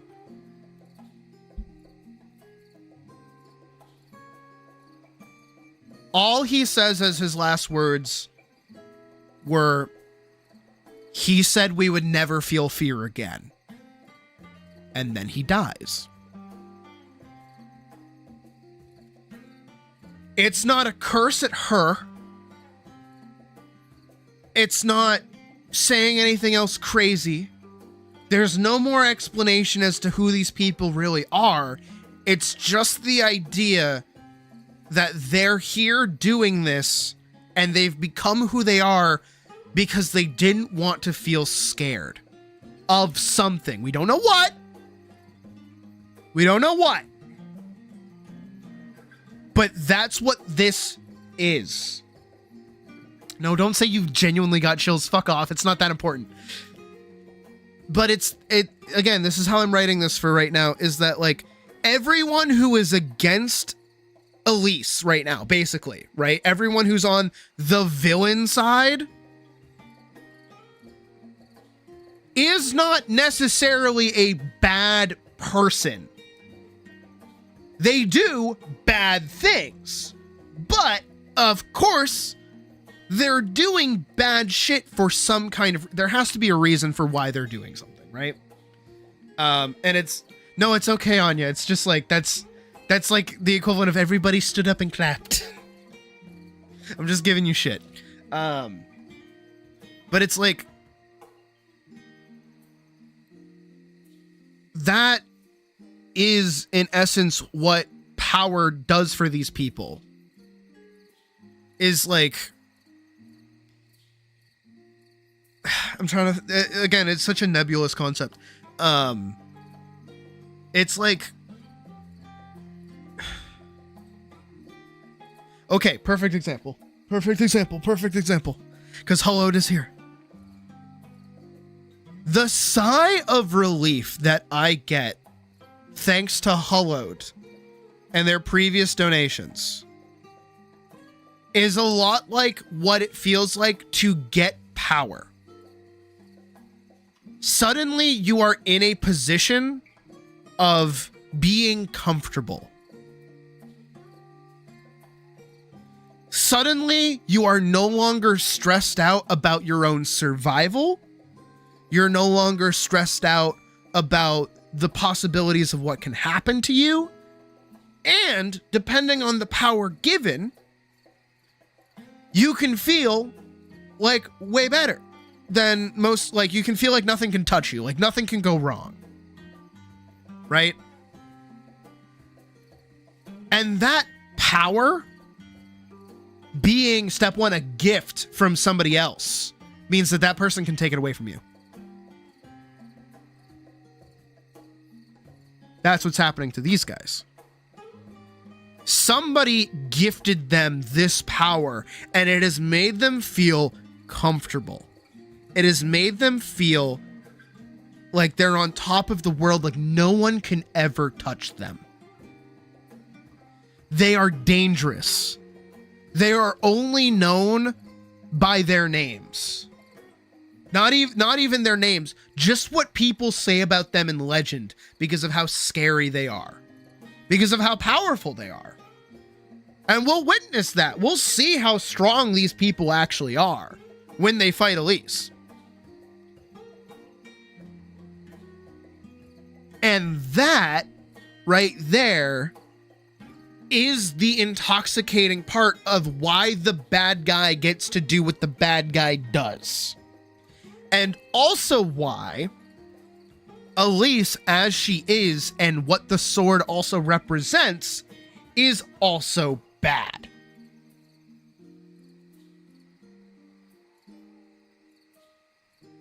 Because it's like, think about it like this, right? Is that if somebody's like stressed out over something, right? If someone's scared about something, and you give them like a sword to stab the something. You didn't handle the something, you just gave them the tools to handle the something on their own.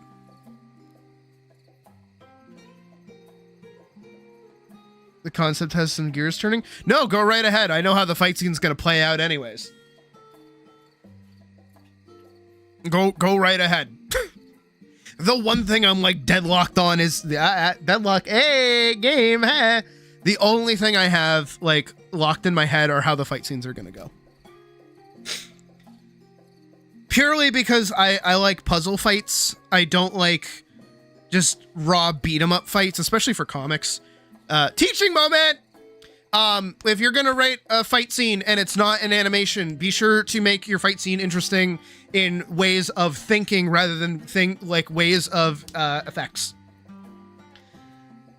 Because, give me a second. I'm gonna flame. What is it? Tanjiro versus Rui. This one. 2 minutes. I'm gonna get claimed for it, but I don't care. Okay, so during this fight, I want you to think about tactics. Let's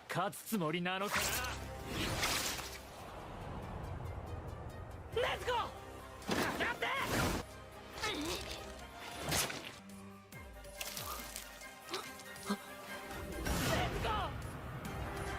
It looks like we're cutting ahead a little bit.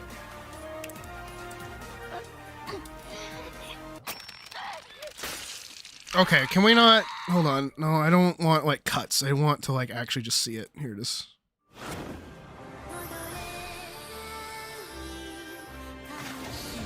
I don't like Demon Slayer, by the way. This is why.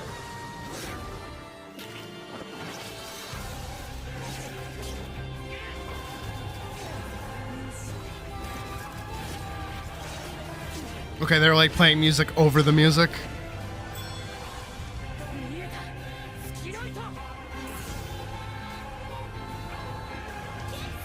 Okay, yeah, stop that music. The music's really pretty.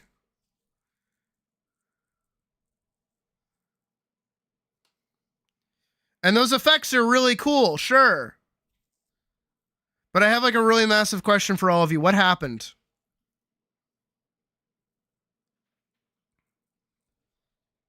Like, I know if you watch the full fight scene, you're probably gonna have more context for this and stuff. And Nezuko also uses some kind of like blood demon art thing towards the end of it. But like this is not strategic fighting. This is just action set piece. That's all this is. This is Marvel fighting, basically. Where it's just like a bunch of cool shit happening for the sake of shit happening, right? He cut the thing he couldn't cut before. Kinda, yeah. And this is a consistent problem across all of Demon Slayer, and I hate Demon Slayer because of it. I will never like make that not known. I fucking despise Demon Slayer because most of its fight scenes are really bad. And not to shit talk like somebody who's like significantly more popular than me, but most of the fight sequences in the actual manga are also just bad. Like their pacing is horrible. And when you actually watch the anime as well, same fucking thing, right? It's really, really bad.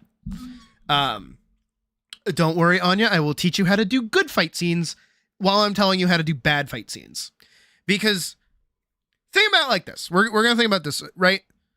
Y'all have seen how long it takes me to do a single page. I'm going to put on music too. I'd feel bad not having music on here. Well, let's do boss music while I do this. Ooh. Actually, no, we'll do MVS tomorrow. So you guys have seen me how long it takes me to do a page, right? But also at the same time, in doing these pages, there's readability that I have to worry about. There's a bunch of other things going on. And I have to hold your attention. And if all I'm going to do is just show two characters bashing swords into each other over and over again, that gets boring. Actually, let me show you a good fight scene. Let's talk about a good fight scene. Again, teaching moment, so I'm okay with getting claimed. Most of you probably immediately know the fight I'm talking about. 7 minutes of fight scene. One of the best sword fight scenes in any movie ever. Fuck you. I'm not going to take anything to this. It's the equivalent to banging your toys together in a straightforward sense. Meanwhile, in, let's say, boxing matches, both fighters have a plan. Exactly. Okay, to Hollow's point, anybody here who wants like a good example of strategic fighting in like an animated sense, go watch any fight, like the entire fight from Hajime no Ippo. Hell, even watch the build up to the fight. The build up to the fight is the most important part to the actual fight. But Hajime no Ippo does a great job of explaining like the strategic moments of a fight and so on. It's really good. So I can go super duper into depth about the Princess Bride and this whole fight scene, but really, like, all right, we're gonna do two things here. We're gonna skip ahead. We're gonna skip over this character building moment where Wesley and Inigo are about to fight, right? If you've never seen The Princess Bride before, what the fuck? How? Why? Shut the fuck up. Tell me so, and we'll watch it like tonight. Fuck you. Or tomorrow. We'll watch it tomorrow, because tomorrow's a bit more in the air. But, so we have this moment where Wesley is climbing up the cliffside, and he goes like, do you want a rope? Like, I feel bad just waiting. I'm kind of bored. And Wesley's like, no, I'm fine. Like, I don't trust you. And Inigo's like, no. Like, dude, I'm not that kind of person. I'll actually give you like a straightforward sort. You have Anya. Okay, yeah, we're watching it. What the fuck? What the fuck? I feel bad spoiling it now, but I don't care. It's like a 50-year-old movie. Fuck off. Wait, when did this come out? I'm gonna feel bad if I just call it a 50-year-old movie that came out in the 90s. When did Princess Bride? 87. How long ago was 1987?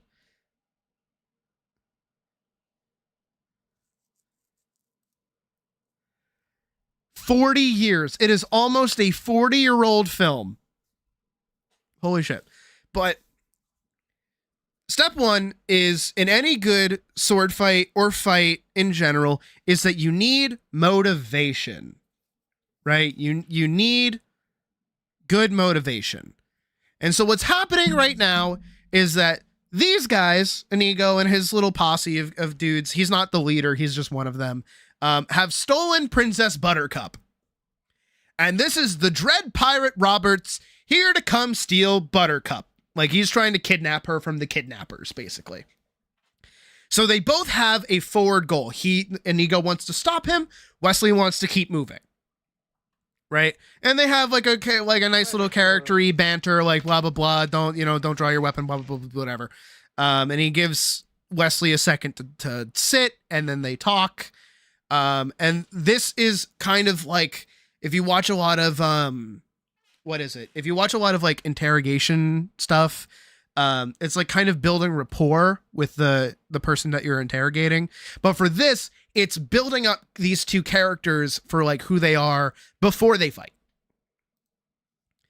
And then they have like a nice little heart-to-heart. And a lot of the talking is right before the fight actually happens. And Inigo's going into his backstory. We can skip over all of this. And then they're like, all right, let's fight. You're ready then? Whether I am or not, you've been more than fair. You seem a decent fellow. I hate to kill you. You seem a decent fellow. I hate to die. It's just oozing charisma. How can you hate this?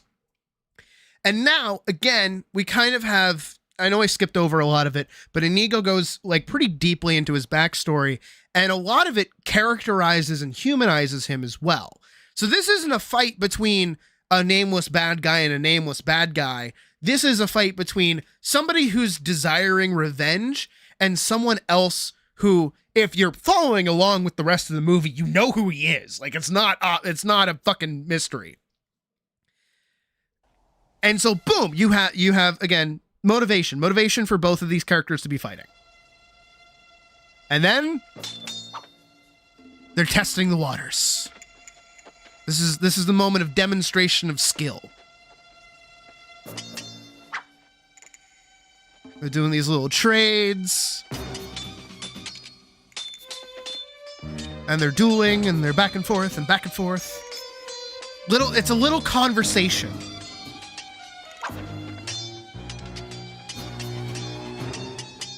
You're using Bonetti's defense against me, huh?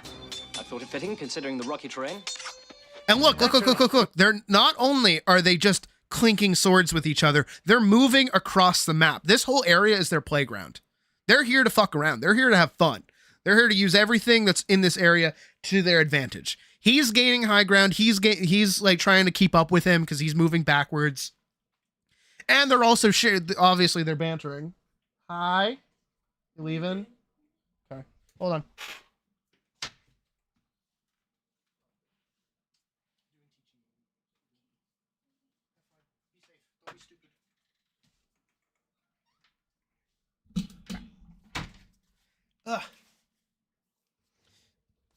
Sorry. They're having an exchange of thoughts. They're like talking to each other, and they're like, oh, like you're doing this. Oh, I'm doing that. Like, You must expect me to attack with Capafero. See? Naturally, but I find that Tybalt cancels out Capafero. Don't you? Unless the enemy has a study, he's a gripper. Which I have. And that little tiny moment, very fun. He does a little flip over him. It's very acrobatic, very, very fun. But also, it's part of the conversation of, hey, unless I knew this, like, I wouldn't know what to do, but I do know what to do. Haha. I'm gonna go back to dueling. And again, they're moving around, gaining ground, losing pressure, making pressure. I admit it, you are better than I am. Then why are you smiling? Because I know something you don't know. And what is that? I am not left-handed. Ah! And that's huge. This is really big. This is another thing that people need to do, is a change in the fight that is very small. Some kind of like little bit of information. It's a genuine battle here of the situation has now changed. I have now gotten an advantage. I have changed something about this space, whether it's something I'm doing or whether it's something that you're doing. I have changed the space, and now I have the advantage, and I'm fighting with an advantage. Now the bad guy has the advantage.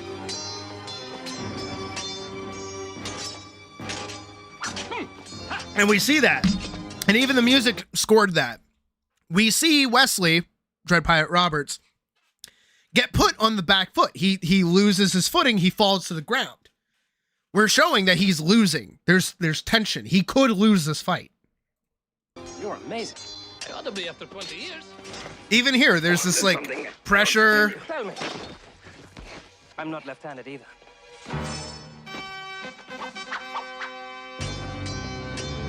And now the fight is really ramped up.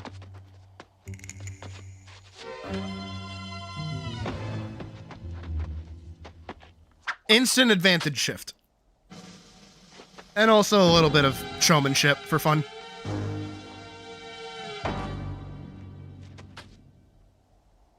Who are you? No one of consequence. I must know. Get used to disappointment. Okay.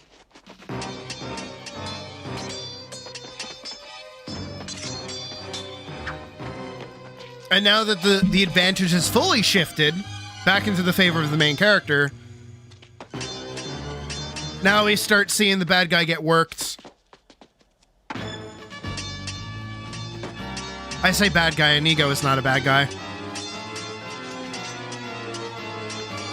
But we're seeing the difference in skill here as they're both ramping up to, like, the best they can possibly be at.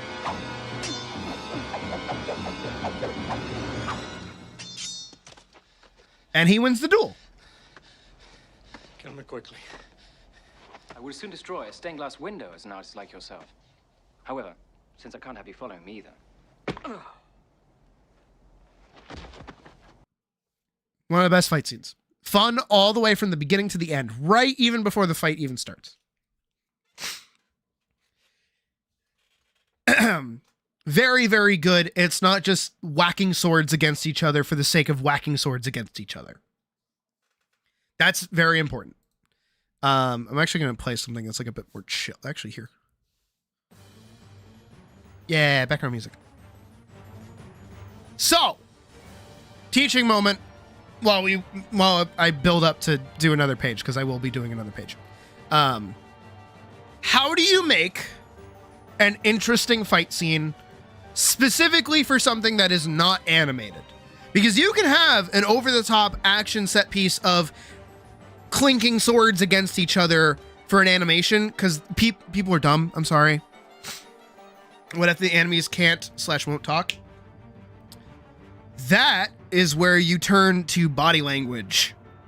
Body language is a lot more fun. I actually have a direct example of body language partway through the match, but that was the only connection issue you can recall. It was farming, because you went so heavy into support, you didn't really get stuff for damage. I get you. You're piloting a submarine? It's up, we've detected. Yeah, it's okay. It's okay, YouTube. It's okay. Don't worry. It's gone now. It's gone. So, very quickly, I will give you some examples of good ways to write fight scenes. Step one, and again, this is not for animation. Animation, if you have like a really high budget, can get away with clinking swords together because it looks cool. People are dumb. People will see flashy colors and go, "Ooh, wow!" Demon Slayer. I'm sorry, it's Demon Slayer. Demon Slayer is consistently, "Ooh, wow! Look at the flashy effects." Can I find the one? Can I find the one scene before I get into examples?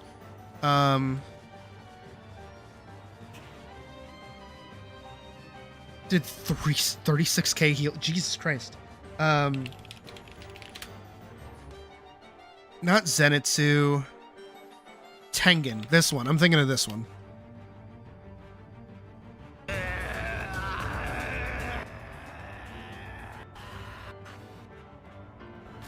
Get to it already.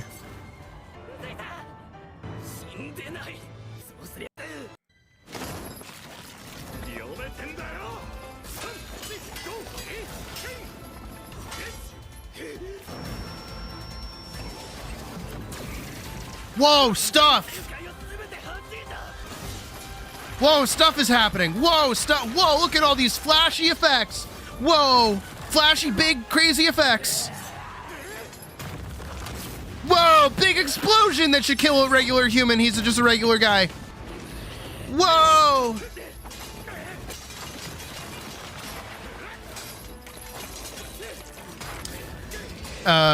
He said we'd never feel fear again. Yeah, pretty much. This bit. What are the tactics here? What's the motive here? What's the game plan? What's going on? What's happening? What's going on? What's happening here? They're just kind of screaming and hitting each other. You know what this is? This is the Flanderization of Dragon Ball. That's what's happening here. Because, hey, how many people know that Dragon Ball is just like people fighting each other like up in the air, right? And just doing like right? That's all Dragon Ball is, probably to most people. No. Actually, Dragon Ball early on is a fuck ton of tactics. That's me changing my eyebrows.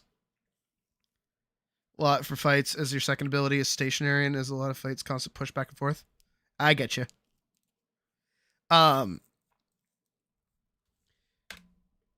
Dragon Ball Z Goku versus Frieza. 3 hours. Goku kills Frieza. Goku versus Frieza. All out battle. Here it is.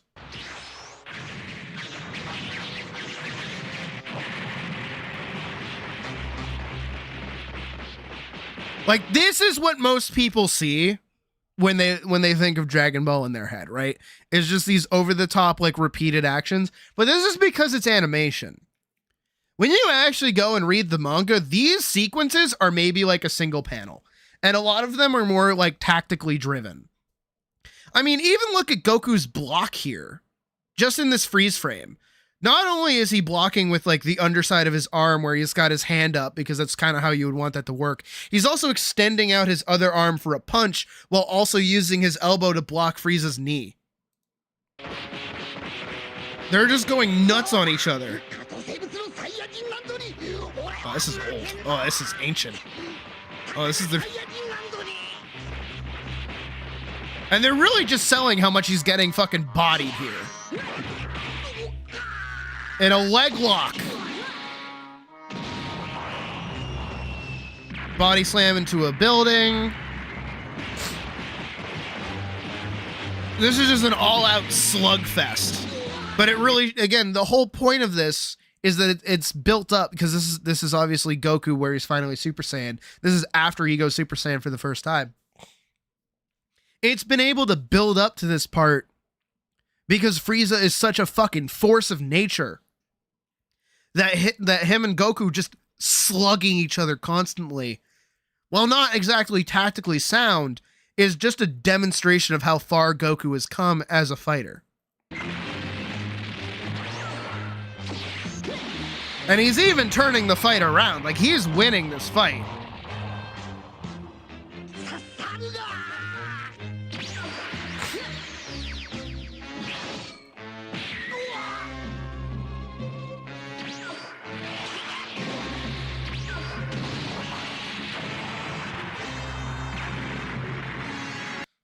Can you still have a good fight scene? Yes, that's called fly swatting, but you have to make fly swatting interesting.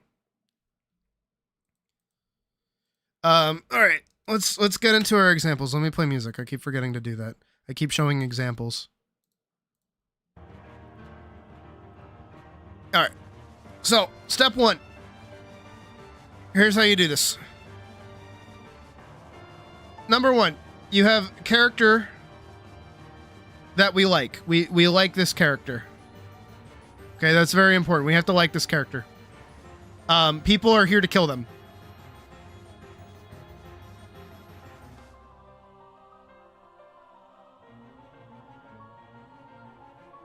That's step one.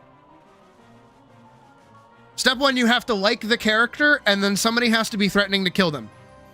What is happening here? Oh, okay, well, this for the audience means that they are at risk of losing the character that they like to a person killing them. Pretty simple. Pretty fucking simple, right? Of like a way to deal with this. It's very important though that the likable character is not the one trying to kill somebody. It's the person trying to kill them, trying to kill the likable character. This is very important. Another one. You have a character who has a destination. They're trying to go somewhere. Person in the way.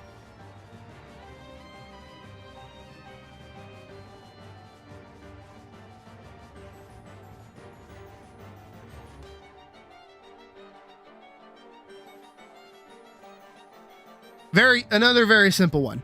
Character wants to go somewhere, someone's stopping them from going that place. Another one. We have our character. who wants to get into another character who is with another person that wants to kill them.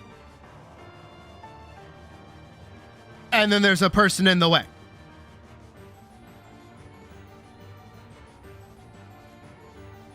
Very nice.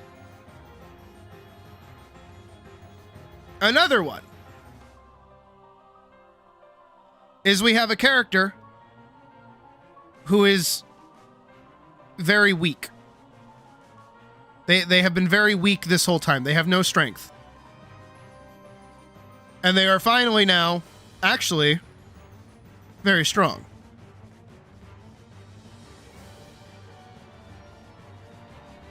And now they are finally using that strength to fight someone who has wanted to kill them this whole time. This is invincible 90% of the time. This one's more difficult to pull off, though. This one's really, really difficult. Because you have to make somebody who's weak not annoying. Most of the time, you kind of want to stick with these. And then also, when it comes to this person, they need some kind of gimmick.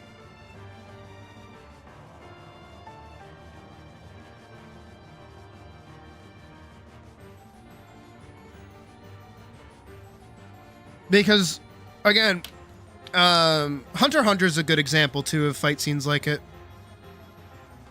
You were busy with the map. Oh, does it go hee-hee when you kill people with your ult instead of you're dead?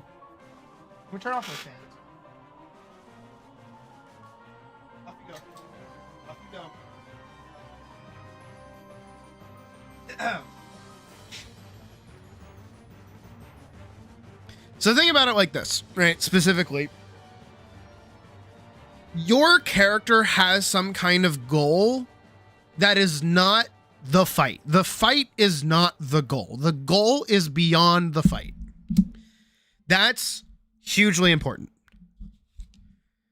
Because if you're just fighting for the sake of fighting, it's not very interesting. I smacked my fucking pop filter, so now it's like acting up. However, something beyond the fight is more interesting. Whether that's a person or a destination, or, you know, you can turn it into something else. If I shrink these down a little bit, doesn't even have to be any of these. It could just be like peace and love, right? But to get the peace and love, you gotta fight the person. Right? And you can see these through most of like narrative devices and things like that, because really all these people are they're not necessarily villains, they're all just antagonists. All of these are just something that get in the way of the protag.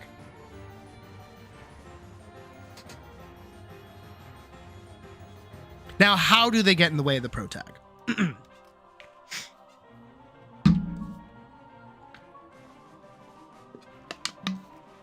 Or what do they show about the protag?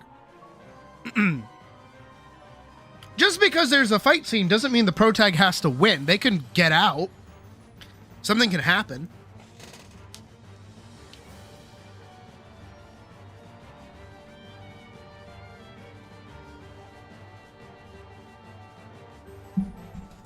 And really, what you should be taking away from this when I say like making interesting fight scenes is that step one, the most interesting thing that you need is your character needs a motivation. To spoil my own work further, Paladin, for example. The first fight with Red Fang, the night guy, right? Where he's fighting Elise. This is that first section. This is somebody who you hopefully like, and somebody trying to kill them.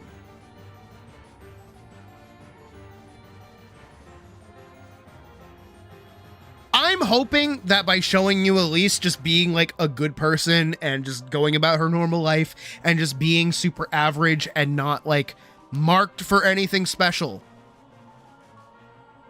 He goes hee hee hee regardless of the kill. Good. They're random noises MJ has made. Good. You fucking should. I want it. Also, hi Raymond. This is our first fight, right? And it's the most simplistic of motivations. Elise wants to live.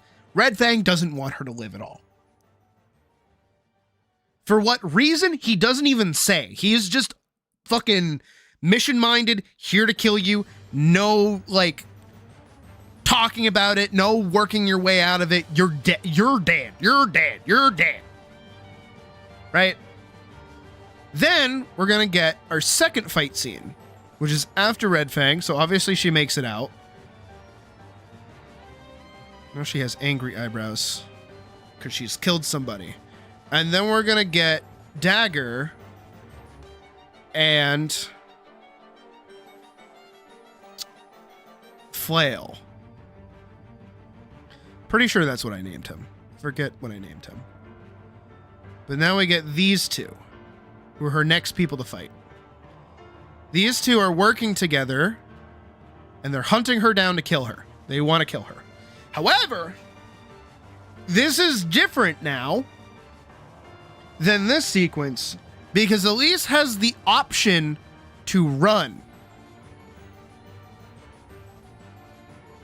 But these two not only want to kill her, but they, now without Red Fang telling them what to do, are free to go kill innocent people. Innocent. And that's what they start doing, is they start sacking a town. Or they start sacking like an inn on the road. And it's like connected buildings where people live there. Right? So now they're trying to kill innocent people. So now this becomes Elise's goal, is to kill them in order to prevent the death of innocent people. This gets a little more convoluted, of course, than just earlier, but now Elise actually is given not only like she has a choice. And this is only just the setup to the fight. I'm not even talking about the proper fight itself and how the fight plays into it. This is all just motives. You know? The motivation here is just to stay alive. The motivation here is instead doing what's right with the power you've been given, responsibility, power, great power, blah, blah, blah. You get the idea.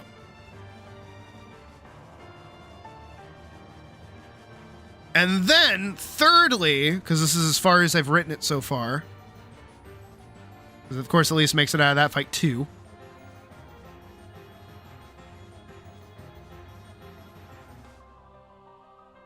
We get Potemkin.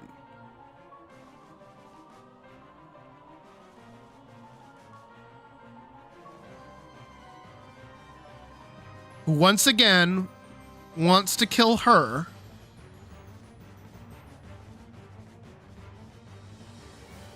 But Elise has to kill him in order to get the silica.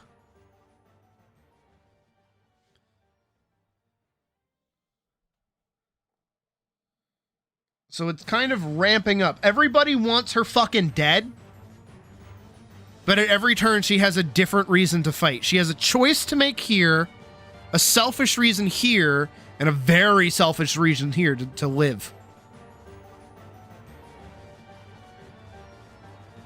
Not only that, each of these fights need a gimmick. They can't just be smacking swords against each other. There has to be tactics. Something more interesting has to be going on here. For instance, in our first fight, Elise has no idea what's going on. She's being attacked. She doesn't know what the sword is. All she knows is that her body is kind of doing things without her controlling it, and she's trying to like figure out what is happening. She's fighting for her life. She's stressed out. She's scared. All this other shit. So this puts a lot of fear in this situation.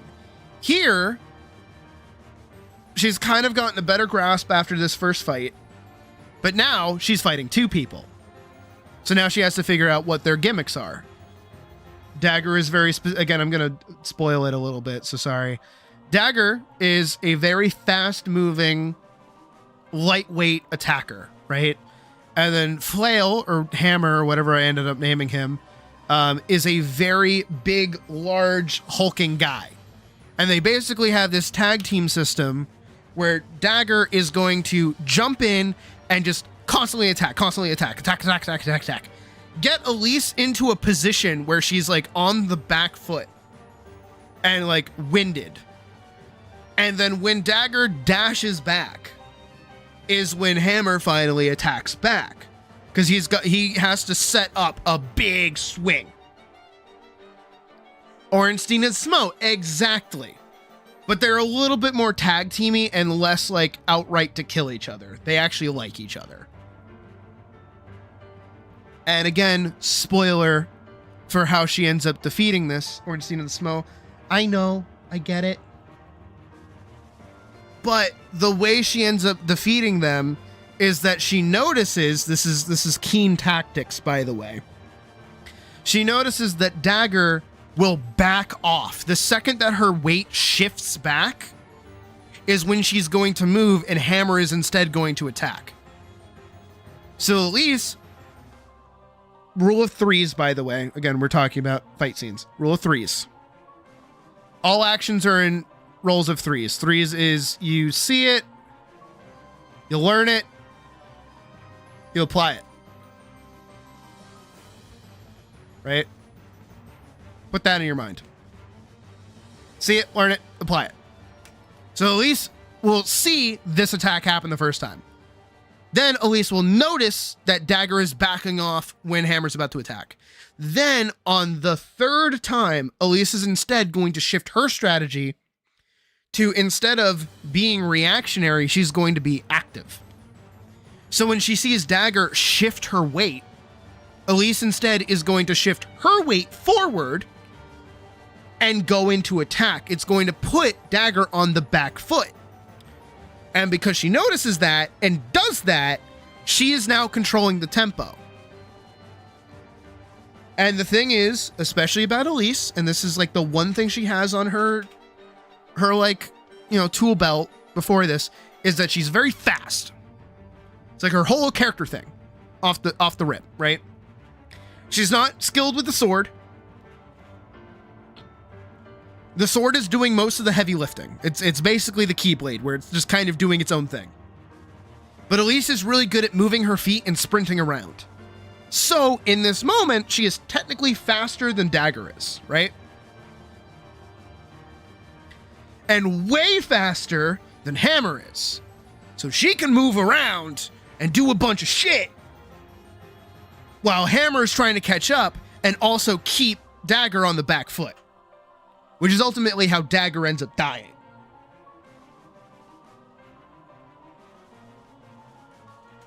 And then Elise can turn around and start fighting 1v1 against Hammer, who, being slow doesn't necessarily mean that he is bad at fighting. It just means that he has to do like a lot more work than the two of them working together. The basic is that Red Fang is really strong by himself. But he's like equally as strong as both of them fighting together. All three of them together are a threat. But Elise got really lucky where they're all split up.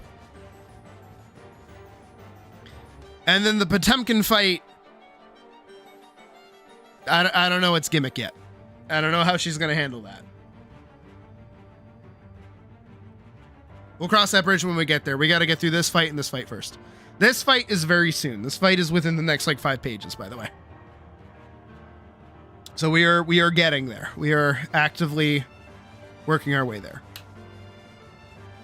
And if you want a good example of body language, I'm going to glaze myself for a second. And if I see, oh, we lost our 69. God damn it. Piece of shit. Rata doesn't show up for a while. She's not till like way post Potemkin.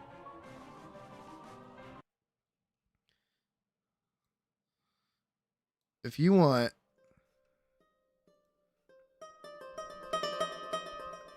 I'm gonna scoot myself over here. Down here. I made this. Like years ago in school.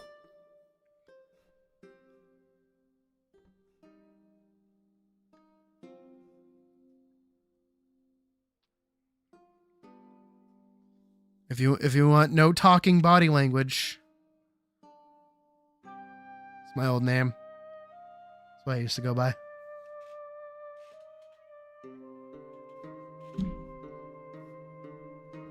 Intro takes fucking 3 to 5 business days. Still really proud of that title drop. It's really good.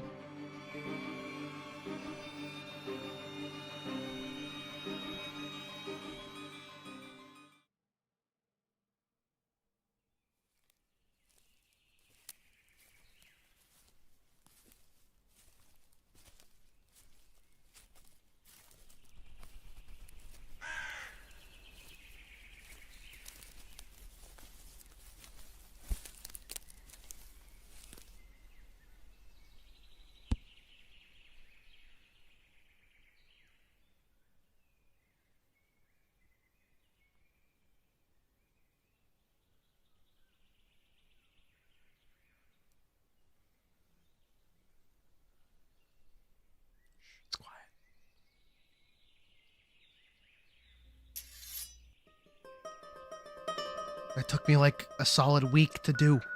That little sword sheath thing.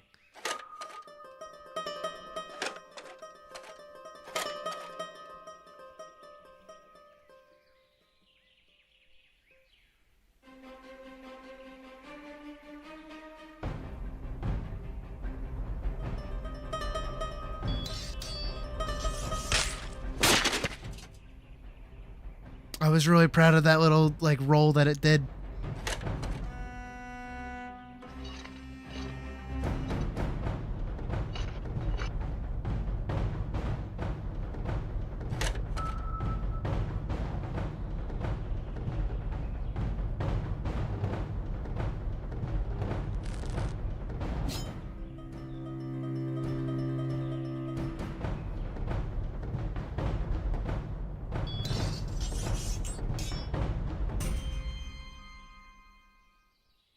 No dialogue.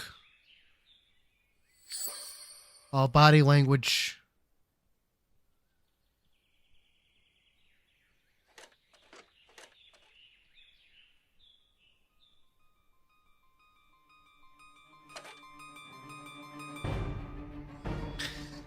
There was supposed to be more sequences here, but I ran out of time, so I just kind of like did a little doodle. And then used a lot of sound effects to let your imagination do most of the work.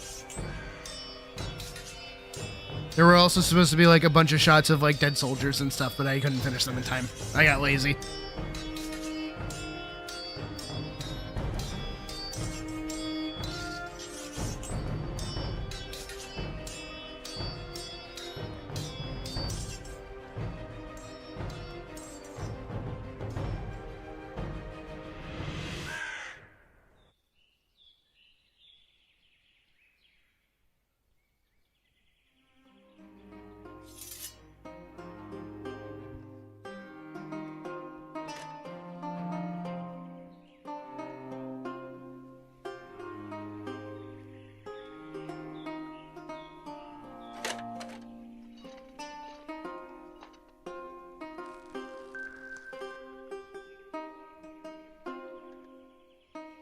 And the music is so good.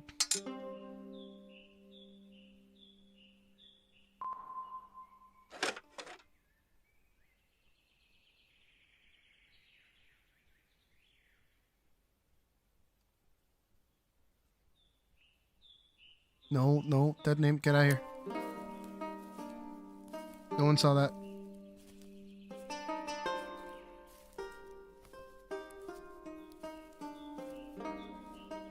I should make another animated film at some point. Something Paladin related, though.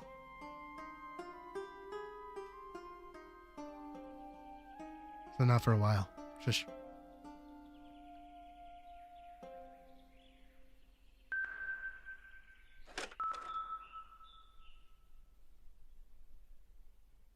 I was really proud of that, like, little, like, glooping animation.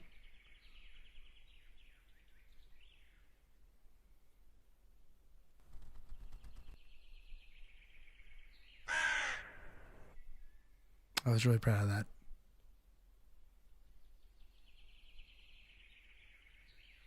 Look. Oh, yeah. Daniel Rowe. Same guy who did Star Wars Mpreg. There's Hollowed and Misty and like 3 other people that I don't remember. I used to be on TikTok. That's wild to think about.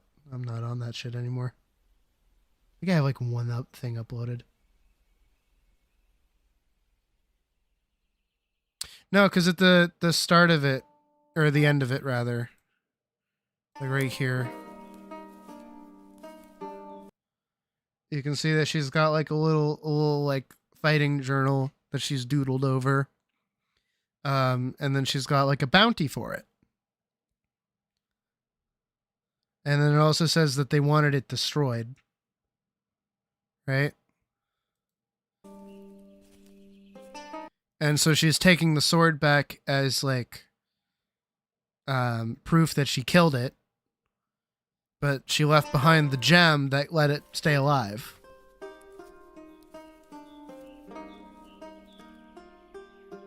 Which is why, you know, when it's back here, she left like a note for it.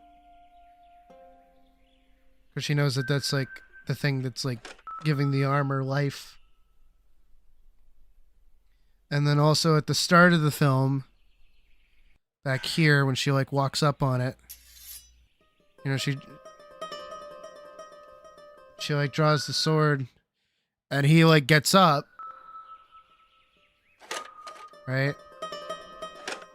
And she's just like, we're fighting, and he gets up and he does like this little pose. He's like, yep, I'm tired. He's slumped over. He's like, okay, we're just gonna fight. That's what we're gonna do. And, you know, he originally, again, like it wasn't in the actual film, but it was intended to be, there was going to be like a lot of other dead like knights who were there recently. So this is like, hey, this like possessed suit of armor keeps killing people. And we want to take it care of. Only for her to salute it, showing it respect. And he also matches it. He salutes as well. And then they begin the duel. And then it also demonstrates why it's like impossible to kill. Because the fight's over that quickly, but it gets right back up. Right?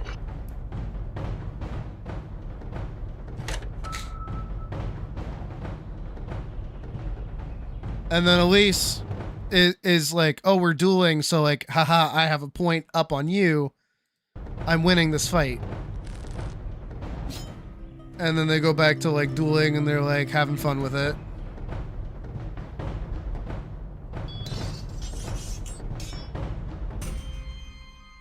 And then he also kind of cares, like, because he's like, oh shit, I didn't mean to like cut you that bad. And then she also demonstrates that he doesn't have to worry about hurting her because she can heal herself. And then she gives him the point for the credit, and he's like, no, you hit me in the helmet too, which she did. So now she has 2 points, he has 1 point. They call it a double. And then they duel. And then they duel for a while. And it's about here after they like, you know, they have another double. So where they would both get a point.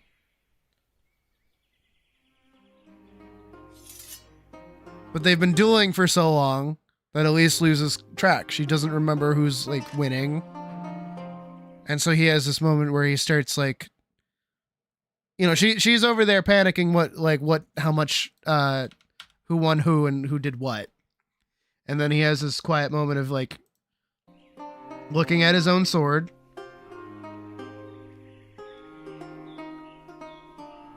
And she's like, I don't remember what. And then he gives up willingly, unbinding himself from the sword. And then Elise taking the sword disconnects the little soul gem which makes him ultimately defeated, the thing that nobody else was able to do, because nobody else was able to duel him in an honorable way that allowed him to willingly forfeit.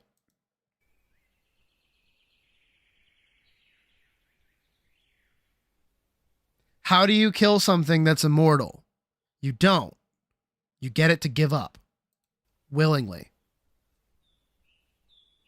No, dead name, get out of here.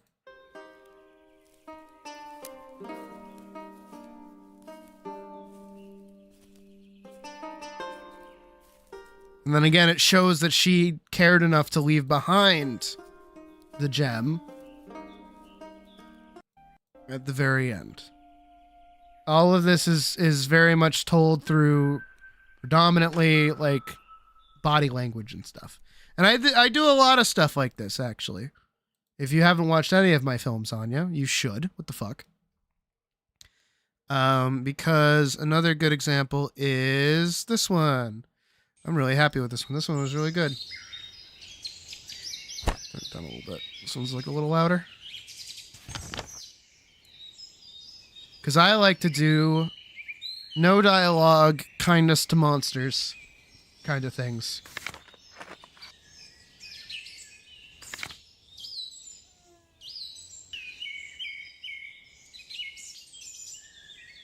I like this one a lot.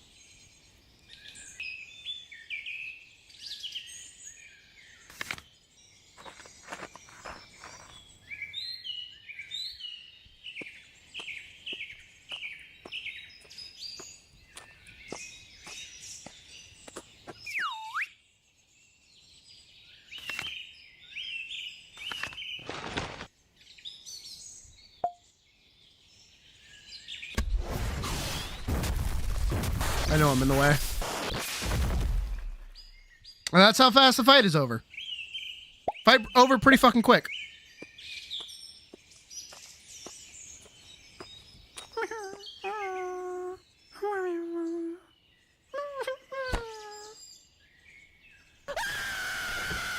Yeah, Doctor Who does that pretty often.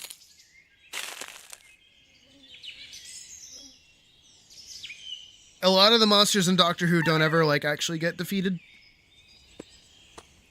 They just kind of get solved. Which is what you should kind of aim to do. It makes, like, encounters a lot easier. Well, not necessarily easier, but just, like, different. Because, like, everybody, when it comes to, like, fighting and stuff, like, wants to see the other person die. Right? That's, like... Death is like the ultimate defeat, right? You can't come back from being dead and not have death suddenly not have like consequences anymore, if that makes sense, right? And that's the same case for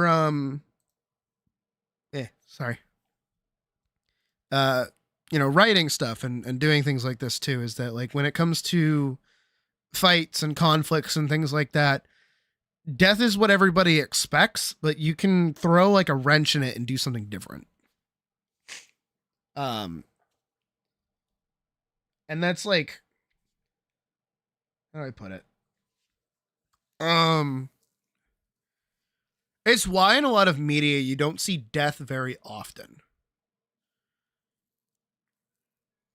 And so when somebody does die, yes, exactly.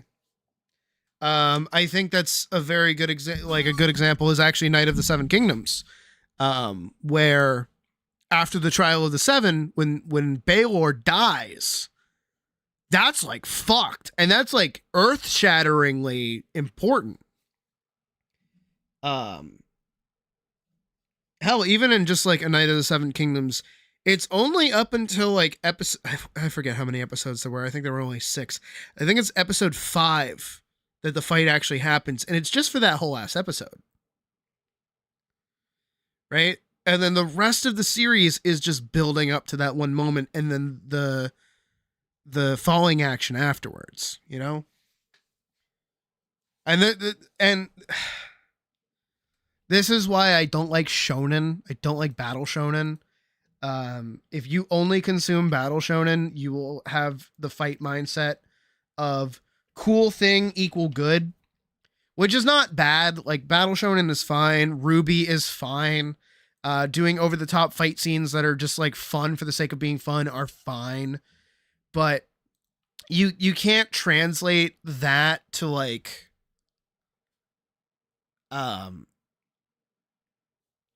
you can't translate it to a comic, and you can't translate it to a book as easily.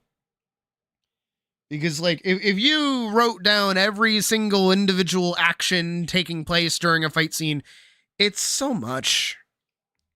Battle Shonen. You don't know what a Battle Shonen is? You've never heard of a Battle Shonen? Shonen manga. You've never heard of that? Battle Shonen is a specific kind of it's a specific magazine in Japan where manga comes out. That's what Shonen is. And Battle Shonen is like technically Dragon Ball. Dragon Ball's like Super now is especially Battle Shonen. What else is fucking Shonen? Pretty much any of the the garbage shit that you see nowadays is so I'm turning on music. Pretty much, if you've ever seen like an anime where it's just main character gets cool, awesome power, and then they go and fight people with also cool, also awesome powers. And then like the power scaling just starts going up and up and up, and we must do cooler battles every time. That's Battle Shonen.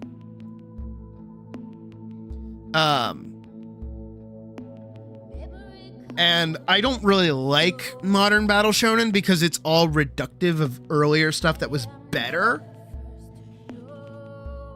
Because it's not even that shonen is means battle manga. It's because Shonen Jump is the publishing company that would publish these chapters of these like young male demographic targeted series, and most of them nowadays are built off of the big three, which is was Dragon Ball part of the big three? I think Dragon Ball was part of the big three, right? Anime big three. One Piece, Naruto, Bleach. Okay. Everything that we have nowadays is reductive of One Piece, Naruto, and Bleach. There's usually some kind of school element in it, because it's usually like high school or like a college kind of thing. There's usually some kind of like mystical, magical power that makes the main character the most important person in the universe. There's some edgy friend of the main character that ends up like turning on them, or they're just like best buddies forever, but he has like a bunch of swords or whatever cool. And everybody has their own unique powers, and everyone has to explain their powers because they have to talk about who they are. They're more power than they are character. You'll see that happen a lot in like really bad shonens, or like really bad anime, where it's like a character is only as good as their power is, and that's why they only show up when they're around. One Punch turning into almost a parody of itself recently. How is the parody of a parody turning into a parody of itself? It breaks my brain. Another, oh God, what else is there? My Hero Academia is like a really bad example. Cause, I hate My Hero. I'm so sorry if anybody likes My Hero. I fucking hate it. That shit is garbo.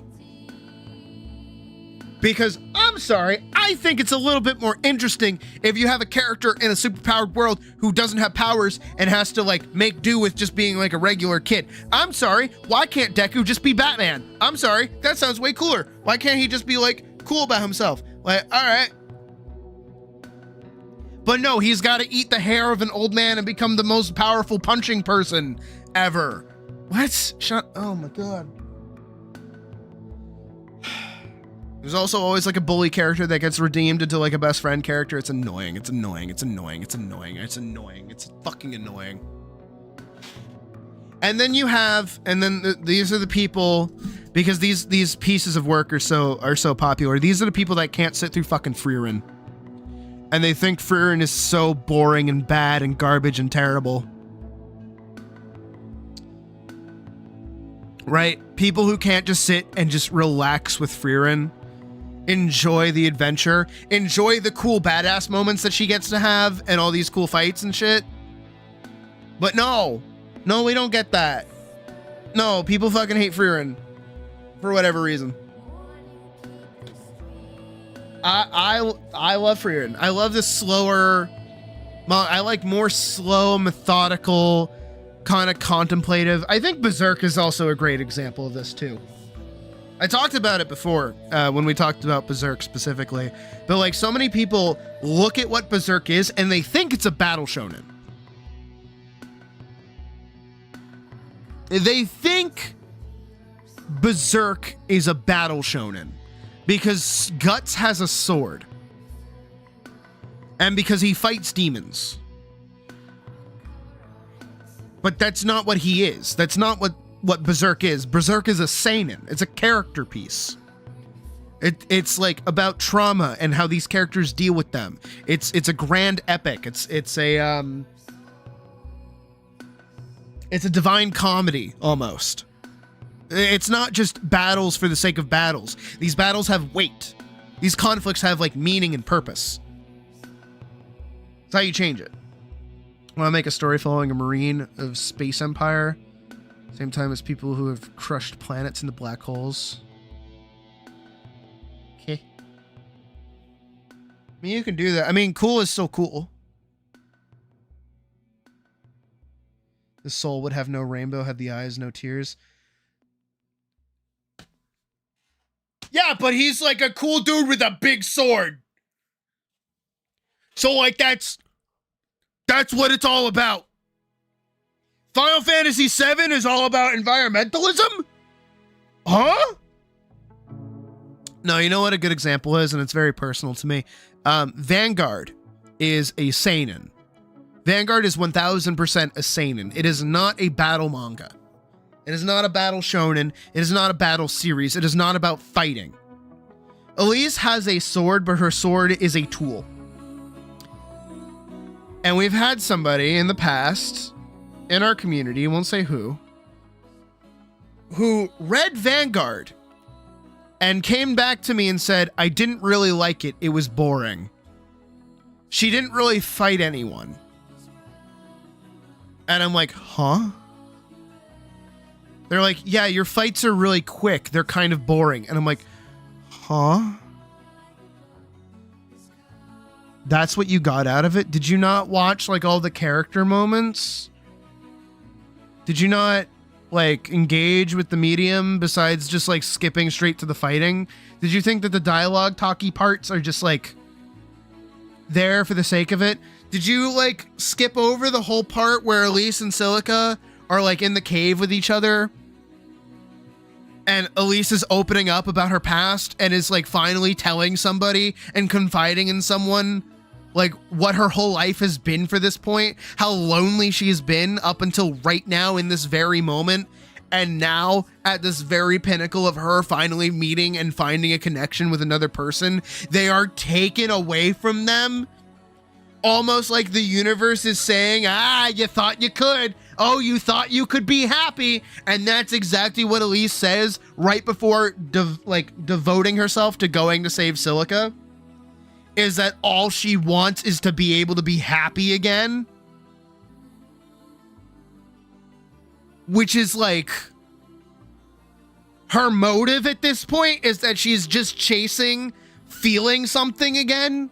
Because she's so cold and distant and doesn't know who to open up to because no one respects her as a person. And the only person to do that has been Silica, who took her and slowed her down after we got the entire first session, where most of the time people are calling her by her title and making assumptions on her based off of what she does for her job, when all she's doing is just trying to make her life better by reuniting with her best friend.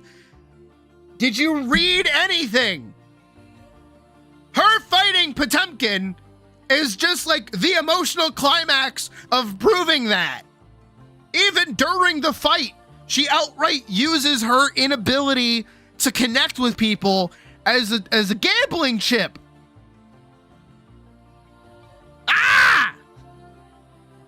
And then they went, oh, I'll go read it like that instead. I'm like, ah, you should have read it like that first. Because again, I know that's going to happen with Paladin as well. I know people are definitely, you know, gonna like wait for this fight to happen. And we do get like 2 fights back to back pretty quick. But those are establishing fights. That's what they do. They're purposeful in the narrative. They're not just there for cool, flashy fight.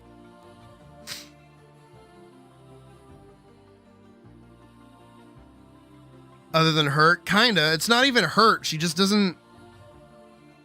She's alone. That's just her character. That's who she is. She feels disconnected from the world at whole. Which is for more than just that reason, but still. Like, Vanguard Elise is fucking out there. And even this Elise is gonna go through some shit too. Like, poor girl.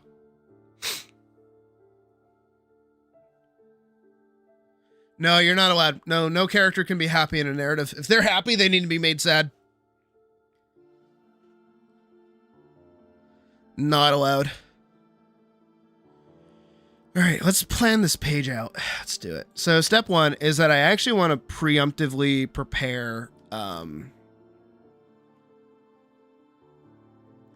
big shot here of like the outside. So this is going to be another annoying section. But I kind of want like an establishing shot here of her about to open the door. So there's like the door here and then this here. And this is like this. And then the horse should be like right here.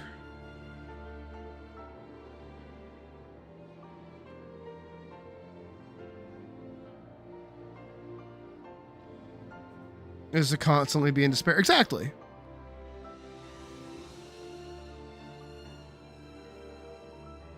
To have a story is to have conflict. There needs to be conflict for a story to happen. Imagine if you had a story where no conflict happened ever. How boring that would be.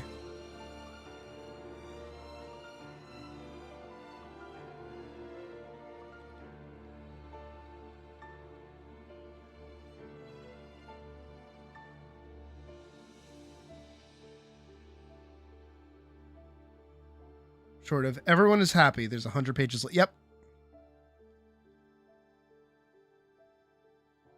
Conflict doesn't end. Conflict doesn't go away. Conflict will always be there.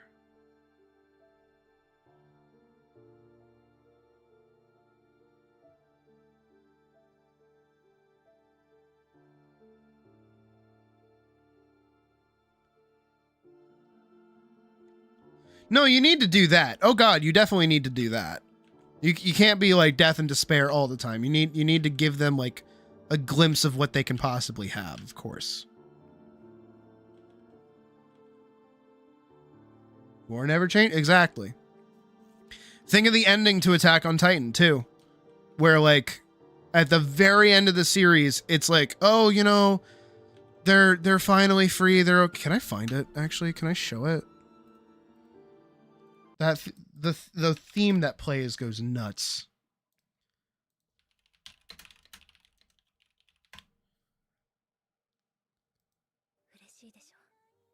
Yeah, all right. We're just watching a lot of anime today. It's okay. So this is after everything. Everything's chill. Eren is dead. Fuck you. If you haven't watched the show, what the hell is your problem? Attack on Titan's great.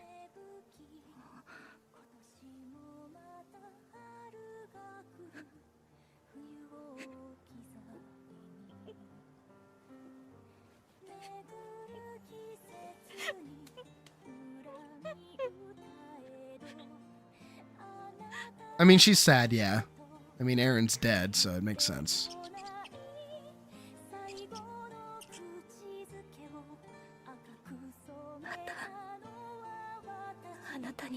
Well, you won't. He's dead.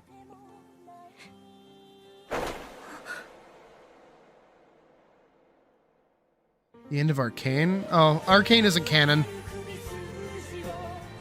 I mean, it is being made canon, which is dumb, but eh.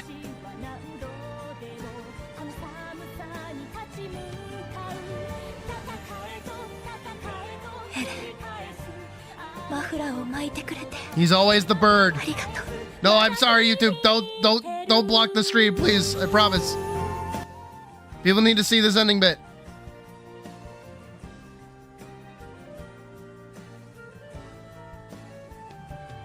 Don't yell at me, YouTube.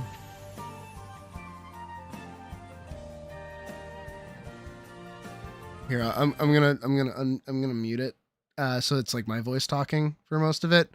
So we get this sequence of like time passing, and like the tree and like, you know, these two people at the tree. Again, it's all down here in this very small bit here.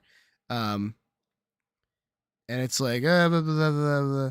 And then like people are all gathered around, and I'm pretty sure like Mikasa passes away, and then they bury her at the tree. Which kind of sucks. Sorry, Jean. And then Mikasa passes away with the scarf. And then we get to this part of it where it's like, you know, everything's raining. And then we get, well, you know, music's playing, yada, yada. And then they start to, and now they're industrializing. They turn the park into a tree. Industrializing.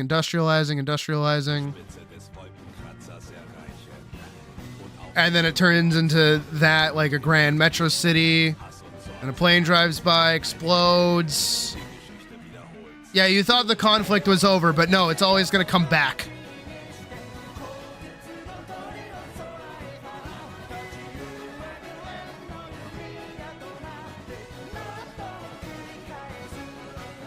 Just because Aaron finished his fight doesn't mean that another fight won't start. And then it all repeats all over again. I can't keep playing it, otherwise I'm going to get claimed. Well, it's already claimed. Like, the video's already claimed, but you get the idea. Everything repeats. Everything's the same. Oh. Temporarily, ugh.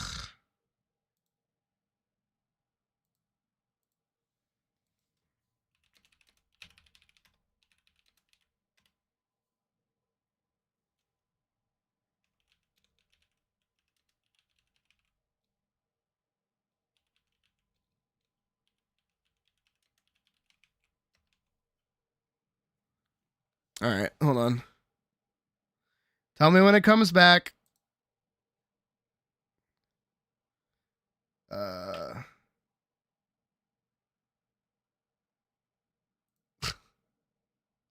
Tell me when it comes back. Will it come back? Hold on. I'm not doing anything, YouTube.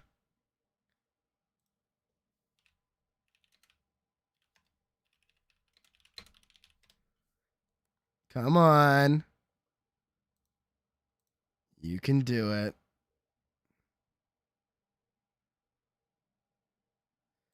What does it say? There you go. Am I back? They detected. Yeah, whatever. Am I back? Hello? Hello? Hello? I wanted to leave a message for you. To help you get settled in on your first night. Hello? You back? Okay, good. All right, good.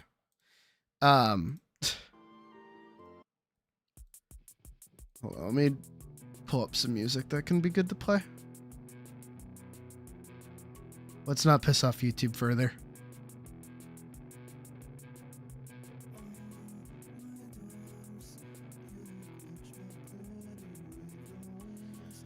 Ah! We'll do old Charlene. But yeah, like Hullud said, only the dead have seen the end of war. Because conflict is just part of life, really. Whether it's warfare conflict, or people being stupid, or people being dumb, war always happens. I mean, look at where we're at right now. We're technically at war. But I need...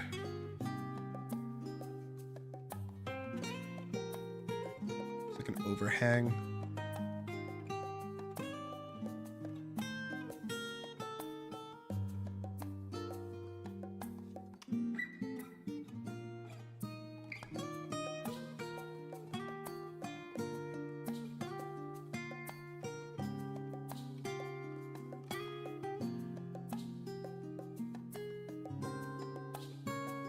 Life is naturally built on conflict.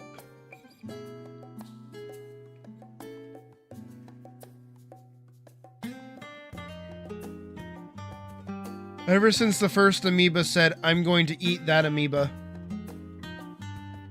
Conflict. Our species' existence relies on another species' existence ending.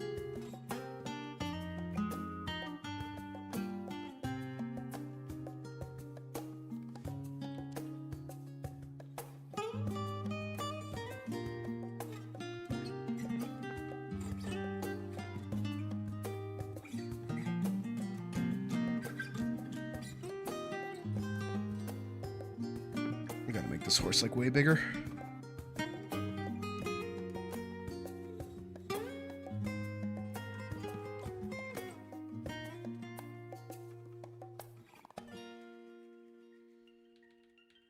Melissa's like down here. Someone is gonna want someone dead. Exactly, yes.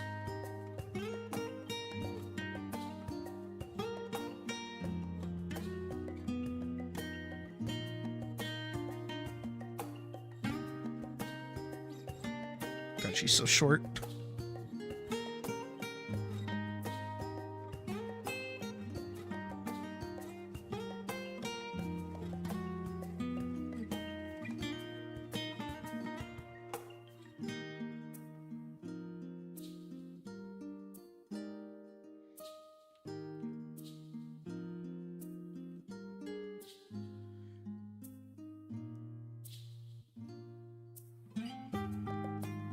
It's also the same thing of like, you guys have heard of like Mary Sue's before, right? Obviously, please. That's what a Mary Sue is. Somebody that goes through a story or a narrative with no conflict. They just get everything that they want. Everything is handed to them. Everything is given to them. They don't need anything. They don't have to try for anything. Think about all the people that you've ever seen in your life who piss you off because they never had to like work for anything. They're just given everything for free.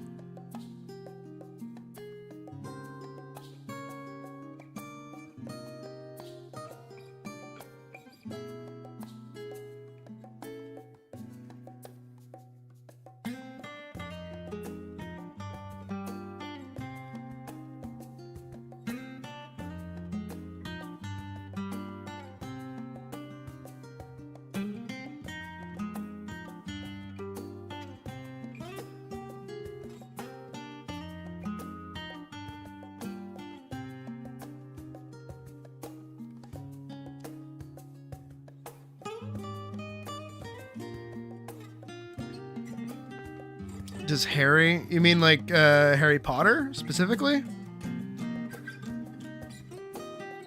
I would say Harry Potter is a Gary Stu only in the first movie. I think after that, he is kind of like, he does a lot. He gets a lot of help from people, which kind of makes it seem like he's given things, but it's because he makes good connections. He's got friends.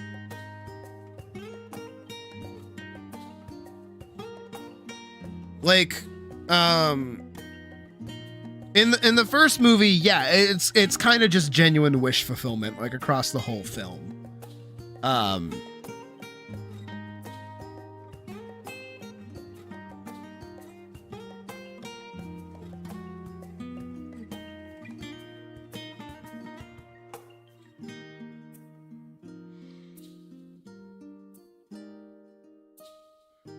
We're gonna get the little doorbell ding again. And we're gonna get this shot.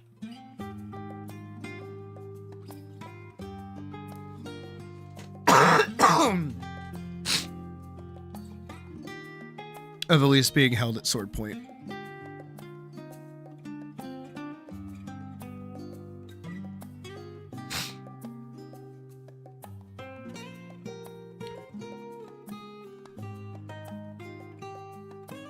Oh. No, I thought you meant One Punch. My bad. But I feel like One Punch is also a parody of its own parody of itself, you know what I mean? But yeah, One Piece does feel like so. Especially as of late, but that's probably just Oda.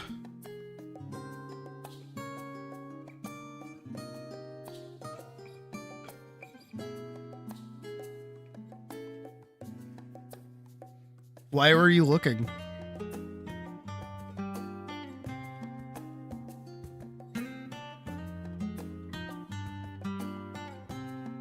Got fucking clicker trained, idiot.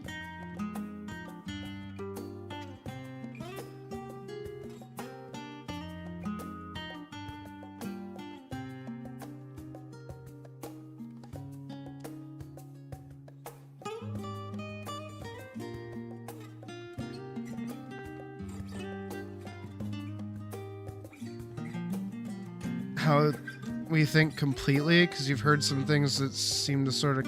What do you mean?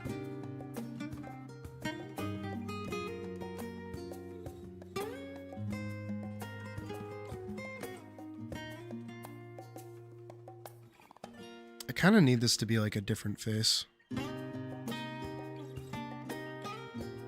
I know this is only like the brief sketch.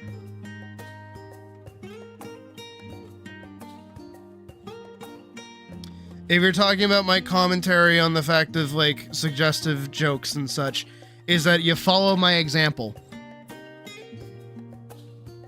I didn't say that they were going away. I talked about this like all day yesterday. They're not going away. But if you're like being obnoxious about it, the mod team will step in. If you read the thing, which somebody else didn't do, still mad about that, by the way. If you read the damn thing, it says, follow my example. I'm very uppity about people reading my stuff. I write things very particularly, especially when it comes to rule changes.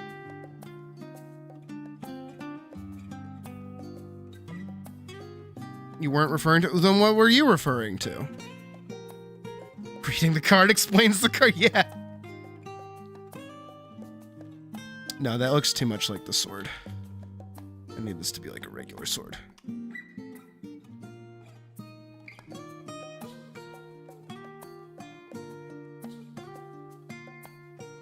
Then what are you talking about?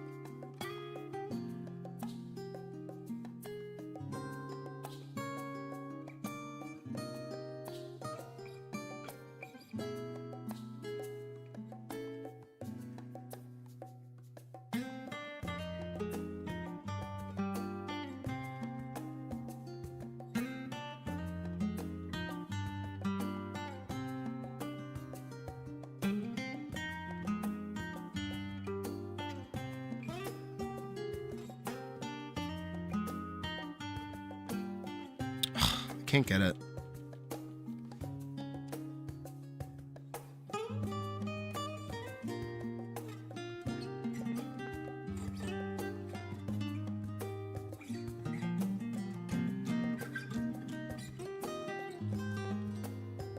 I think I'm just not happy with this head shape.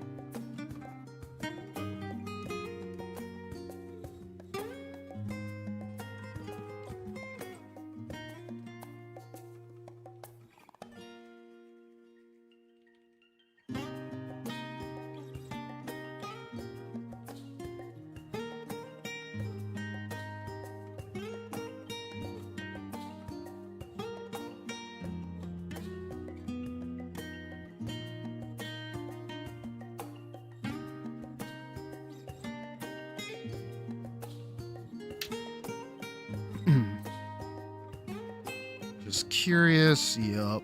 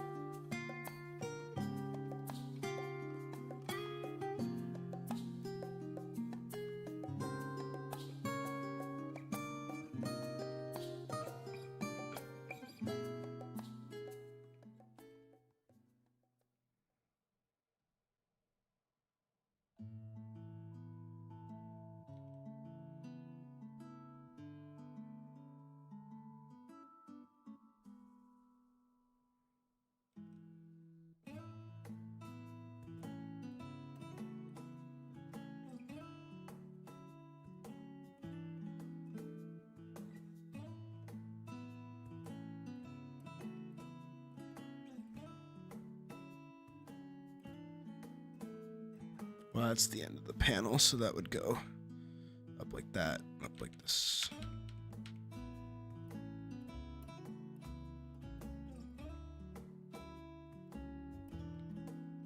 And once again, teaching moment. This is the page turn of tension. So there's this magical thing that happens, especially when you read a book, right? Of formatting and mapping out your book. If you've ever heard a book be considered what's known as like a page turner, this is basically what they're doing, but with words.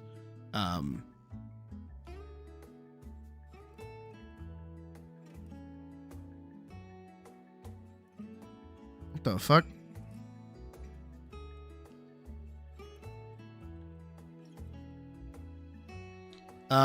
Maybe not so much as a race, but we're fucked in general. I don't know. That's very specific. That's a very specific opinion that I have. That I don't know if you're entirely capable of hearing or even understanding or comprehending.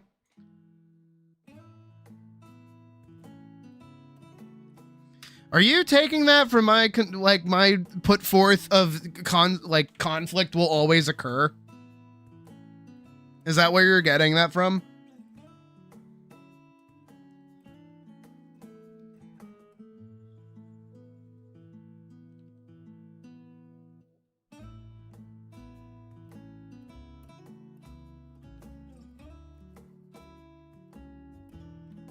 Also, damn, my $30 skills are starting to pick up there a little bit.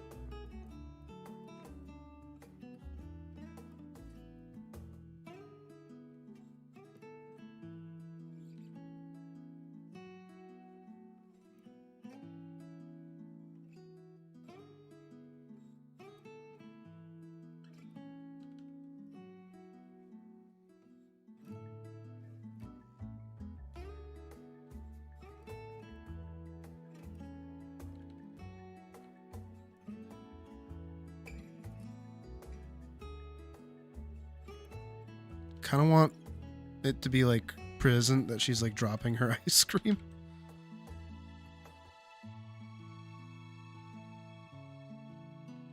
Which sucks. I want her to have an ice cream.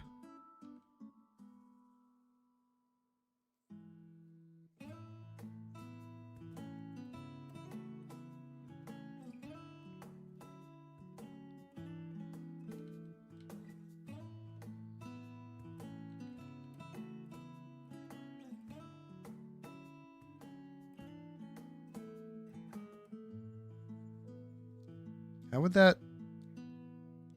like a thing here. There's like a knob. Just turning the knob. Oh, shit. It's like to the door. Right? So that's the door. The D-O-R-E. The door. So her thumb would probably be wrapped around the door. Same thing with her hand. That kind of. A little deeper in, like here.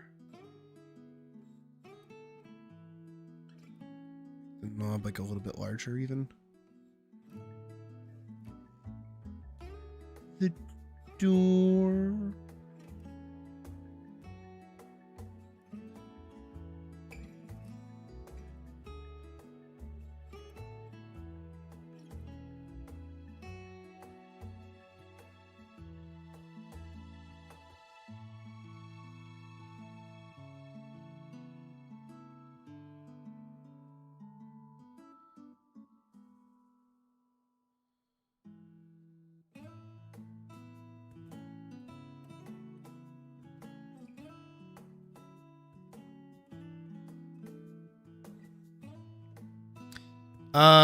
We're not fucked, but we're fucked. If that makes sense. Alright, this is way more of a talking point than I would like it to be. Because I am very much so involved in politics. As much as I wish I fucking wasn't, but it's the world that we live in. I need something like a little bit more dire than this for music if I'm gonna talk about this.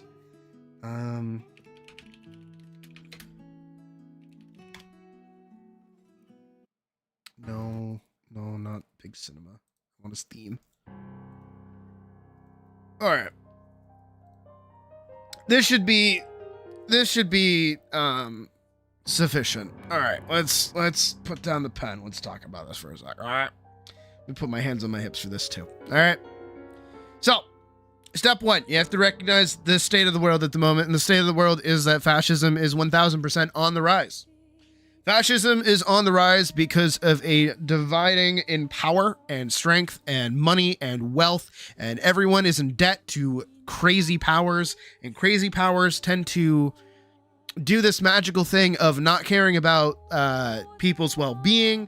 They don't care about people's health. They don't care about any of this. So the more that we're in debt to these powers and these people, the more these people tend to have said power. And because they don't have any morals, because that's how they got power in the first place, they continue to loop in on themselves and get worse and worse and worse and worse until they Ouroboros themselves, and they end up being eaten by their own power and their own problems. This has been a thing for years. This has been a thing for decades. This will always be how the world works. It sucks. It's terrible. It's garbage. However, at the same time, just because it loops in on itself does not necessarily mean that it will always stay like this. We will always have good moments and bad moments. And life is just like that. See, because at the moment, fascism is on the rise. And what will inevitably happen is that the people will hopefully, at some point, wake up to the fact that fascism is restricting them, because at the moment, the thing is that everyone is very, very selfish. Just how people are. And at the moment, what's happening is that there are people out there who are saying, hey, if you put me in power, I will make all of those bad things go away. Those bad things like gay people, those bad things like trans people, those bad things like all the people that you don't like, because they're the ones causing your problems. You're so afraid of them, and you're right to be afraid. It doesn't matter who it is. It doesn't matter if it's the Jewish. It doesn't matter if it's the Muslims. It doesn't matter who the fuck it is. Could even be the Christians. It don't matter. As long as there's somebody to have a group target and be afraid of and blame all those problems for them, that's what happens. It happened in Germany. It's happening now. It doesn't matter where we go. It doesn't matter what happens. The problem and the biggest thing is how we respond to it and how we stop it and how we work with it, because it's always going to crop up. Because there's always going to be something new. There's always something new for people to be afraid of. Being afraid of the unknown is so natural. And the thing is that being afraid of it is okay. That's not the problem. I don't have an issue with homophobes. That sounds weird. I know. I really don't have a problem with them because, frankly, for them, they're only homophobic because they're uncomfortable. Right? And if we made them more comfortable about it, that would be okay. Now, if their idea of comfort is us going away, that ain't really gonna happen.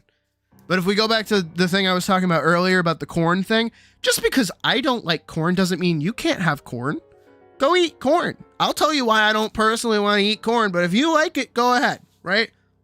That's a mentality that most normal people share. But the problem is that people are easy to believe things that they're told. People are fucking stupid. And especially in the day and age that we live in now, with everybody being centered on the internet, on their phones, doing their own thing, everybody thinks that their opinion is law. Everybody thinks their opinion is equal. Everybody thinks that their ideas are what are worthy and should be heard.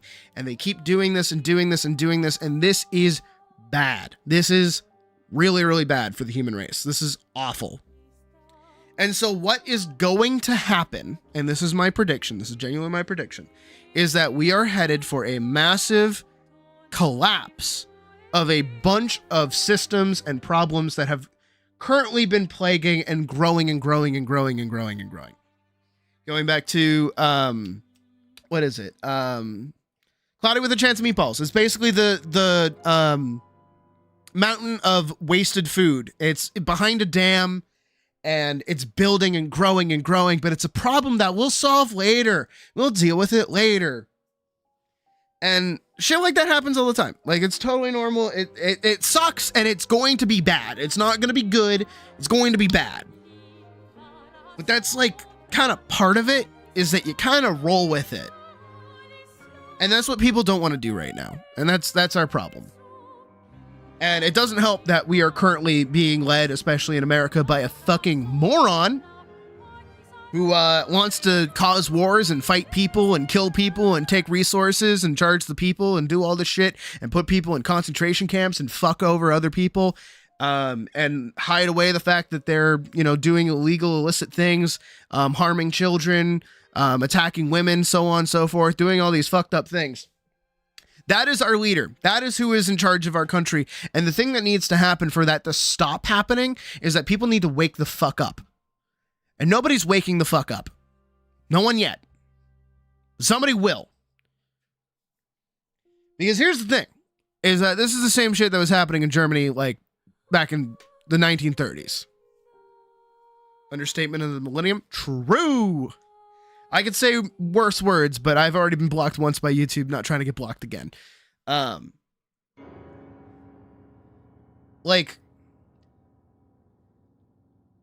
You have to put history into perspective and understand the human condition. And this isn't excusing it, of course not, but it is understanding where fear comes from. In the 1910s to 1920s, whenever World War I was, Germany's economy ate shit hard. One singular loaf of bread for the German dollar was like a million marks for a single loaf of bread. Families were poor. People were starving. Everyone was fucked over. They were losing their jobs. They were losing their livelihoods. Sons and daughters had been killed in the line of combat. They had just suffered a massive, massive loss by a war that technically they didn't even really want to start, but they were involved in, and they're like, everything ate shit. So what did they do? They turned to the people that were doing okay. Who were the people that were doing okay? The Jewish people. Why were the Jewish people doing okay? Because they were smart with their money. It is a bit of a stereotype, but it's true. In that time, their economy had eaten shit and was struggling and was becoming a problem and was having like a really hard time like existing in the state that it was in. But the Jewish people, because of their community, their way of life, their way of sustaining themselves, was easy to point the finger and go, hey, we're all suffering, but they're doing okay. They did this to us, when in reality it was them making good decisions overall, because that's what their religion kind of is just making really good community-driven decisions. They're really good at it. I really like Jewish people. They're pretty great. I'm not grifting. I'm being honest. My stepdad is Jewish. I know how, I get it.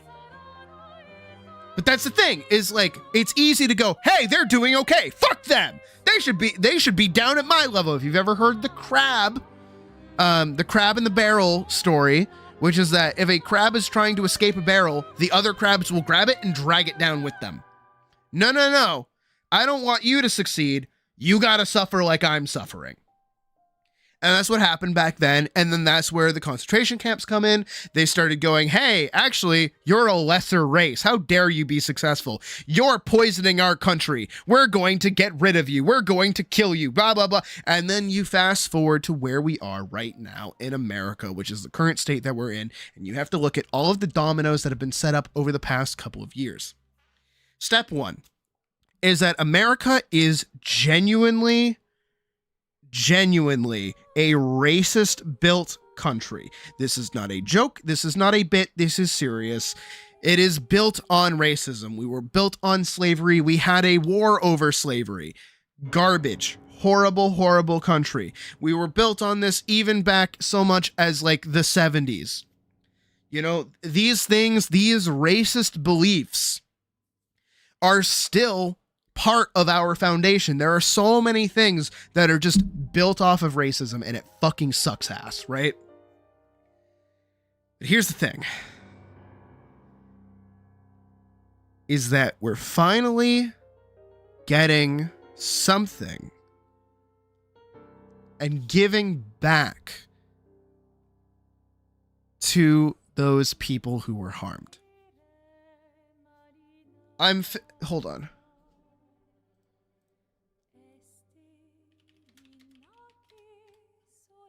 Rosa Parks died in 2005. This shit ain't fucking old. This shit is recent. Okay? Hold on. When did Martin Luther King die?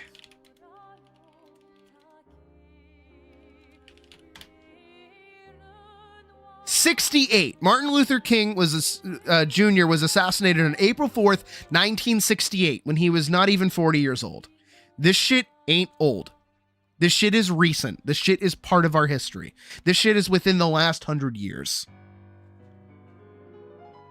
Reparations for this shit ain't gonna come easy. And look no further than how most people react and how most people are actually pretty fucking racist. My grandmother was saying racist shit. Love you, Grandma. Was saying racist shit in the early 2000s. And my mom just hand waved it as, oh, that's just how she is. Oh, that's just how that generation is. It's fine. And now my mom says racist shit. You know, there's always some group that's getting harmed for whatever reason. And you know what? The racists are now being given power. Because you have so many people who are so angry because of the state of the world. Everything is so bad right now. Because evil people were in power, evil people had strength, evil people get to exist in this world that we have and just do horrible, horrible things that affect even us. And we're angry. And all of a sudden, somebody comes up to them and says, hey, little white boy who's angry, did you know that actually that person over there who's just minding their own business and wants to be happy is actually the person who's making you so upset? You should go tell them to kill themselves. That's what you should go do. And then that's how we get 3 separate people coming in here basically making fun of me for no reason at all, because I decide to portray myself as a cartoon wolf on the internet. Where they actually say threats of violence towards me as well. And people feel comfortable doing that. People have those genuine thoughts. People are that angry, that upset, that confused, that disgusted within themselves that they are feeling comfortable now lurching out and attacking people, stepping on those toes, stepping outwards, and voicing those concerns loudly, because that's what the internet now allows them to do. Back in the day, they used to have to sit in a church with each other and wear hoods because they were ashamed of who they are. Now they get to hide behind anime profile pictures and type horrific shit. And everyone gets to see it. And then they get to see how many people like it and how many people agree with them. The president himself gets to post AI-generated content of people being abused and harassed and attacked and murdered for fun.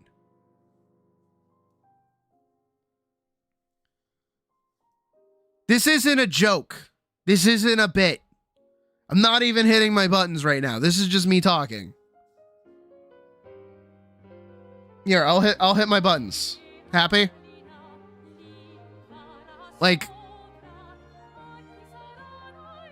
The world we live in is in the shit. There is no jokes about it. There's no bits. There's no fucking anything. But here's the thing, is that it's not hopeless. We're going through a dark time right now. There's no question about it. But the thing is that you have to persist. You can't kill hope. You can't destroy hope. You can only snuff it out for a time, but much like a fire, it'll always come back.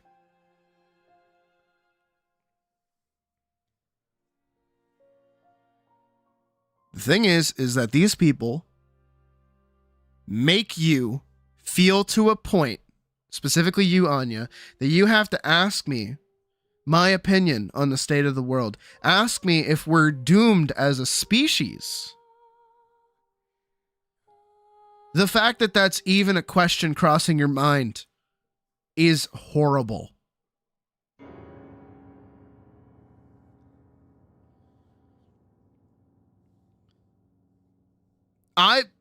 Anya, part of what I do, I know I draw big booby bunny girls and shit all the time, but the thing is that I study very much so human history and human conditions and how we exist as a species and just how we are.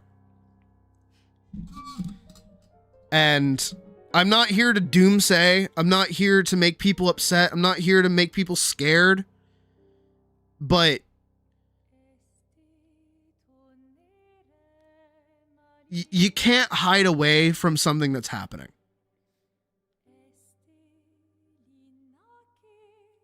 You know, everything that's going on right now sucks. Don't get me wrong. Everything that's happening right now is scary. You know? We are currently at war with Iran. It's not good. You know, we're not in a good state right now. We should be horrified. We should be scared. And if anything, you should be angrier than you are. If you feel anger, you should be angrier. But you know who you should blame? You shouldn't be blaming the Trump supporters. You should be blaming Trump himself. It's him and his decisions that have led him to this point. It's his manipulation and his coercion of these people who are too stupid to recognize their own inequities, or whatever the fuck the word is. Inability, stupidity. They're dumb. They're dumb as fuck. It's not their fault that they're stupid. It's the system that has been playing the game longer than we've been alive. That's the fault. You know whose system that is? It's Trump's system. It's the government system. When people talk about systemic racism, when people talk about systemic patriarchy and shit like that, this isn't just for women. This isn't just for people of color and different ethnicities and stuff like that. This is for everyone.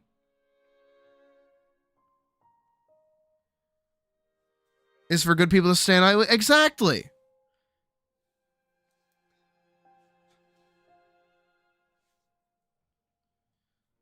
It's not our fault. It's not. There's nothing we could have done. The game was decided before we were even here. This is why I hate voting. It's why I hate the American government system at this moment. Voting at all is just a joke, because really all it is deciding who gets the bigger paycheck. Trump versus Biden, Trump versus Kamala, Obama versus fucking Mitt Romney, any of those, it doesn't matter. They're all the same fucking person.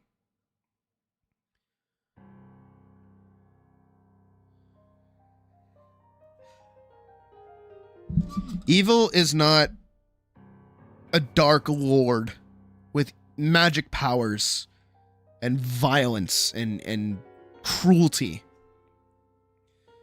Evil is somebody who tries to inflict their own misery on others. Someone who is small and scared, given the ability to turn other people small and scared.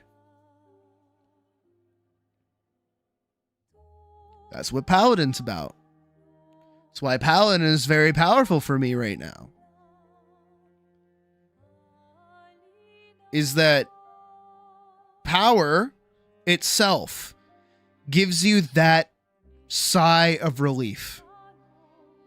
Suddenly, you're at the top of everything. And when you're at the top of everything and someone's coming to take you down, you're going to do everything in your power to stay there. Hey, so there's this thing. I don't know if you guys know this, but it's called martial law, where someone can, during times of war, stay in political power. It's almost like that's what he's trying to do, is set up a multi-year war with a country so that he can dictate martial law and stay in power after his session is over, because people are trying to take him down from the top of the world.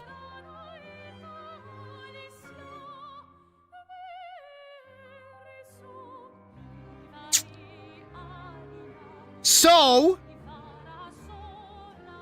you know, that sucks, don't it?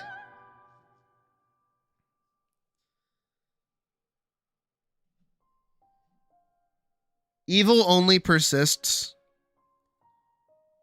and abusive power only persists. Because there's no power to stand against it. Or because that power has been hidden from those who have it.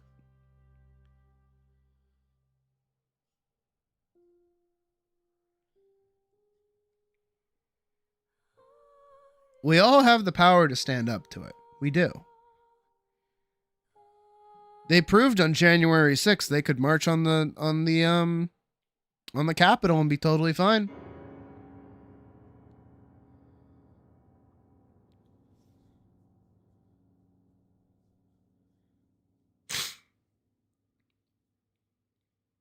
I'm not saying anything like that, but we just need a V. We just need an idea. We need somebody to come forward with an idea and say something that everyone else is thinking, and finally give them an outlet for what they feel. And what everyone feels right now is fear. Right now, everyone is being told to fear something different. For some, it's gay people. For others, it's black people. For some, it's Republicans. For some, it's Southerners. For some, it might be just people from Texas in general.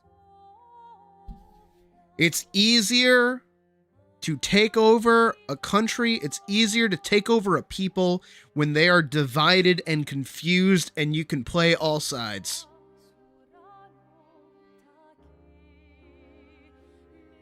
There's no better time to be a gun salesman than when there's a war going on and you're selling to both sides.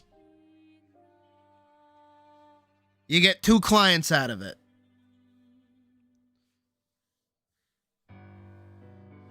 Wartime economy, Jack. But again,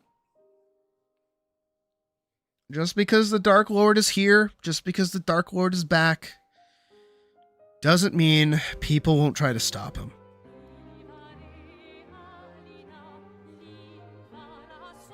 It might not be me. It might not be you. It might not be soon. But it'll happen. It will. Someone stopped Hitler. Someone stopped Stalin.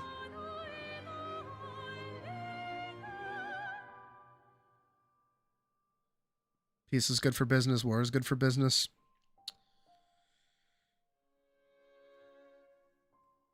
Looking to protect yourself or deal some damage. The world sucks. Humans suck because we're stupid. We're really, really dumb. Because everyone thinks that they're smart. You're only smart when you realize you're stupid and you don't know everything. That's what I try to do.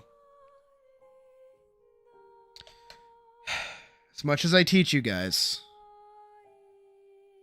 I don't know everything, and I'll never know everything. I'll know just enough.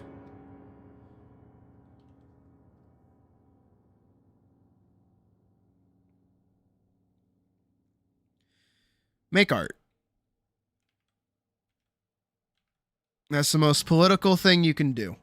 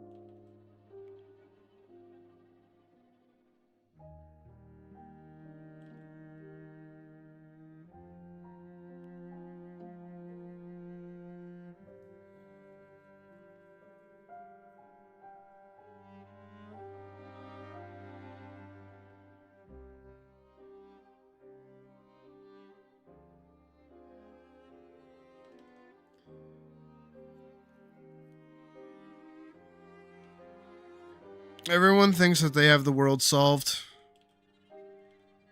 No one realizes that the world isn't meant to be solved.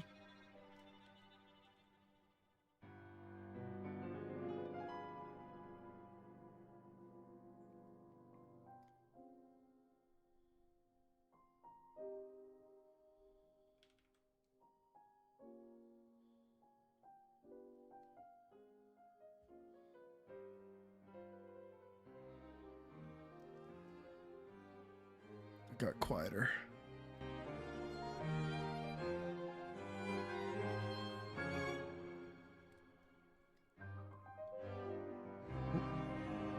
Nope. Get big.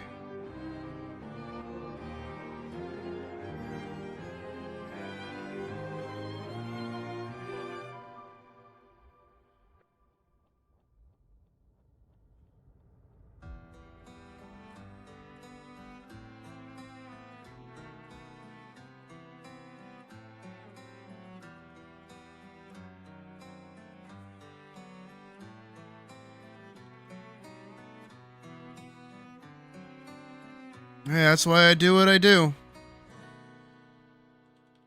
In a world that's fucked up, I like to have my own little sanctuary for everyone who wants to feel comfortable.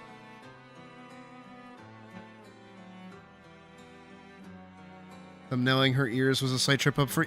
See, you get it!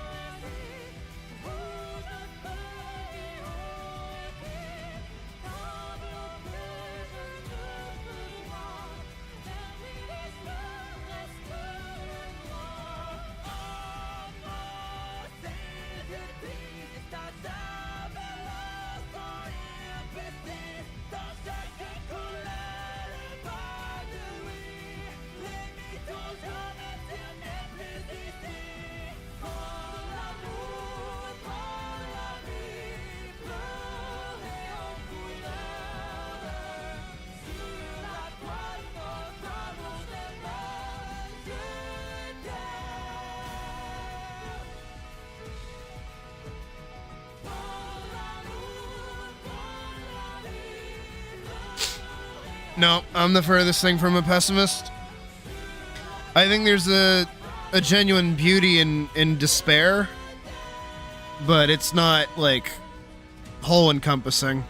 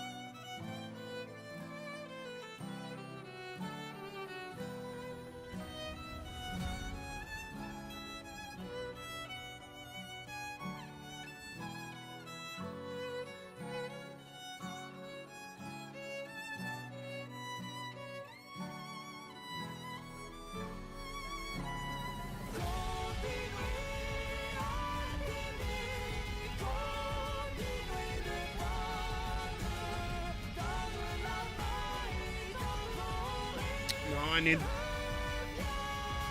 He doesn't have a mouth, he has his beard.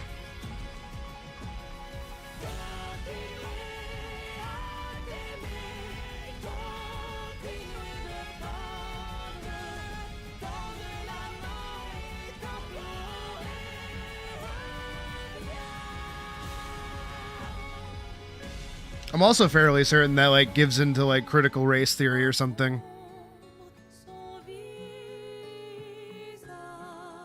Where it's, like, it's pre-built into people to be violent or something, which is stupid.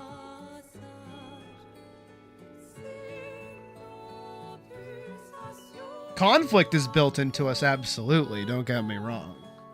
That doesn't mean violence is built into us. Conflict is natural. Violence is different. I'm pretty sure it's called critical race theory. Am I right? Hold on, let me Google that. Let me make sure I'm saying something right.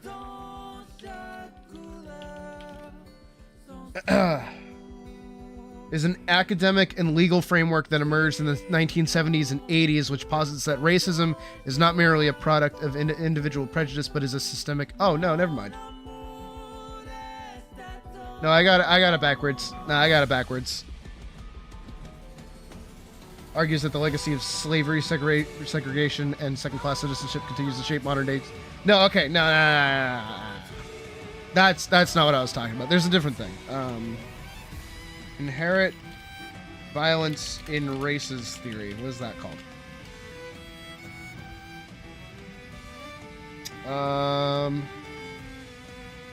The idea that violence is inherently linked to specific races, often termed race science or biological That's it. Biological determinism. There we go. Not critical race theory. My bad. Knowing words and definitions is important, because then you don't make decisions like things like that.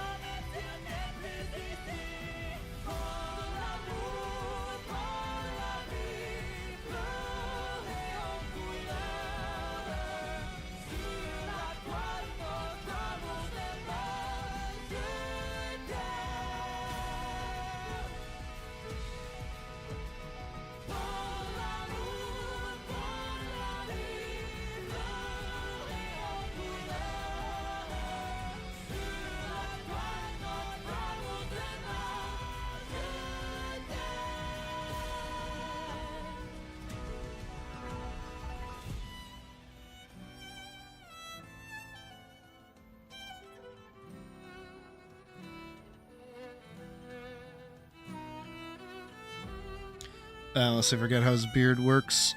So I'm just kind of drawing random mustaches.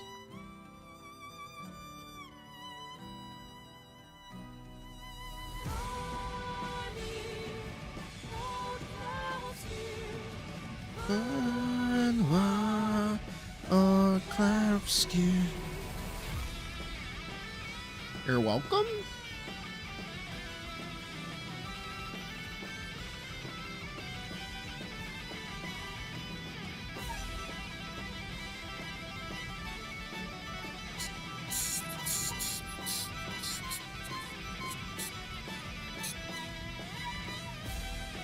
I'm pretty sure he had elf ears. I can't remember.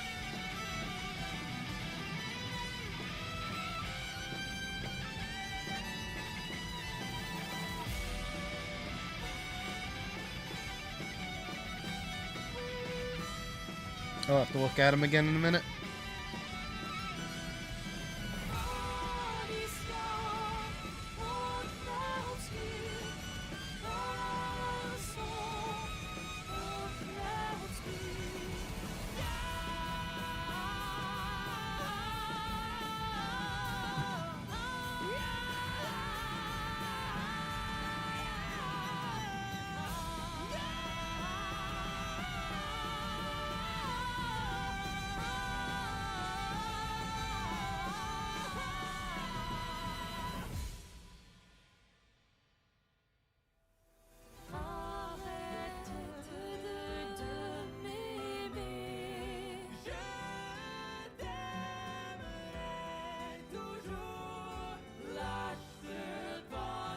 Yeah.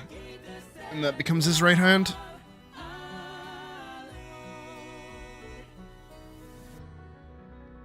Ooh.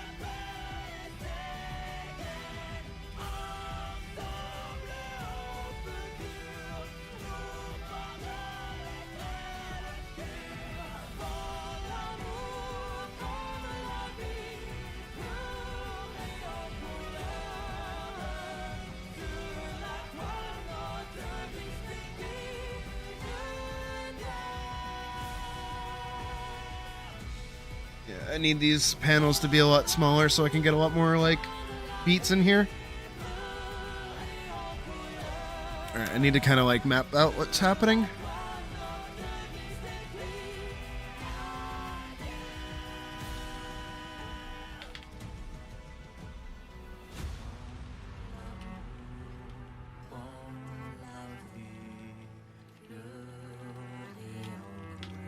Good man.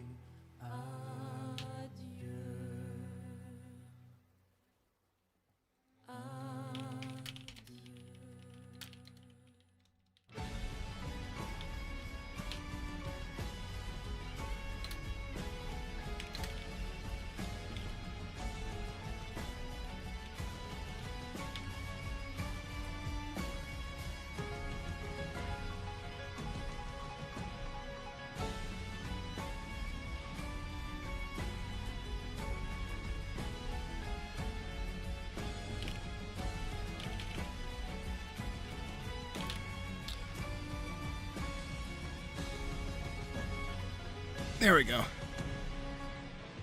We'll probably shift this around like later to kind of give him like presence around the counter instead. Because especially after this, like he should definitely swing out.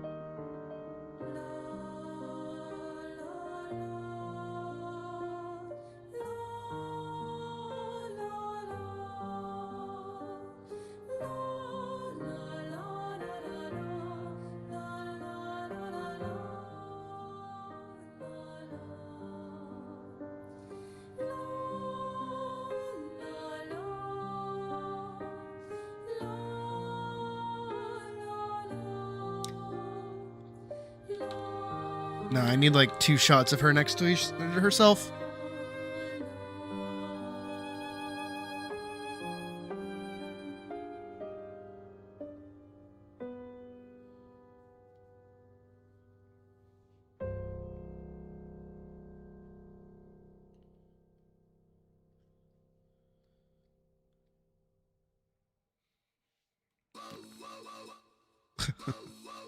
No, I can't do this song. Also, give me 1 second. I'm going to step away. I'll be right back after this.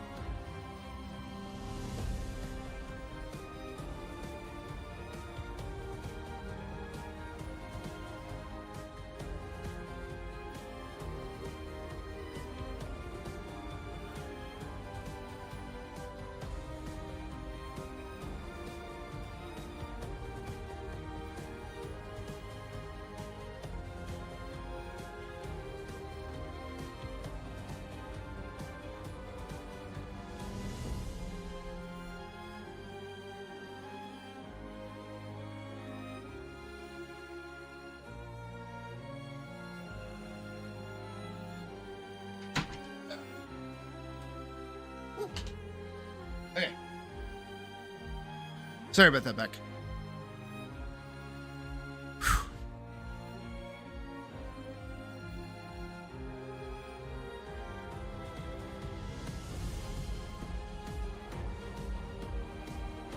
I kind of want like a 3-prong panel here. So I want like...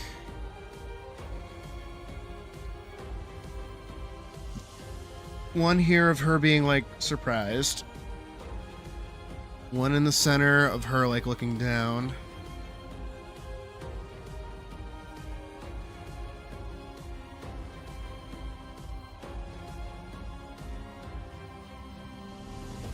That would be cool actually, Vorks.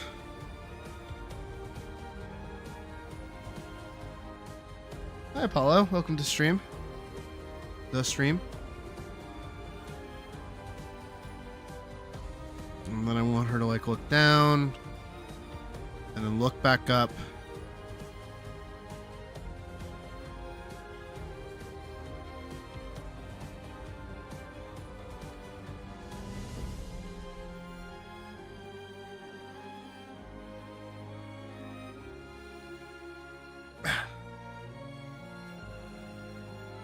Well, there's still time. Which god? There's multiple. Which one do you want me to seek?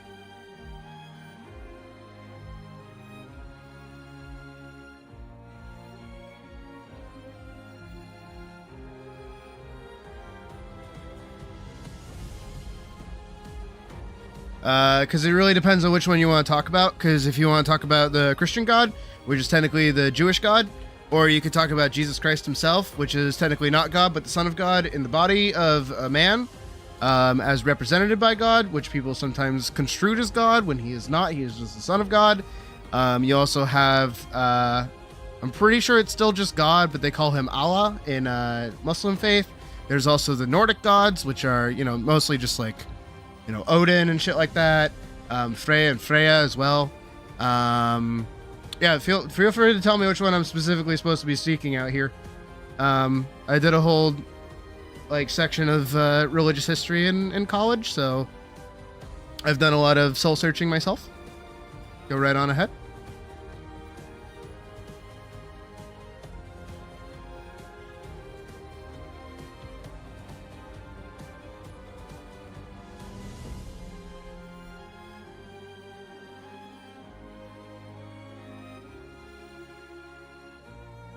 Useful for multiple characters with 7 salt. So I know, right? Could you imagine a 7 just having like a healing alt, like a health pool 7? That'd actually be really cool. That'd be really annoying for most people if they didn't know that they were like building it.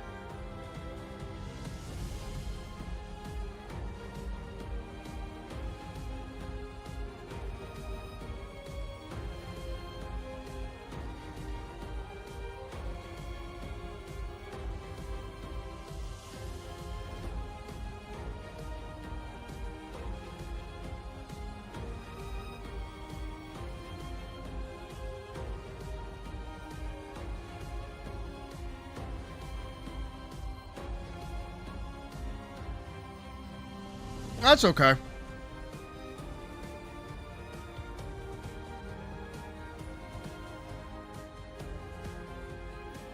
People don't like when I actually like no shit.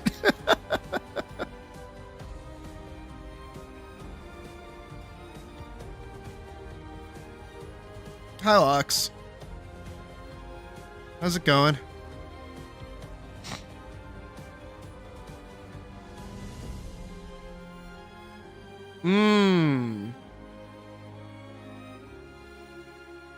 I see your angle.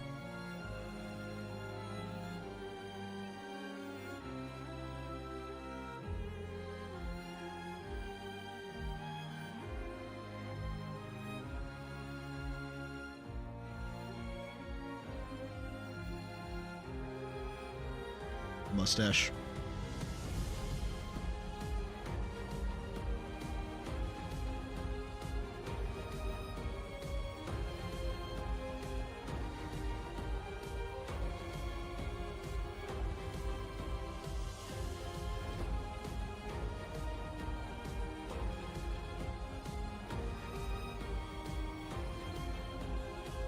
A viscous player, of course.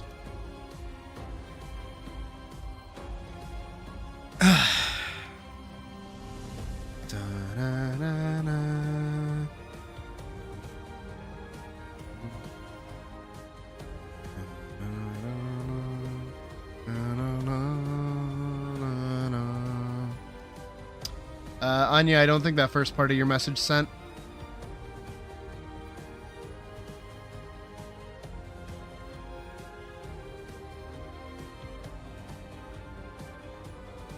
So, how many more do I have? 1, 2, 3, 4. Okay. This is the one that she should be like properly being given the task.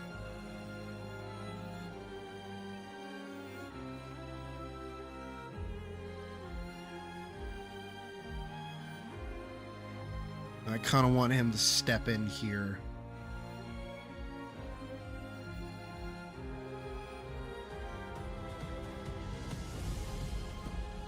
Mustache.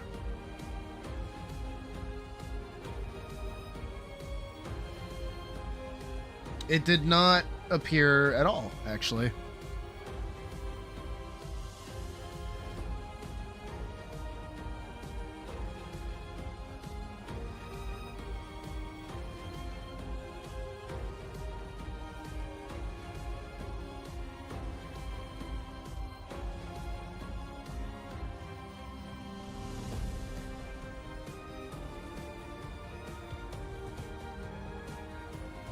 No, I think he needs to be... Badger, I'm going to kill you.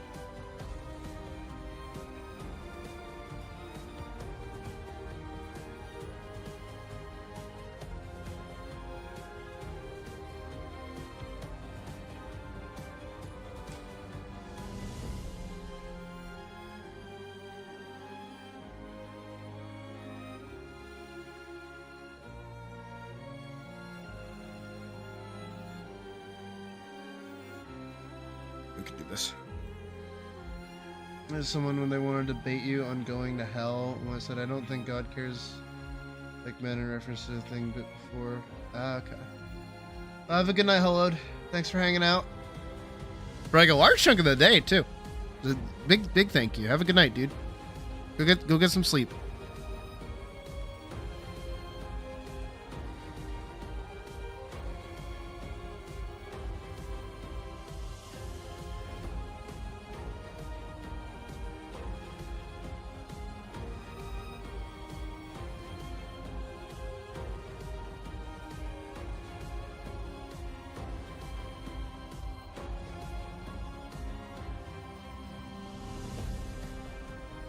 Kind of want her like over here.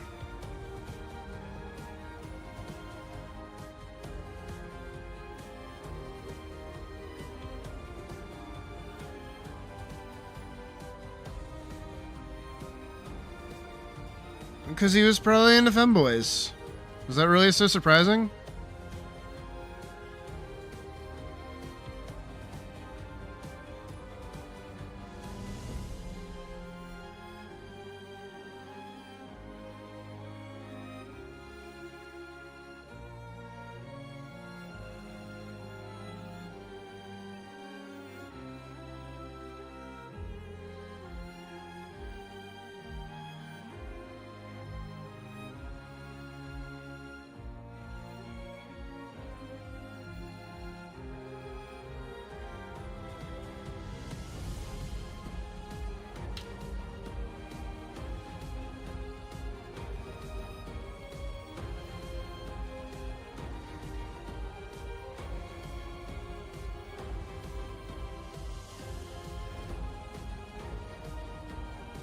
Has face and fursuit. Yep.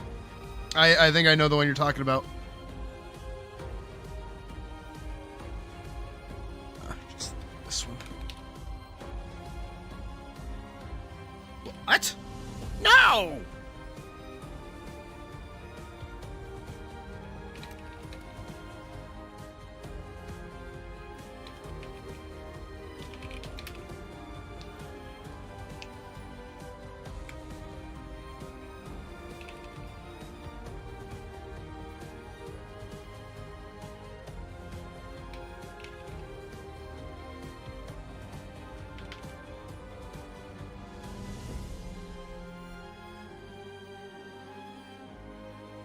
Delivered to Care Qatar.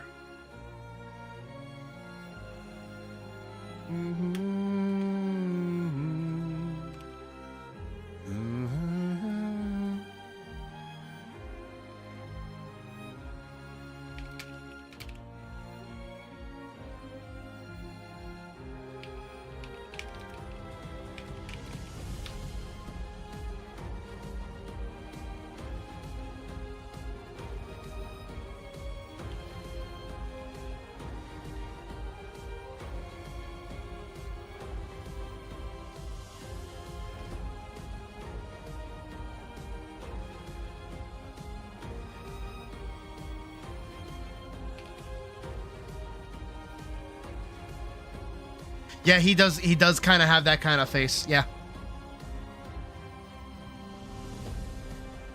Cis girl lesbian. Anya, that's just called being fucking trans. I get it.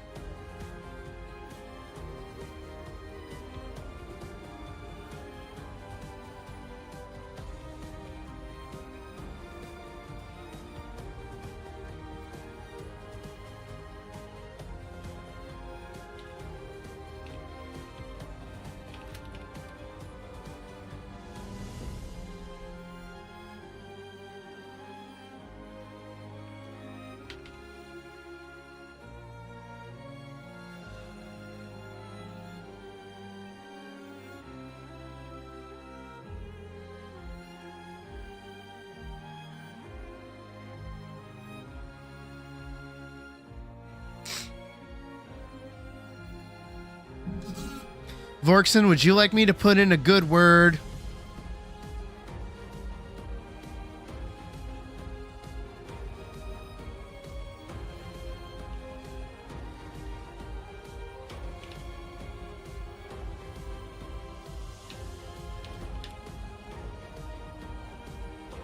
Whoa, shit, really? I mean, the guy's married, so, like, good luck with that, but, like... And also, he's, like, 30, so also good luck with that.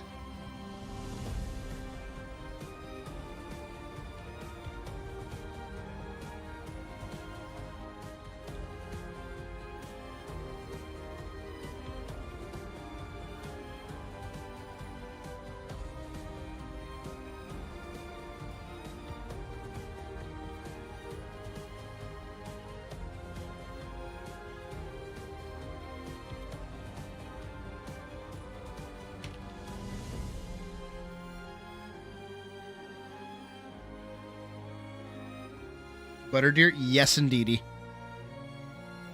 And also, cool leather jacket, German Shepherd. She has multiple sonas.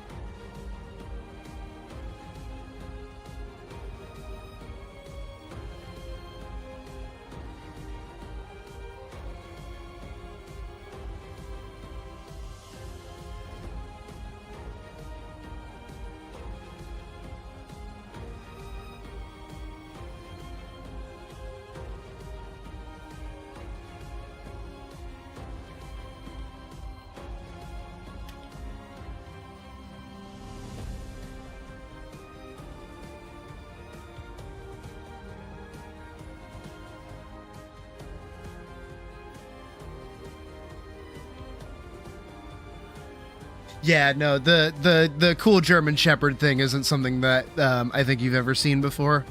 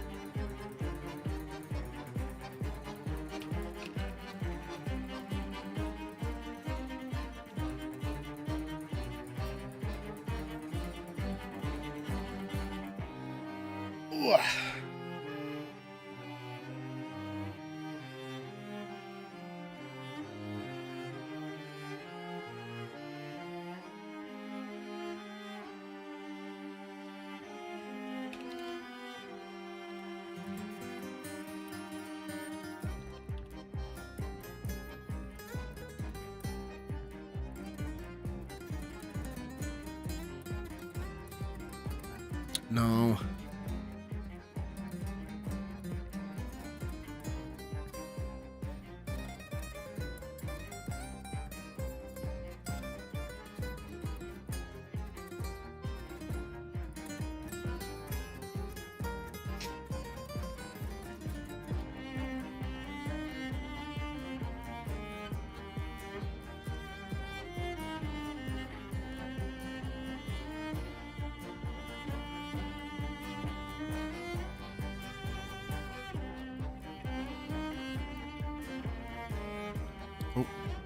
Get out of here.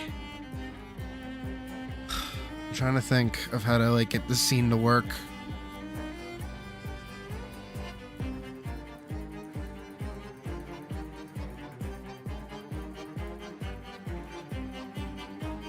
I think that's better.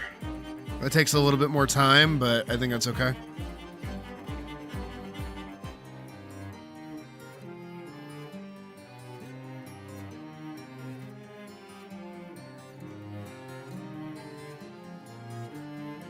Alright, so now we can set up in another page, like kind of her motivations for trying to leave the wall.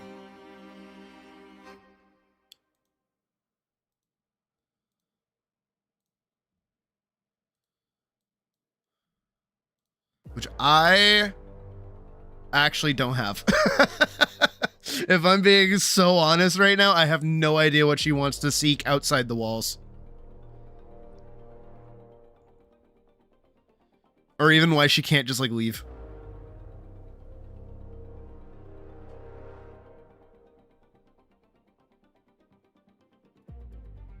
I'm gonna kind of do like a... Yeah, it's a good idea. I'll do a wall here. It's kind of low. And then we'll get the moon to start to rise. Right? So now it's like actually becoming nighttime. Well, have a good night, Pravis. It's actually becoming nighttime. Moon rise.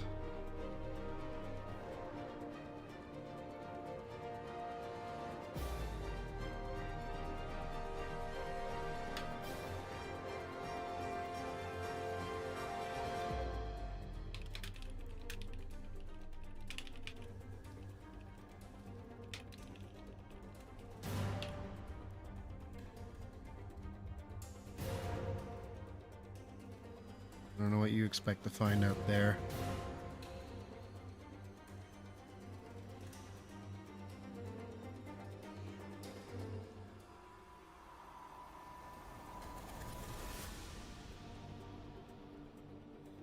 We're going to steal the moon! I don't know what you expect to find out there.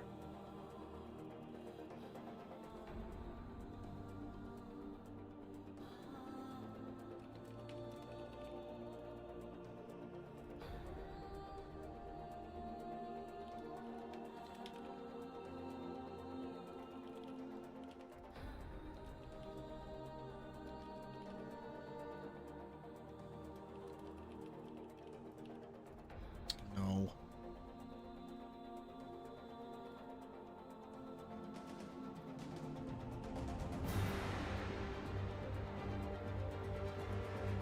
Oh, it's just gonna stay there.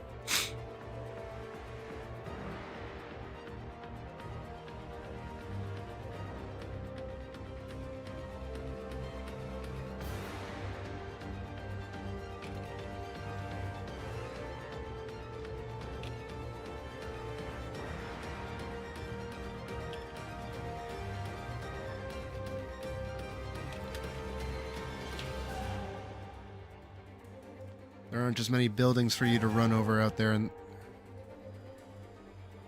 there aren't as many buildings for you to run over out in the...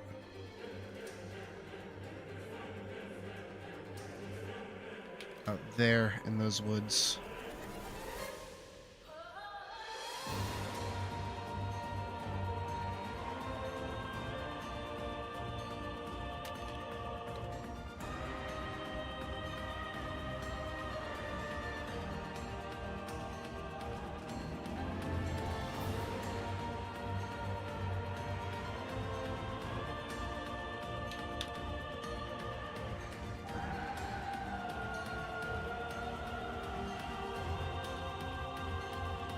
Feel dire, almost evil.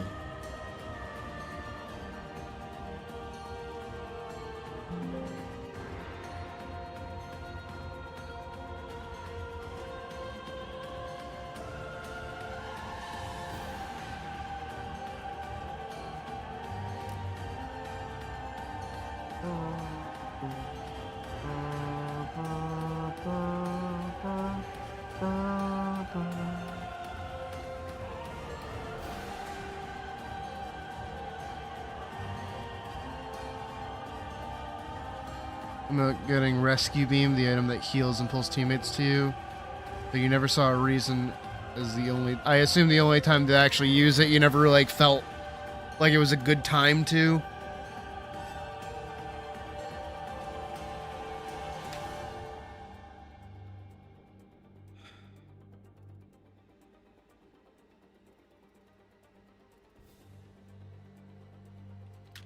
Can't in good conscience let you take this job. but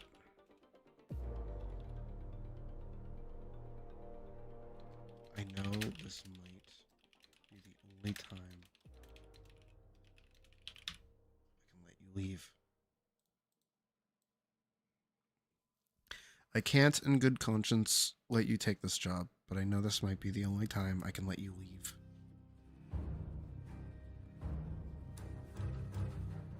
I promise to be careful. Not your usual Elise self.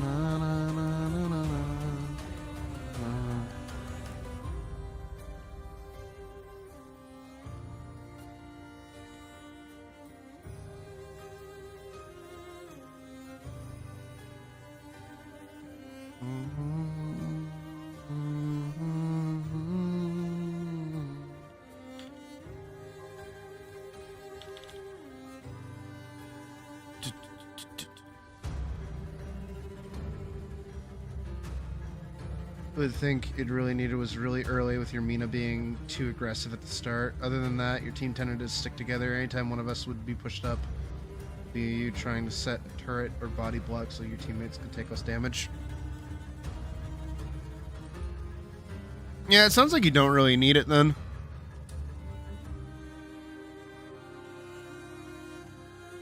I wonder who Rescue Beam would actually be good on, frankly. That's also definitely something that you use with, like, a friend. That you can say, hey, I'm going to take you out of there now. If you use that on a random, they would probably fucking scream at you.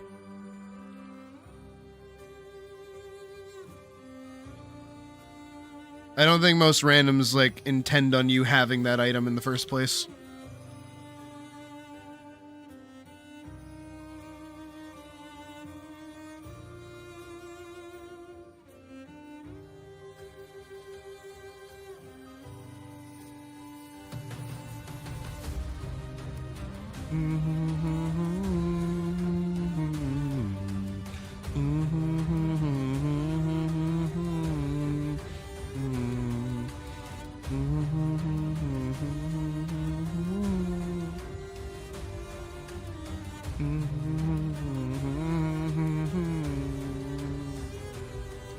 So pretty much after 5 pages, he finally gets to agree to do the thing. So now we're on page 20. So we're 20 pages deep into this, and she's finally accepted the deal. Which means, yeah, girl kind of screwed. Okay. Let me stand up for a second. After a while, my butt starts to hurt a bit. Oh, wait, hold on. I have it on top chat. Hold on. Messaging. Doesn't seem like too many people could. Okay. Alright.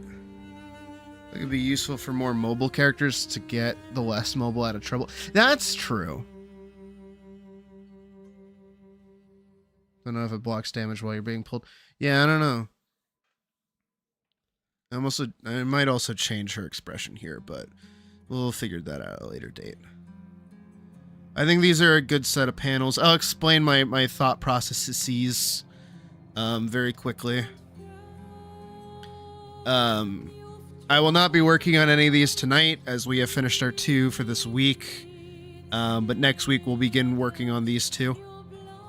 And then maybe push forward into these 2. I would like to do another one here, but I'm going to leave it at this and then come back to that at a later date and, like, cut more plans.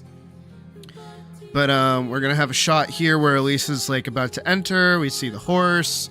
She acknowledges the horse. There's also gonna be like yelling and screaming outside for her to hear. And then she's gonna open the door, hit the little bell, and then sword at her throat. Obviously, Then we're gonna have the guy, and he's gonna be aiming the sword at her, and he's like, hey, and he's grabbing his arm. He's like, hey, don't touch my fucking employee.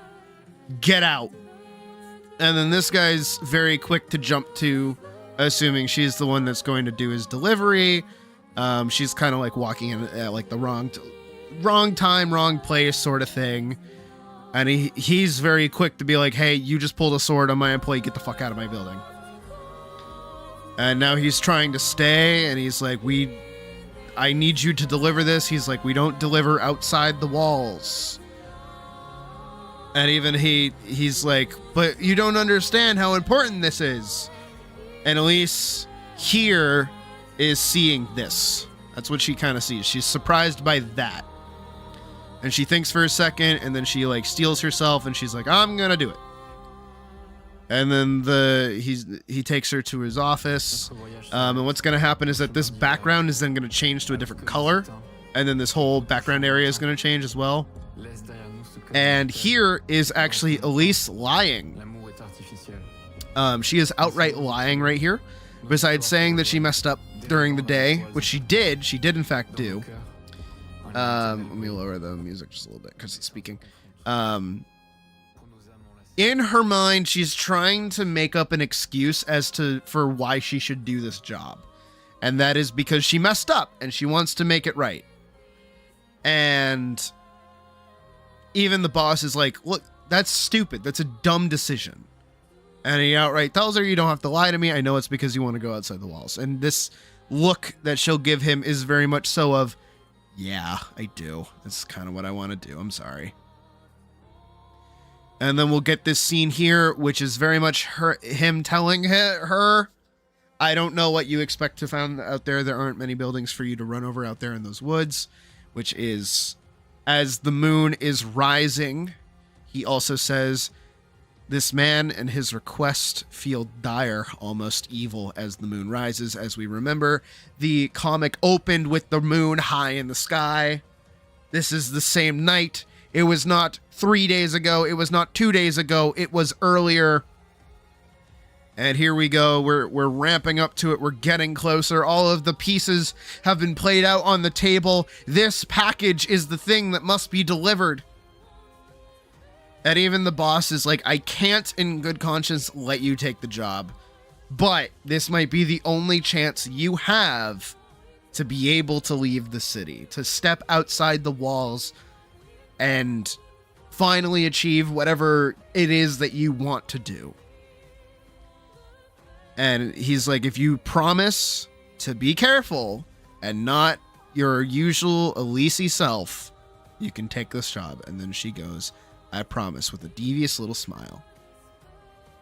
And then when we come back to this, after this page, it'll cut ahead to a few dialogue chunks where basically she agrees to it. She'll be inspecting the package, which is very small, fits in her hand. And she'll also have a sword on her side that the merchant, or not merchant, but the boss will give her. And say, I don't want you to... Who is messaging me? Fuck is. Oh, I have to sleep in my room tonight?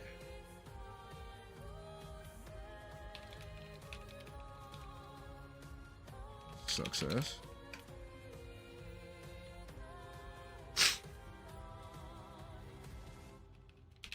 That means I have to wear pants if I want to go to the bathroom later. That's lame. Whatever. And then yeah, we'll have all that happen, and then we'll have like one page setting that all up. And then as she's walking, the horses will be upon her. And the fight will begin, and we'll finally be in the thick of Paladin properly. And then as soon as she slays Red Fang, that's chapter 1 done. This whole thing goes up on Webtoons. And, yeah. then we get started on chapter 2, which is going to be the fight against Dagger and Hammer, or whatever the fuck I called him. Might have called him Flail. Might have called him Mace. I can't remember what I called him. I called him something stupid. But that is actually just going to be it for tonight, frankly. I would keep working, or I would pick up a game if we didn't have like another 20 minutes of stream time to go. It's also 1 a.m., so I'm not going to... Also, I'm going to do this to save very quickly. So this one is 16. This one is 17. This one is 18. This one is 19. And then this one is 20. So we have 20 pages planned for this, which is pretty cool. I'm going to put down my pen and take a breath. I just saved this as a JPEG, so I'm also going to go post this over to our Discord as well. And also, this is for specifically Vorkson, and this is also for Badger. If you guys want to play Deadlock with me, I'll be playing Deadlock probably for a little bit rest of the night. So if you guys want to, feel free to just let me know, and we can do that. I don't mind. I think that would be fun. Yeah. Also, this also goes for Mouse. Mouse, if you want to play as well, just let me know. And we can have some games and vibe and have a good time, because I'm not getting food tonight, so probably just gonna draw. Maybe help you get the... Yeah, ask either get Mouse or myself in a minute, and we can get it for you. And honestly, if you wanted to play it with us after you do the tutorial, you probably can if you want. But yeah, that is it for tonight. Let me grab our exit stream music right there. And I will see you guys probably tomorrow. I actually don't know what we're doing tomorrow. So we might do more comic work. We might do something else. I don't know. We should take a break. We should chill. So tomorrow's going to be a little bit more in the air. I know they wanted to do Sorrow of Warlord. So, yeah. Am I sure? We're not streaming, so it's okay. We can lose a fuck ton. It's fine. And I won't yell at people so much. But again, you still got to do the fucking tutorial, okay? Do the goddamn tutorial. But yeah, you guys have a good night, and I'll see you at some point. Keep an eye on the Discord, per usual. Have a good night.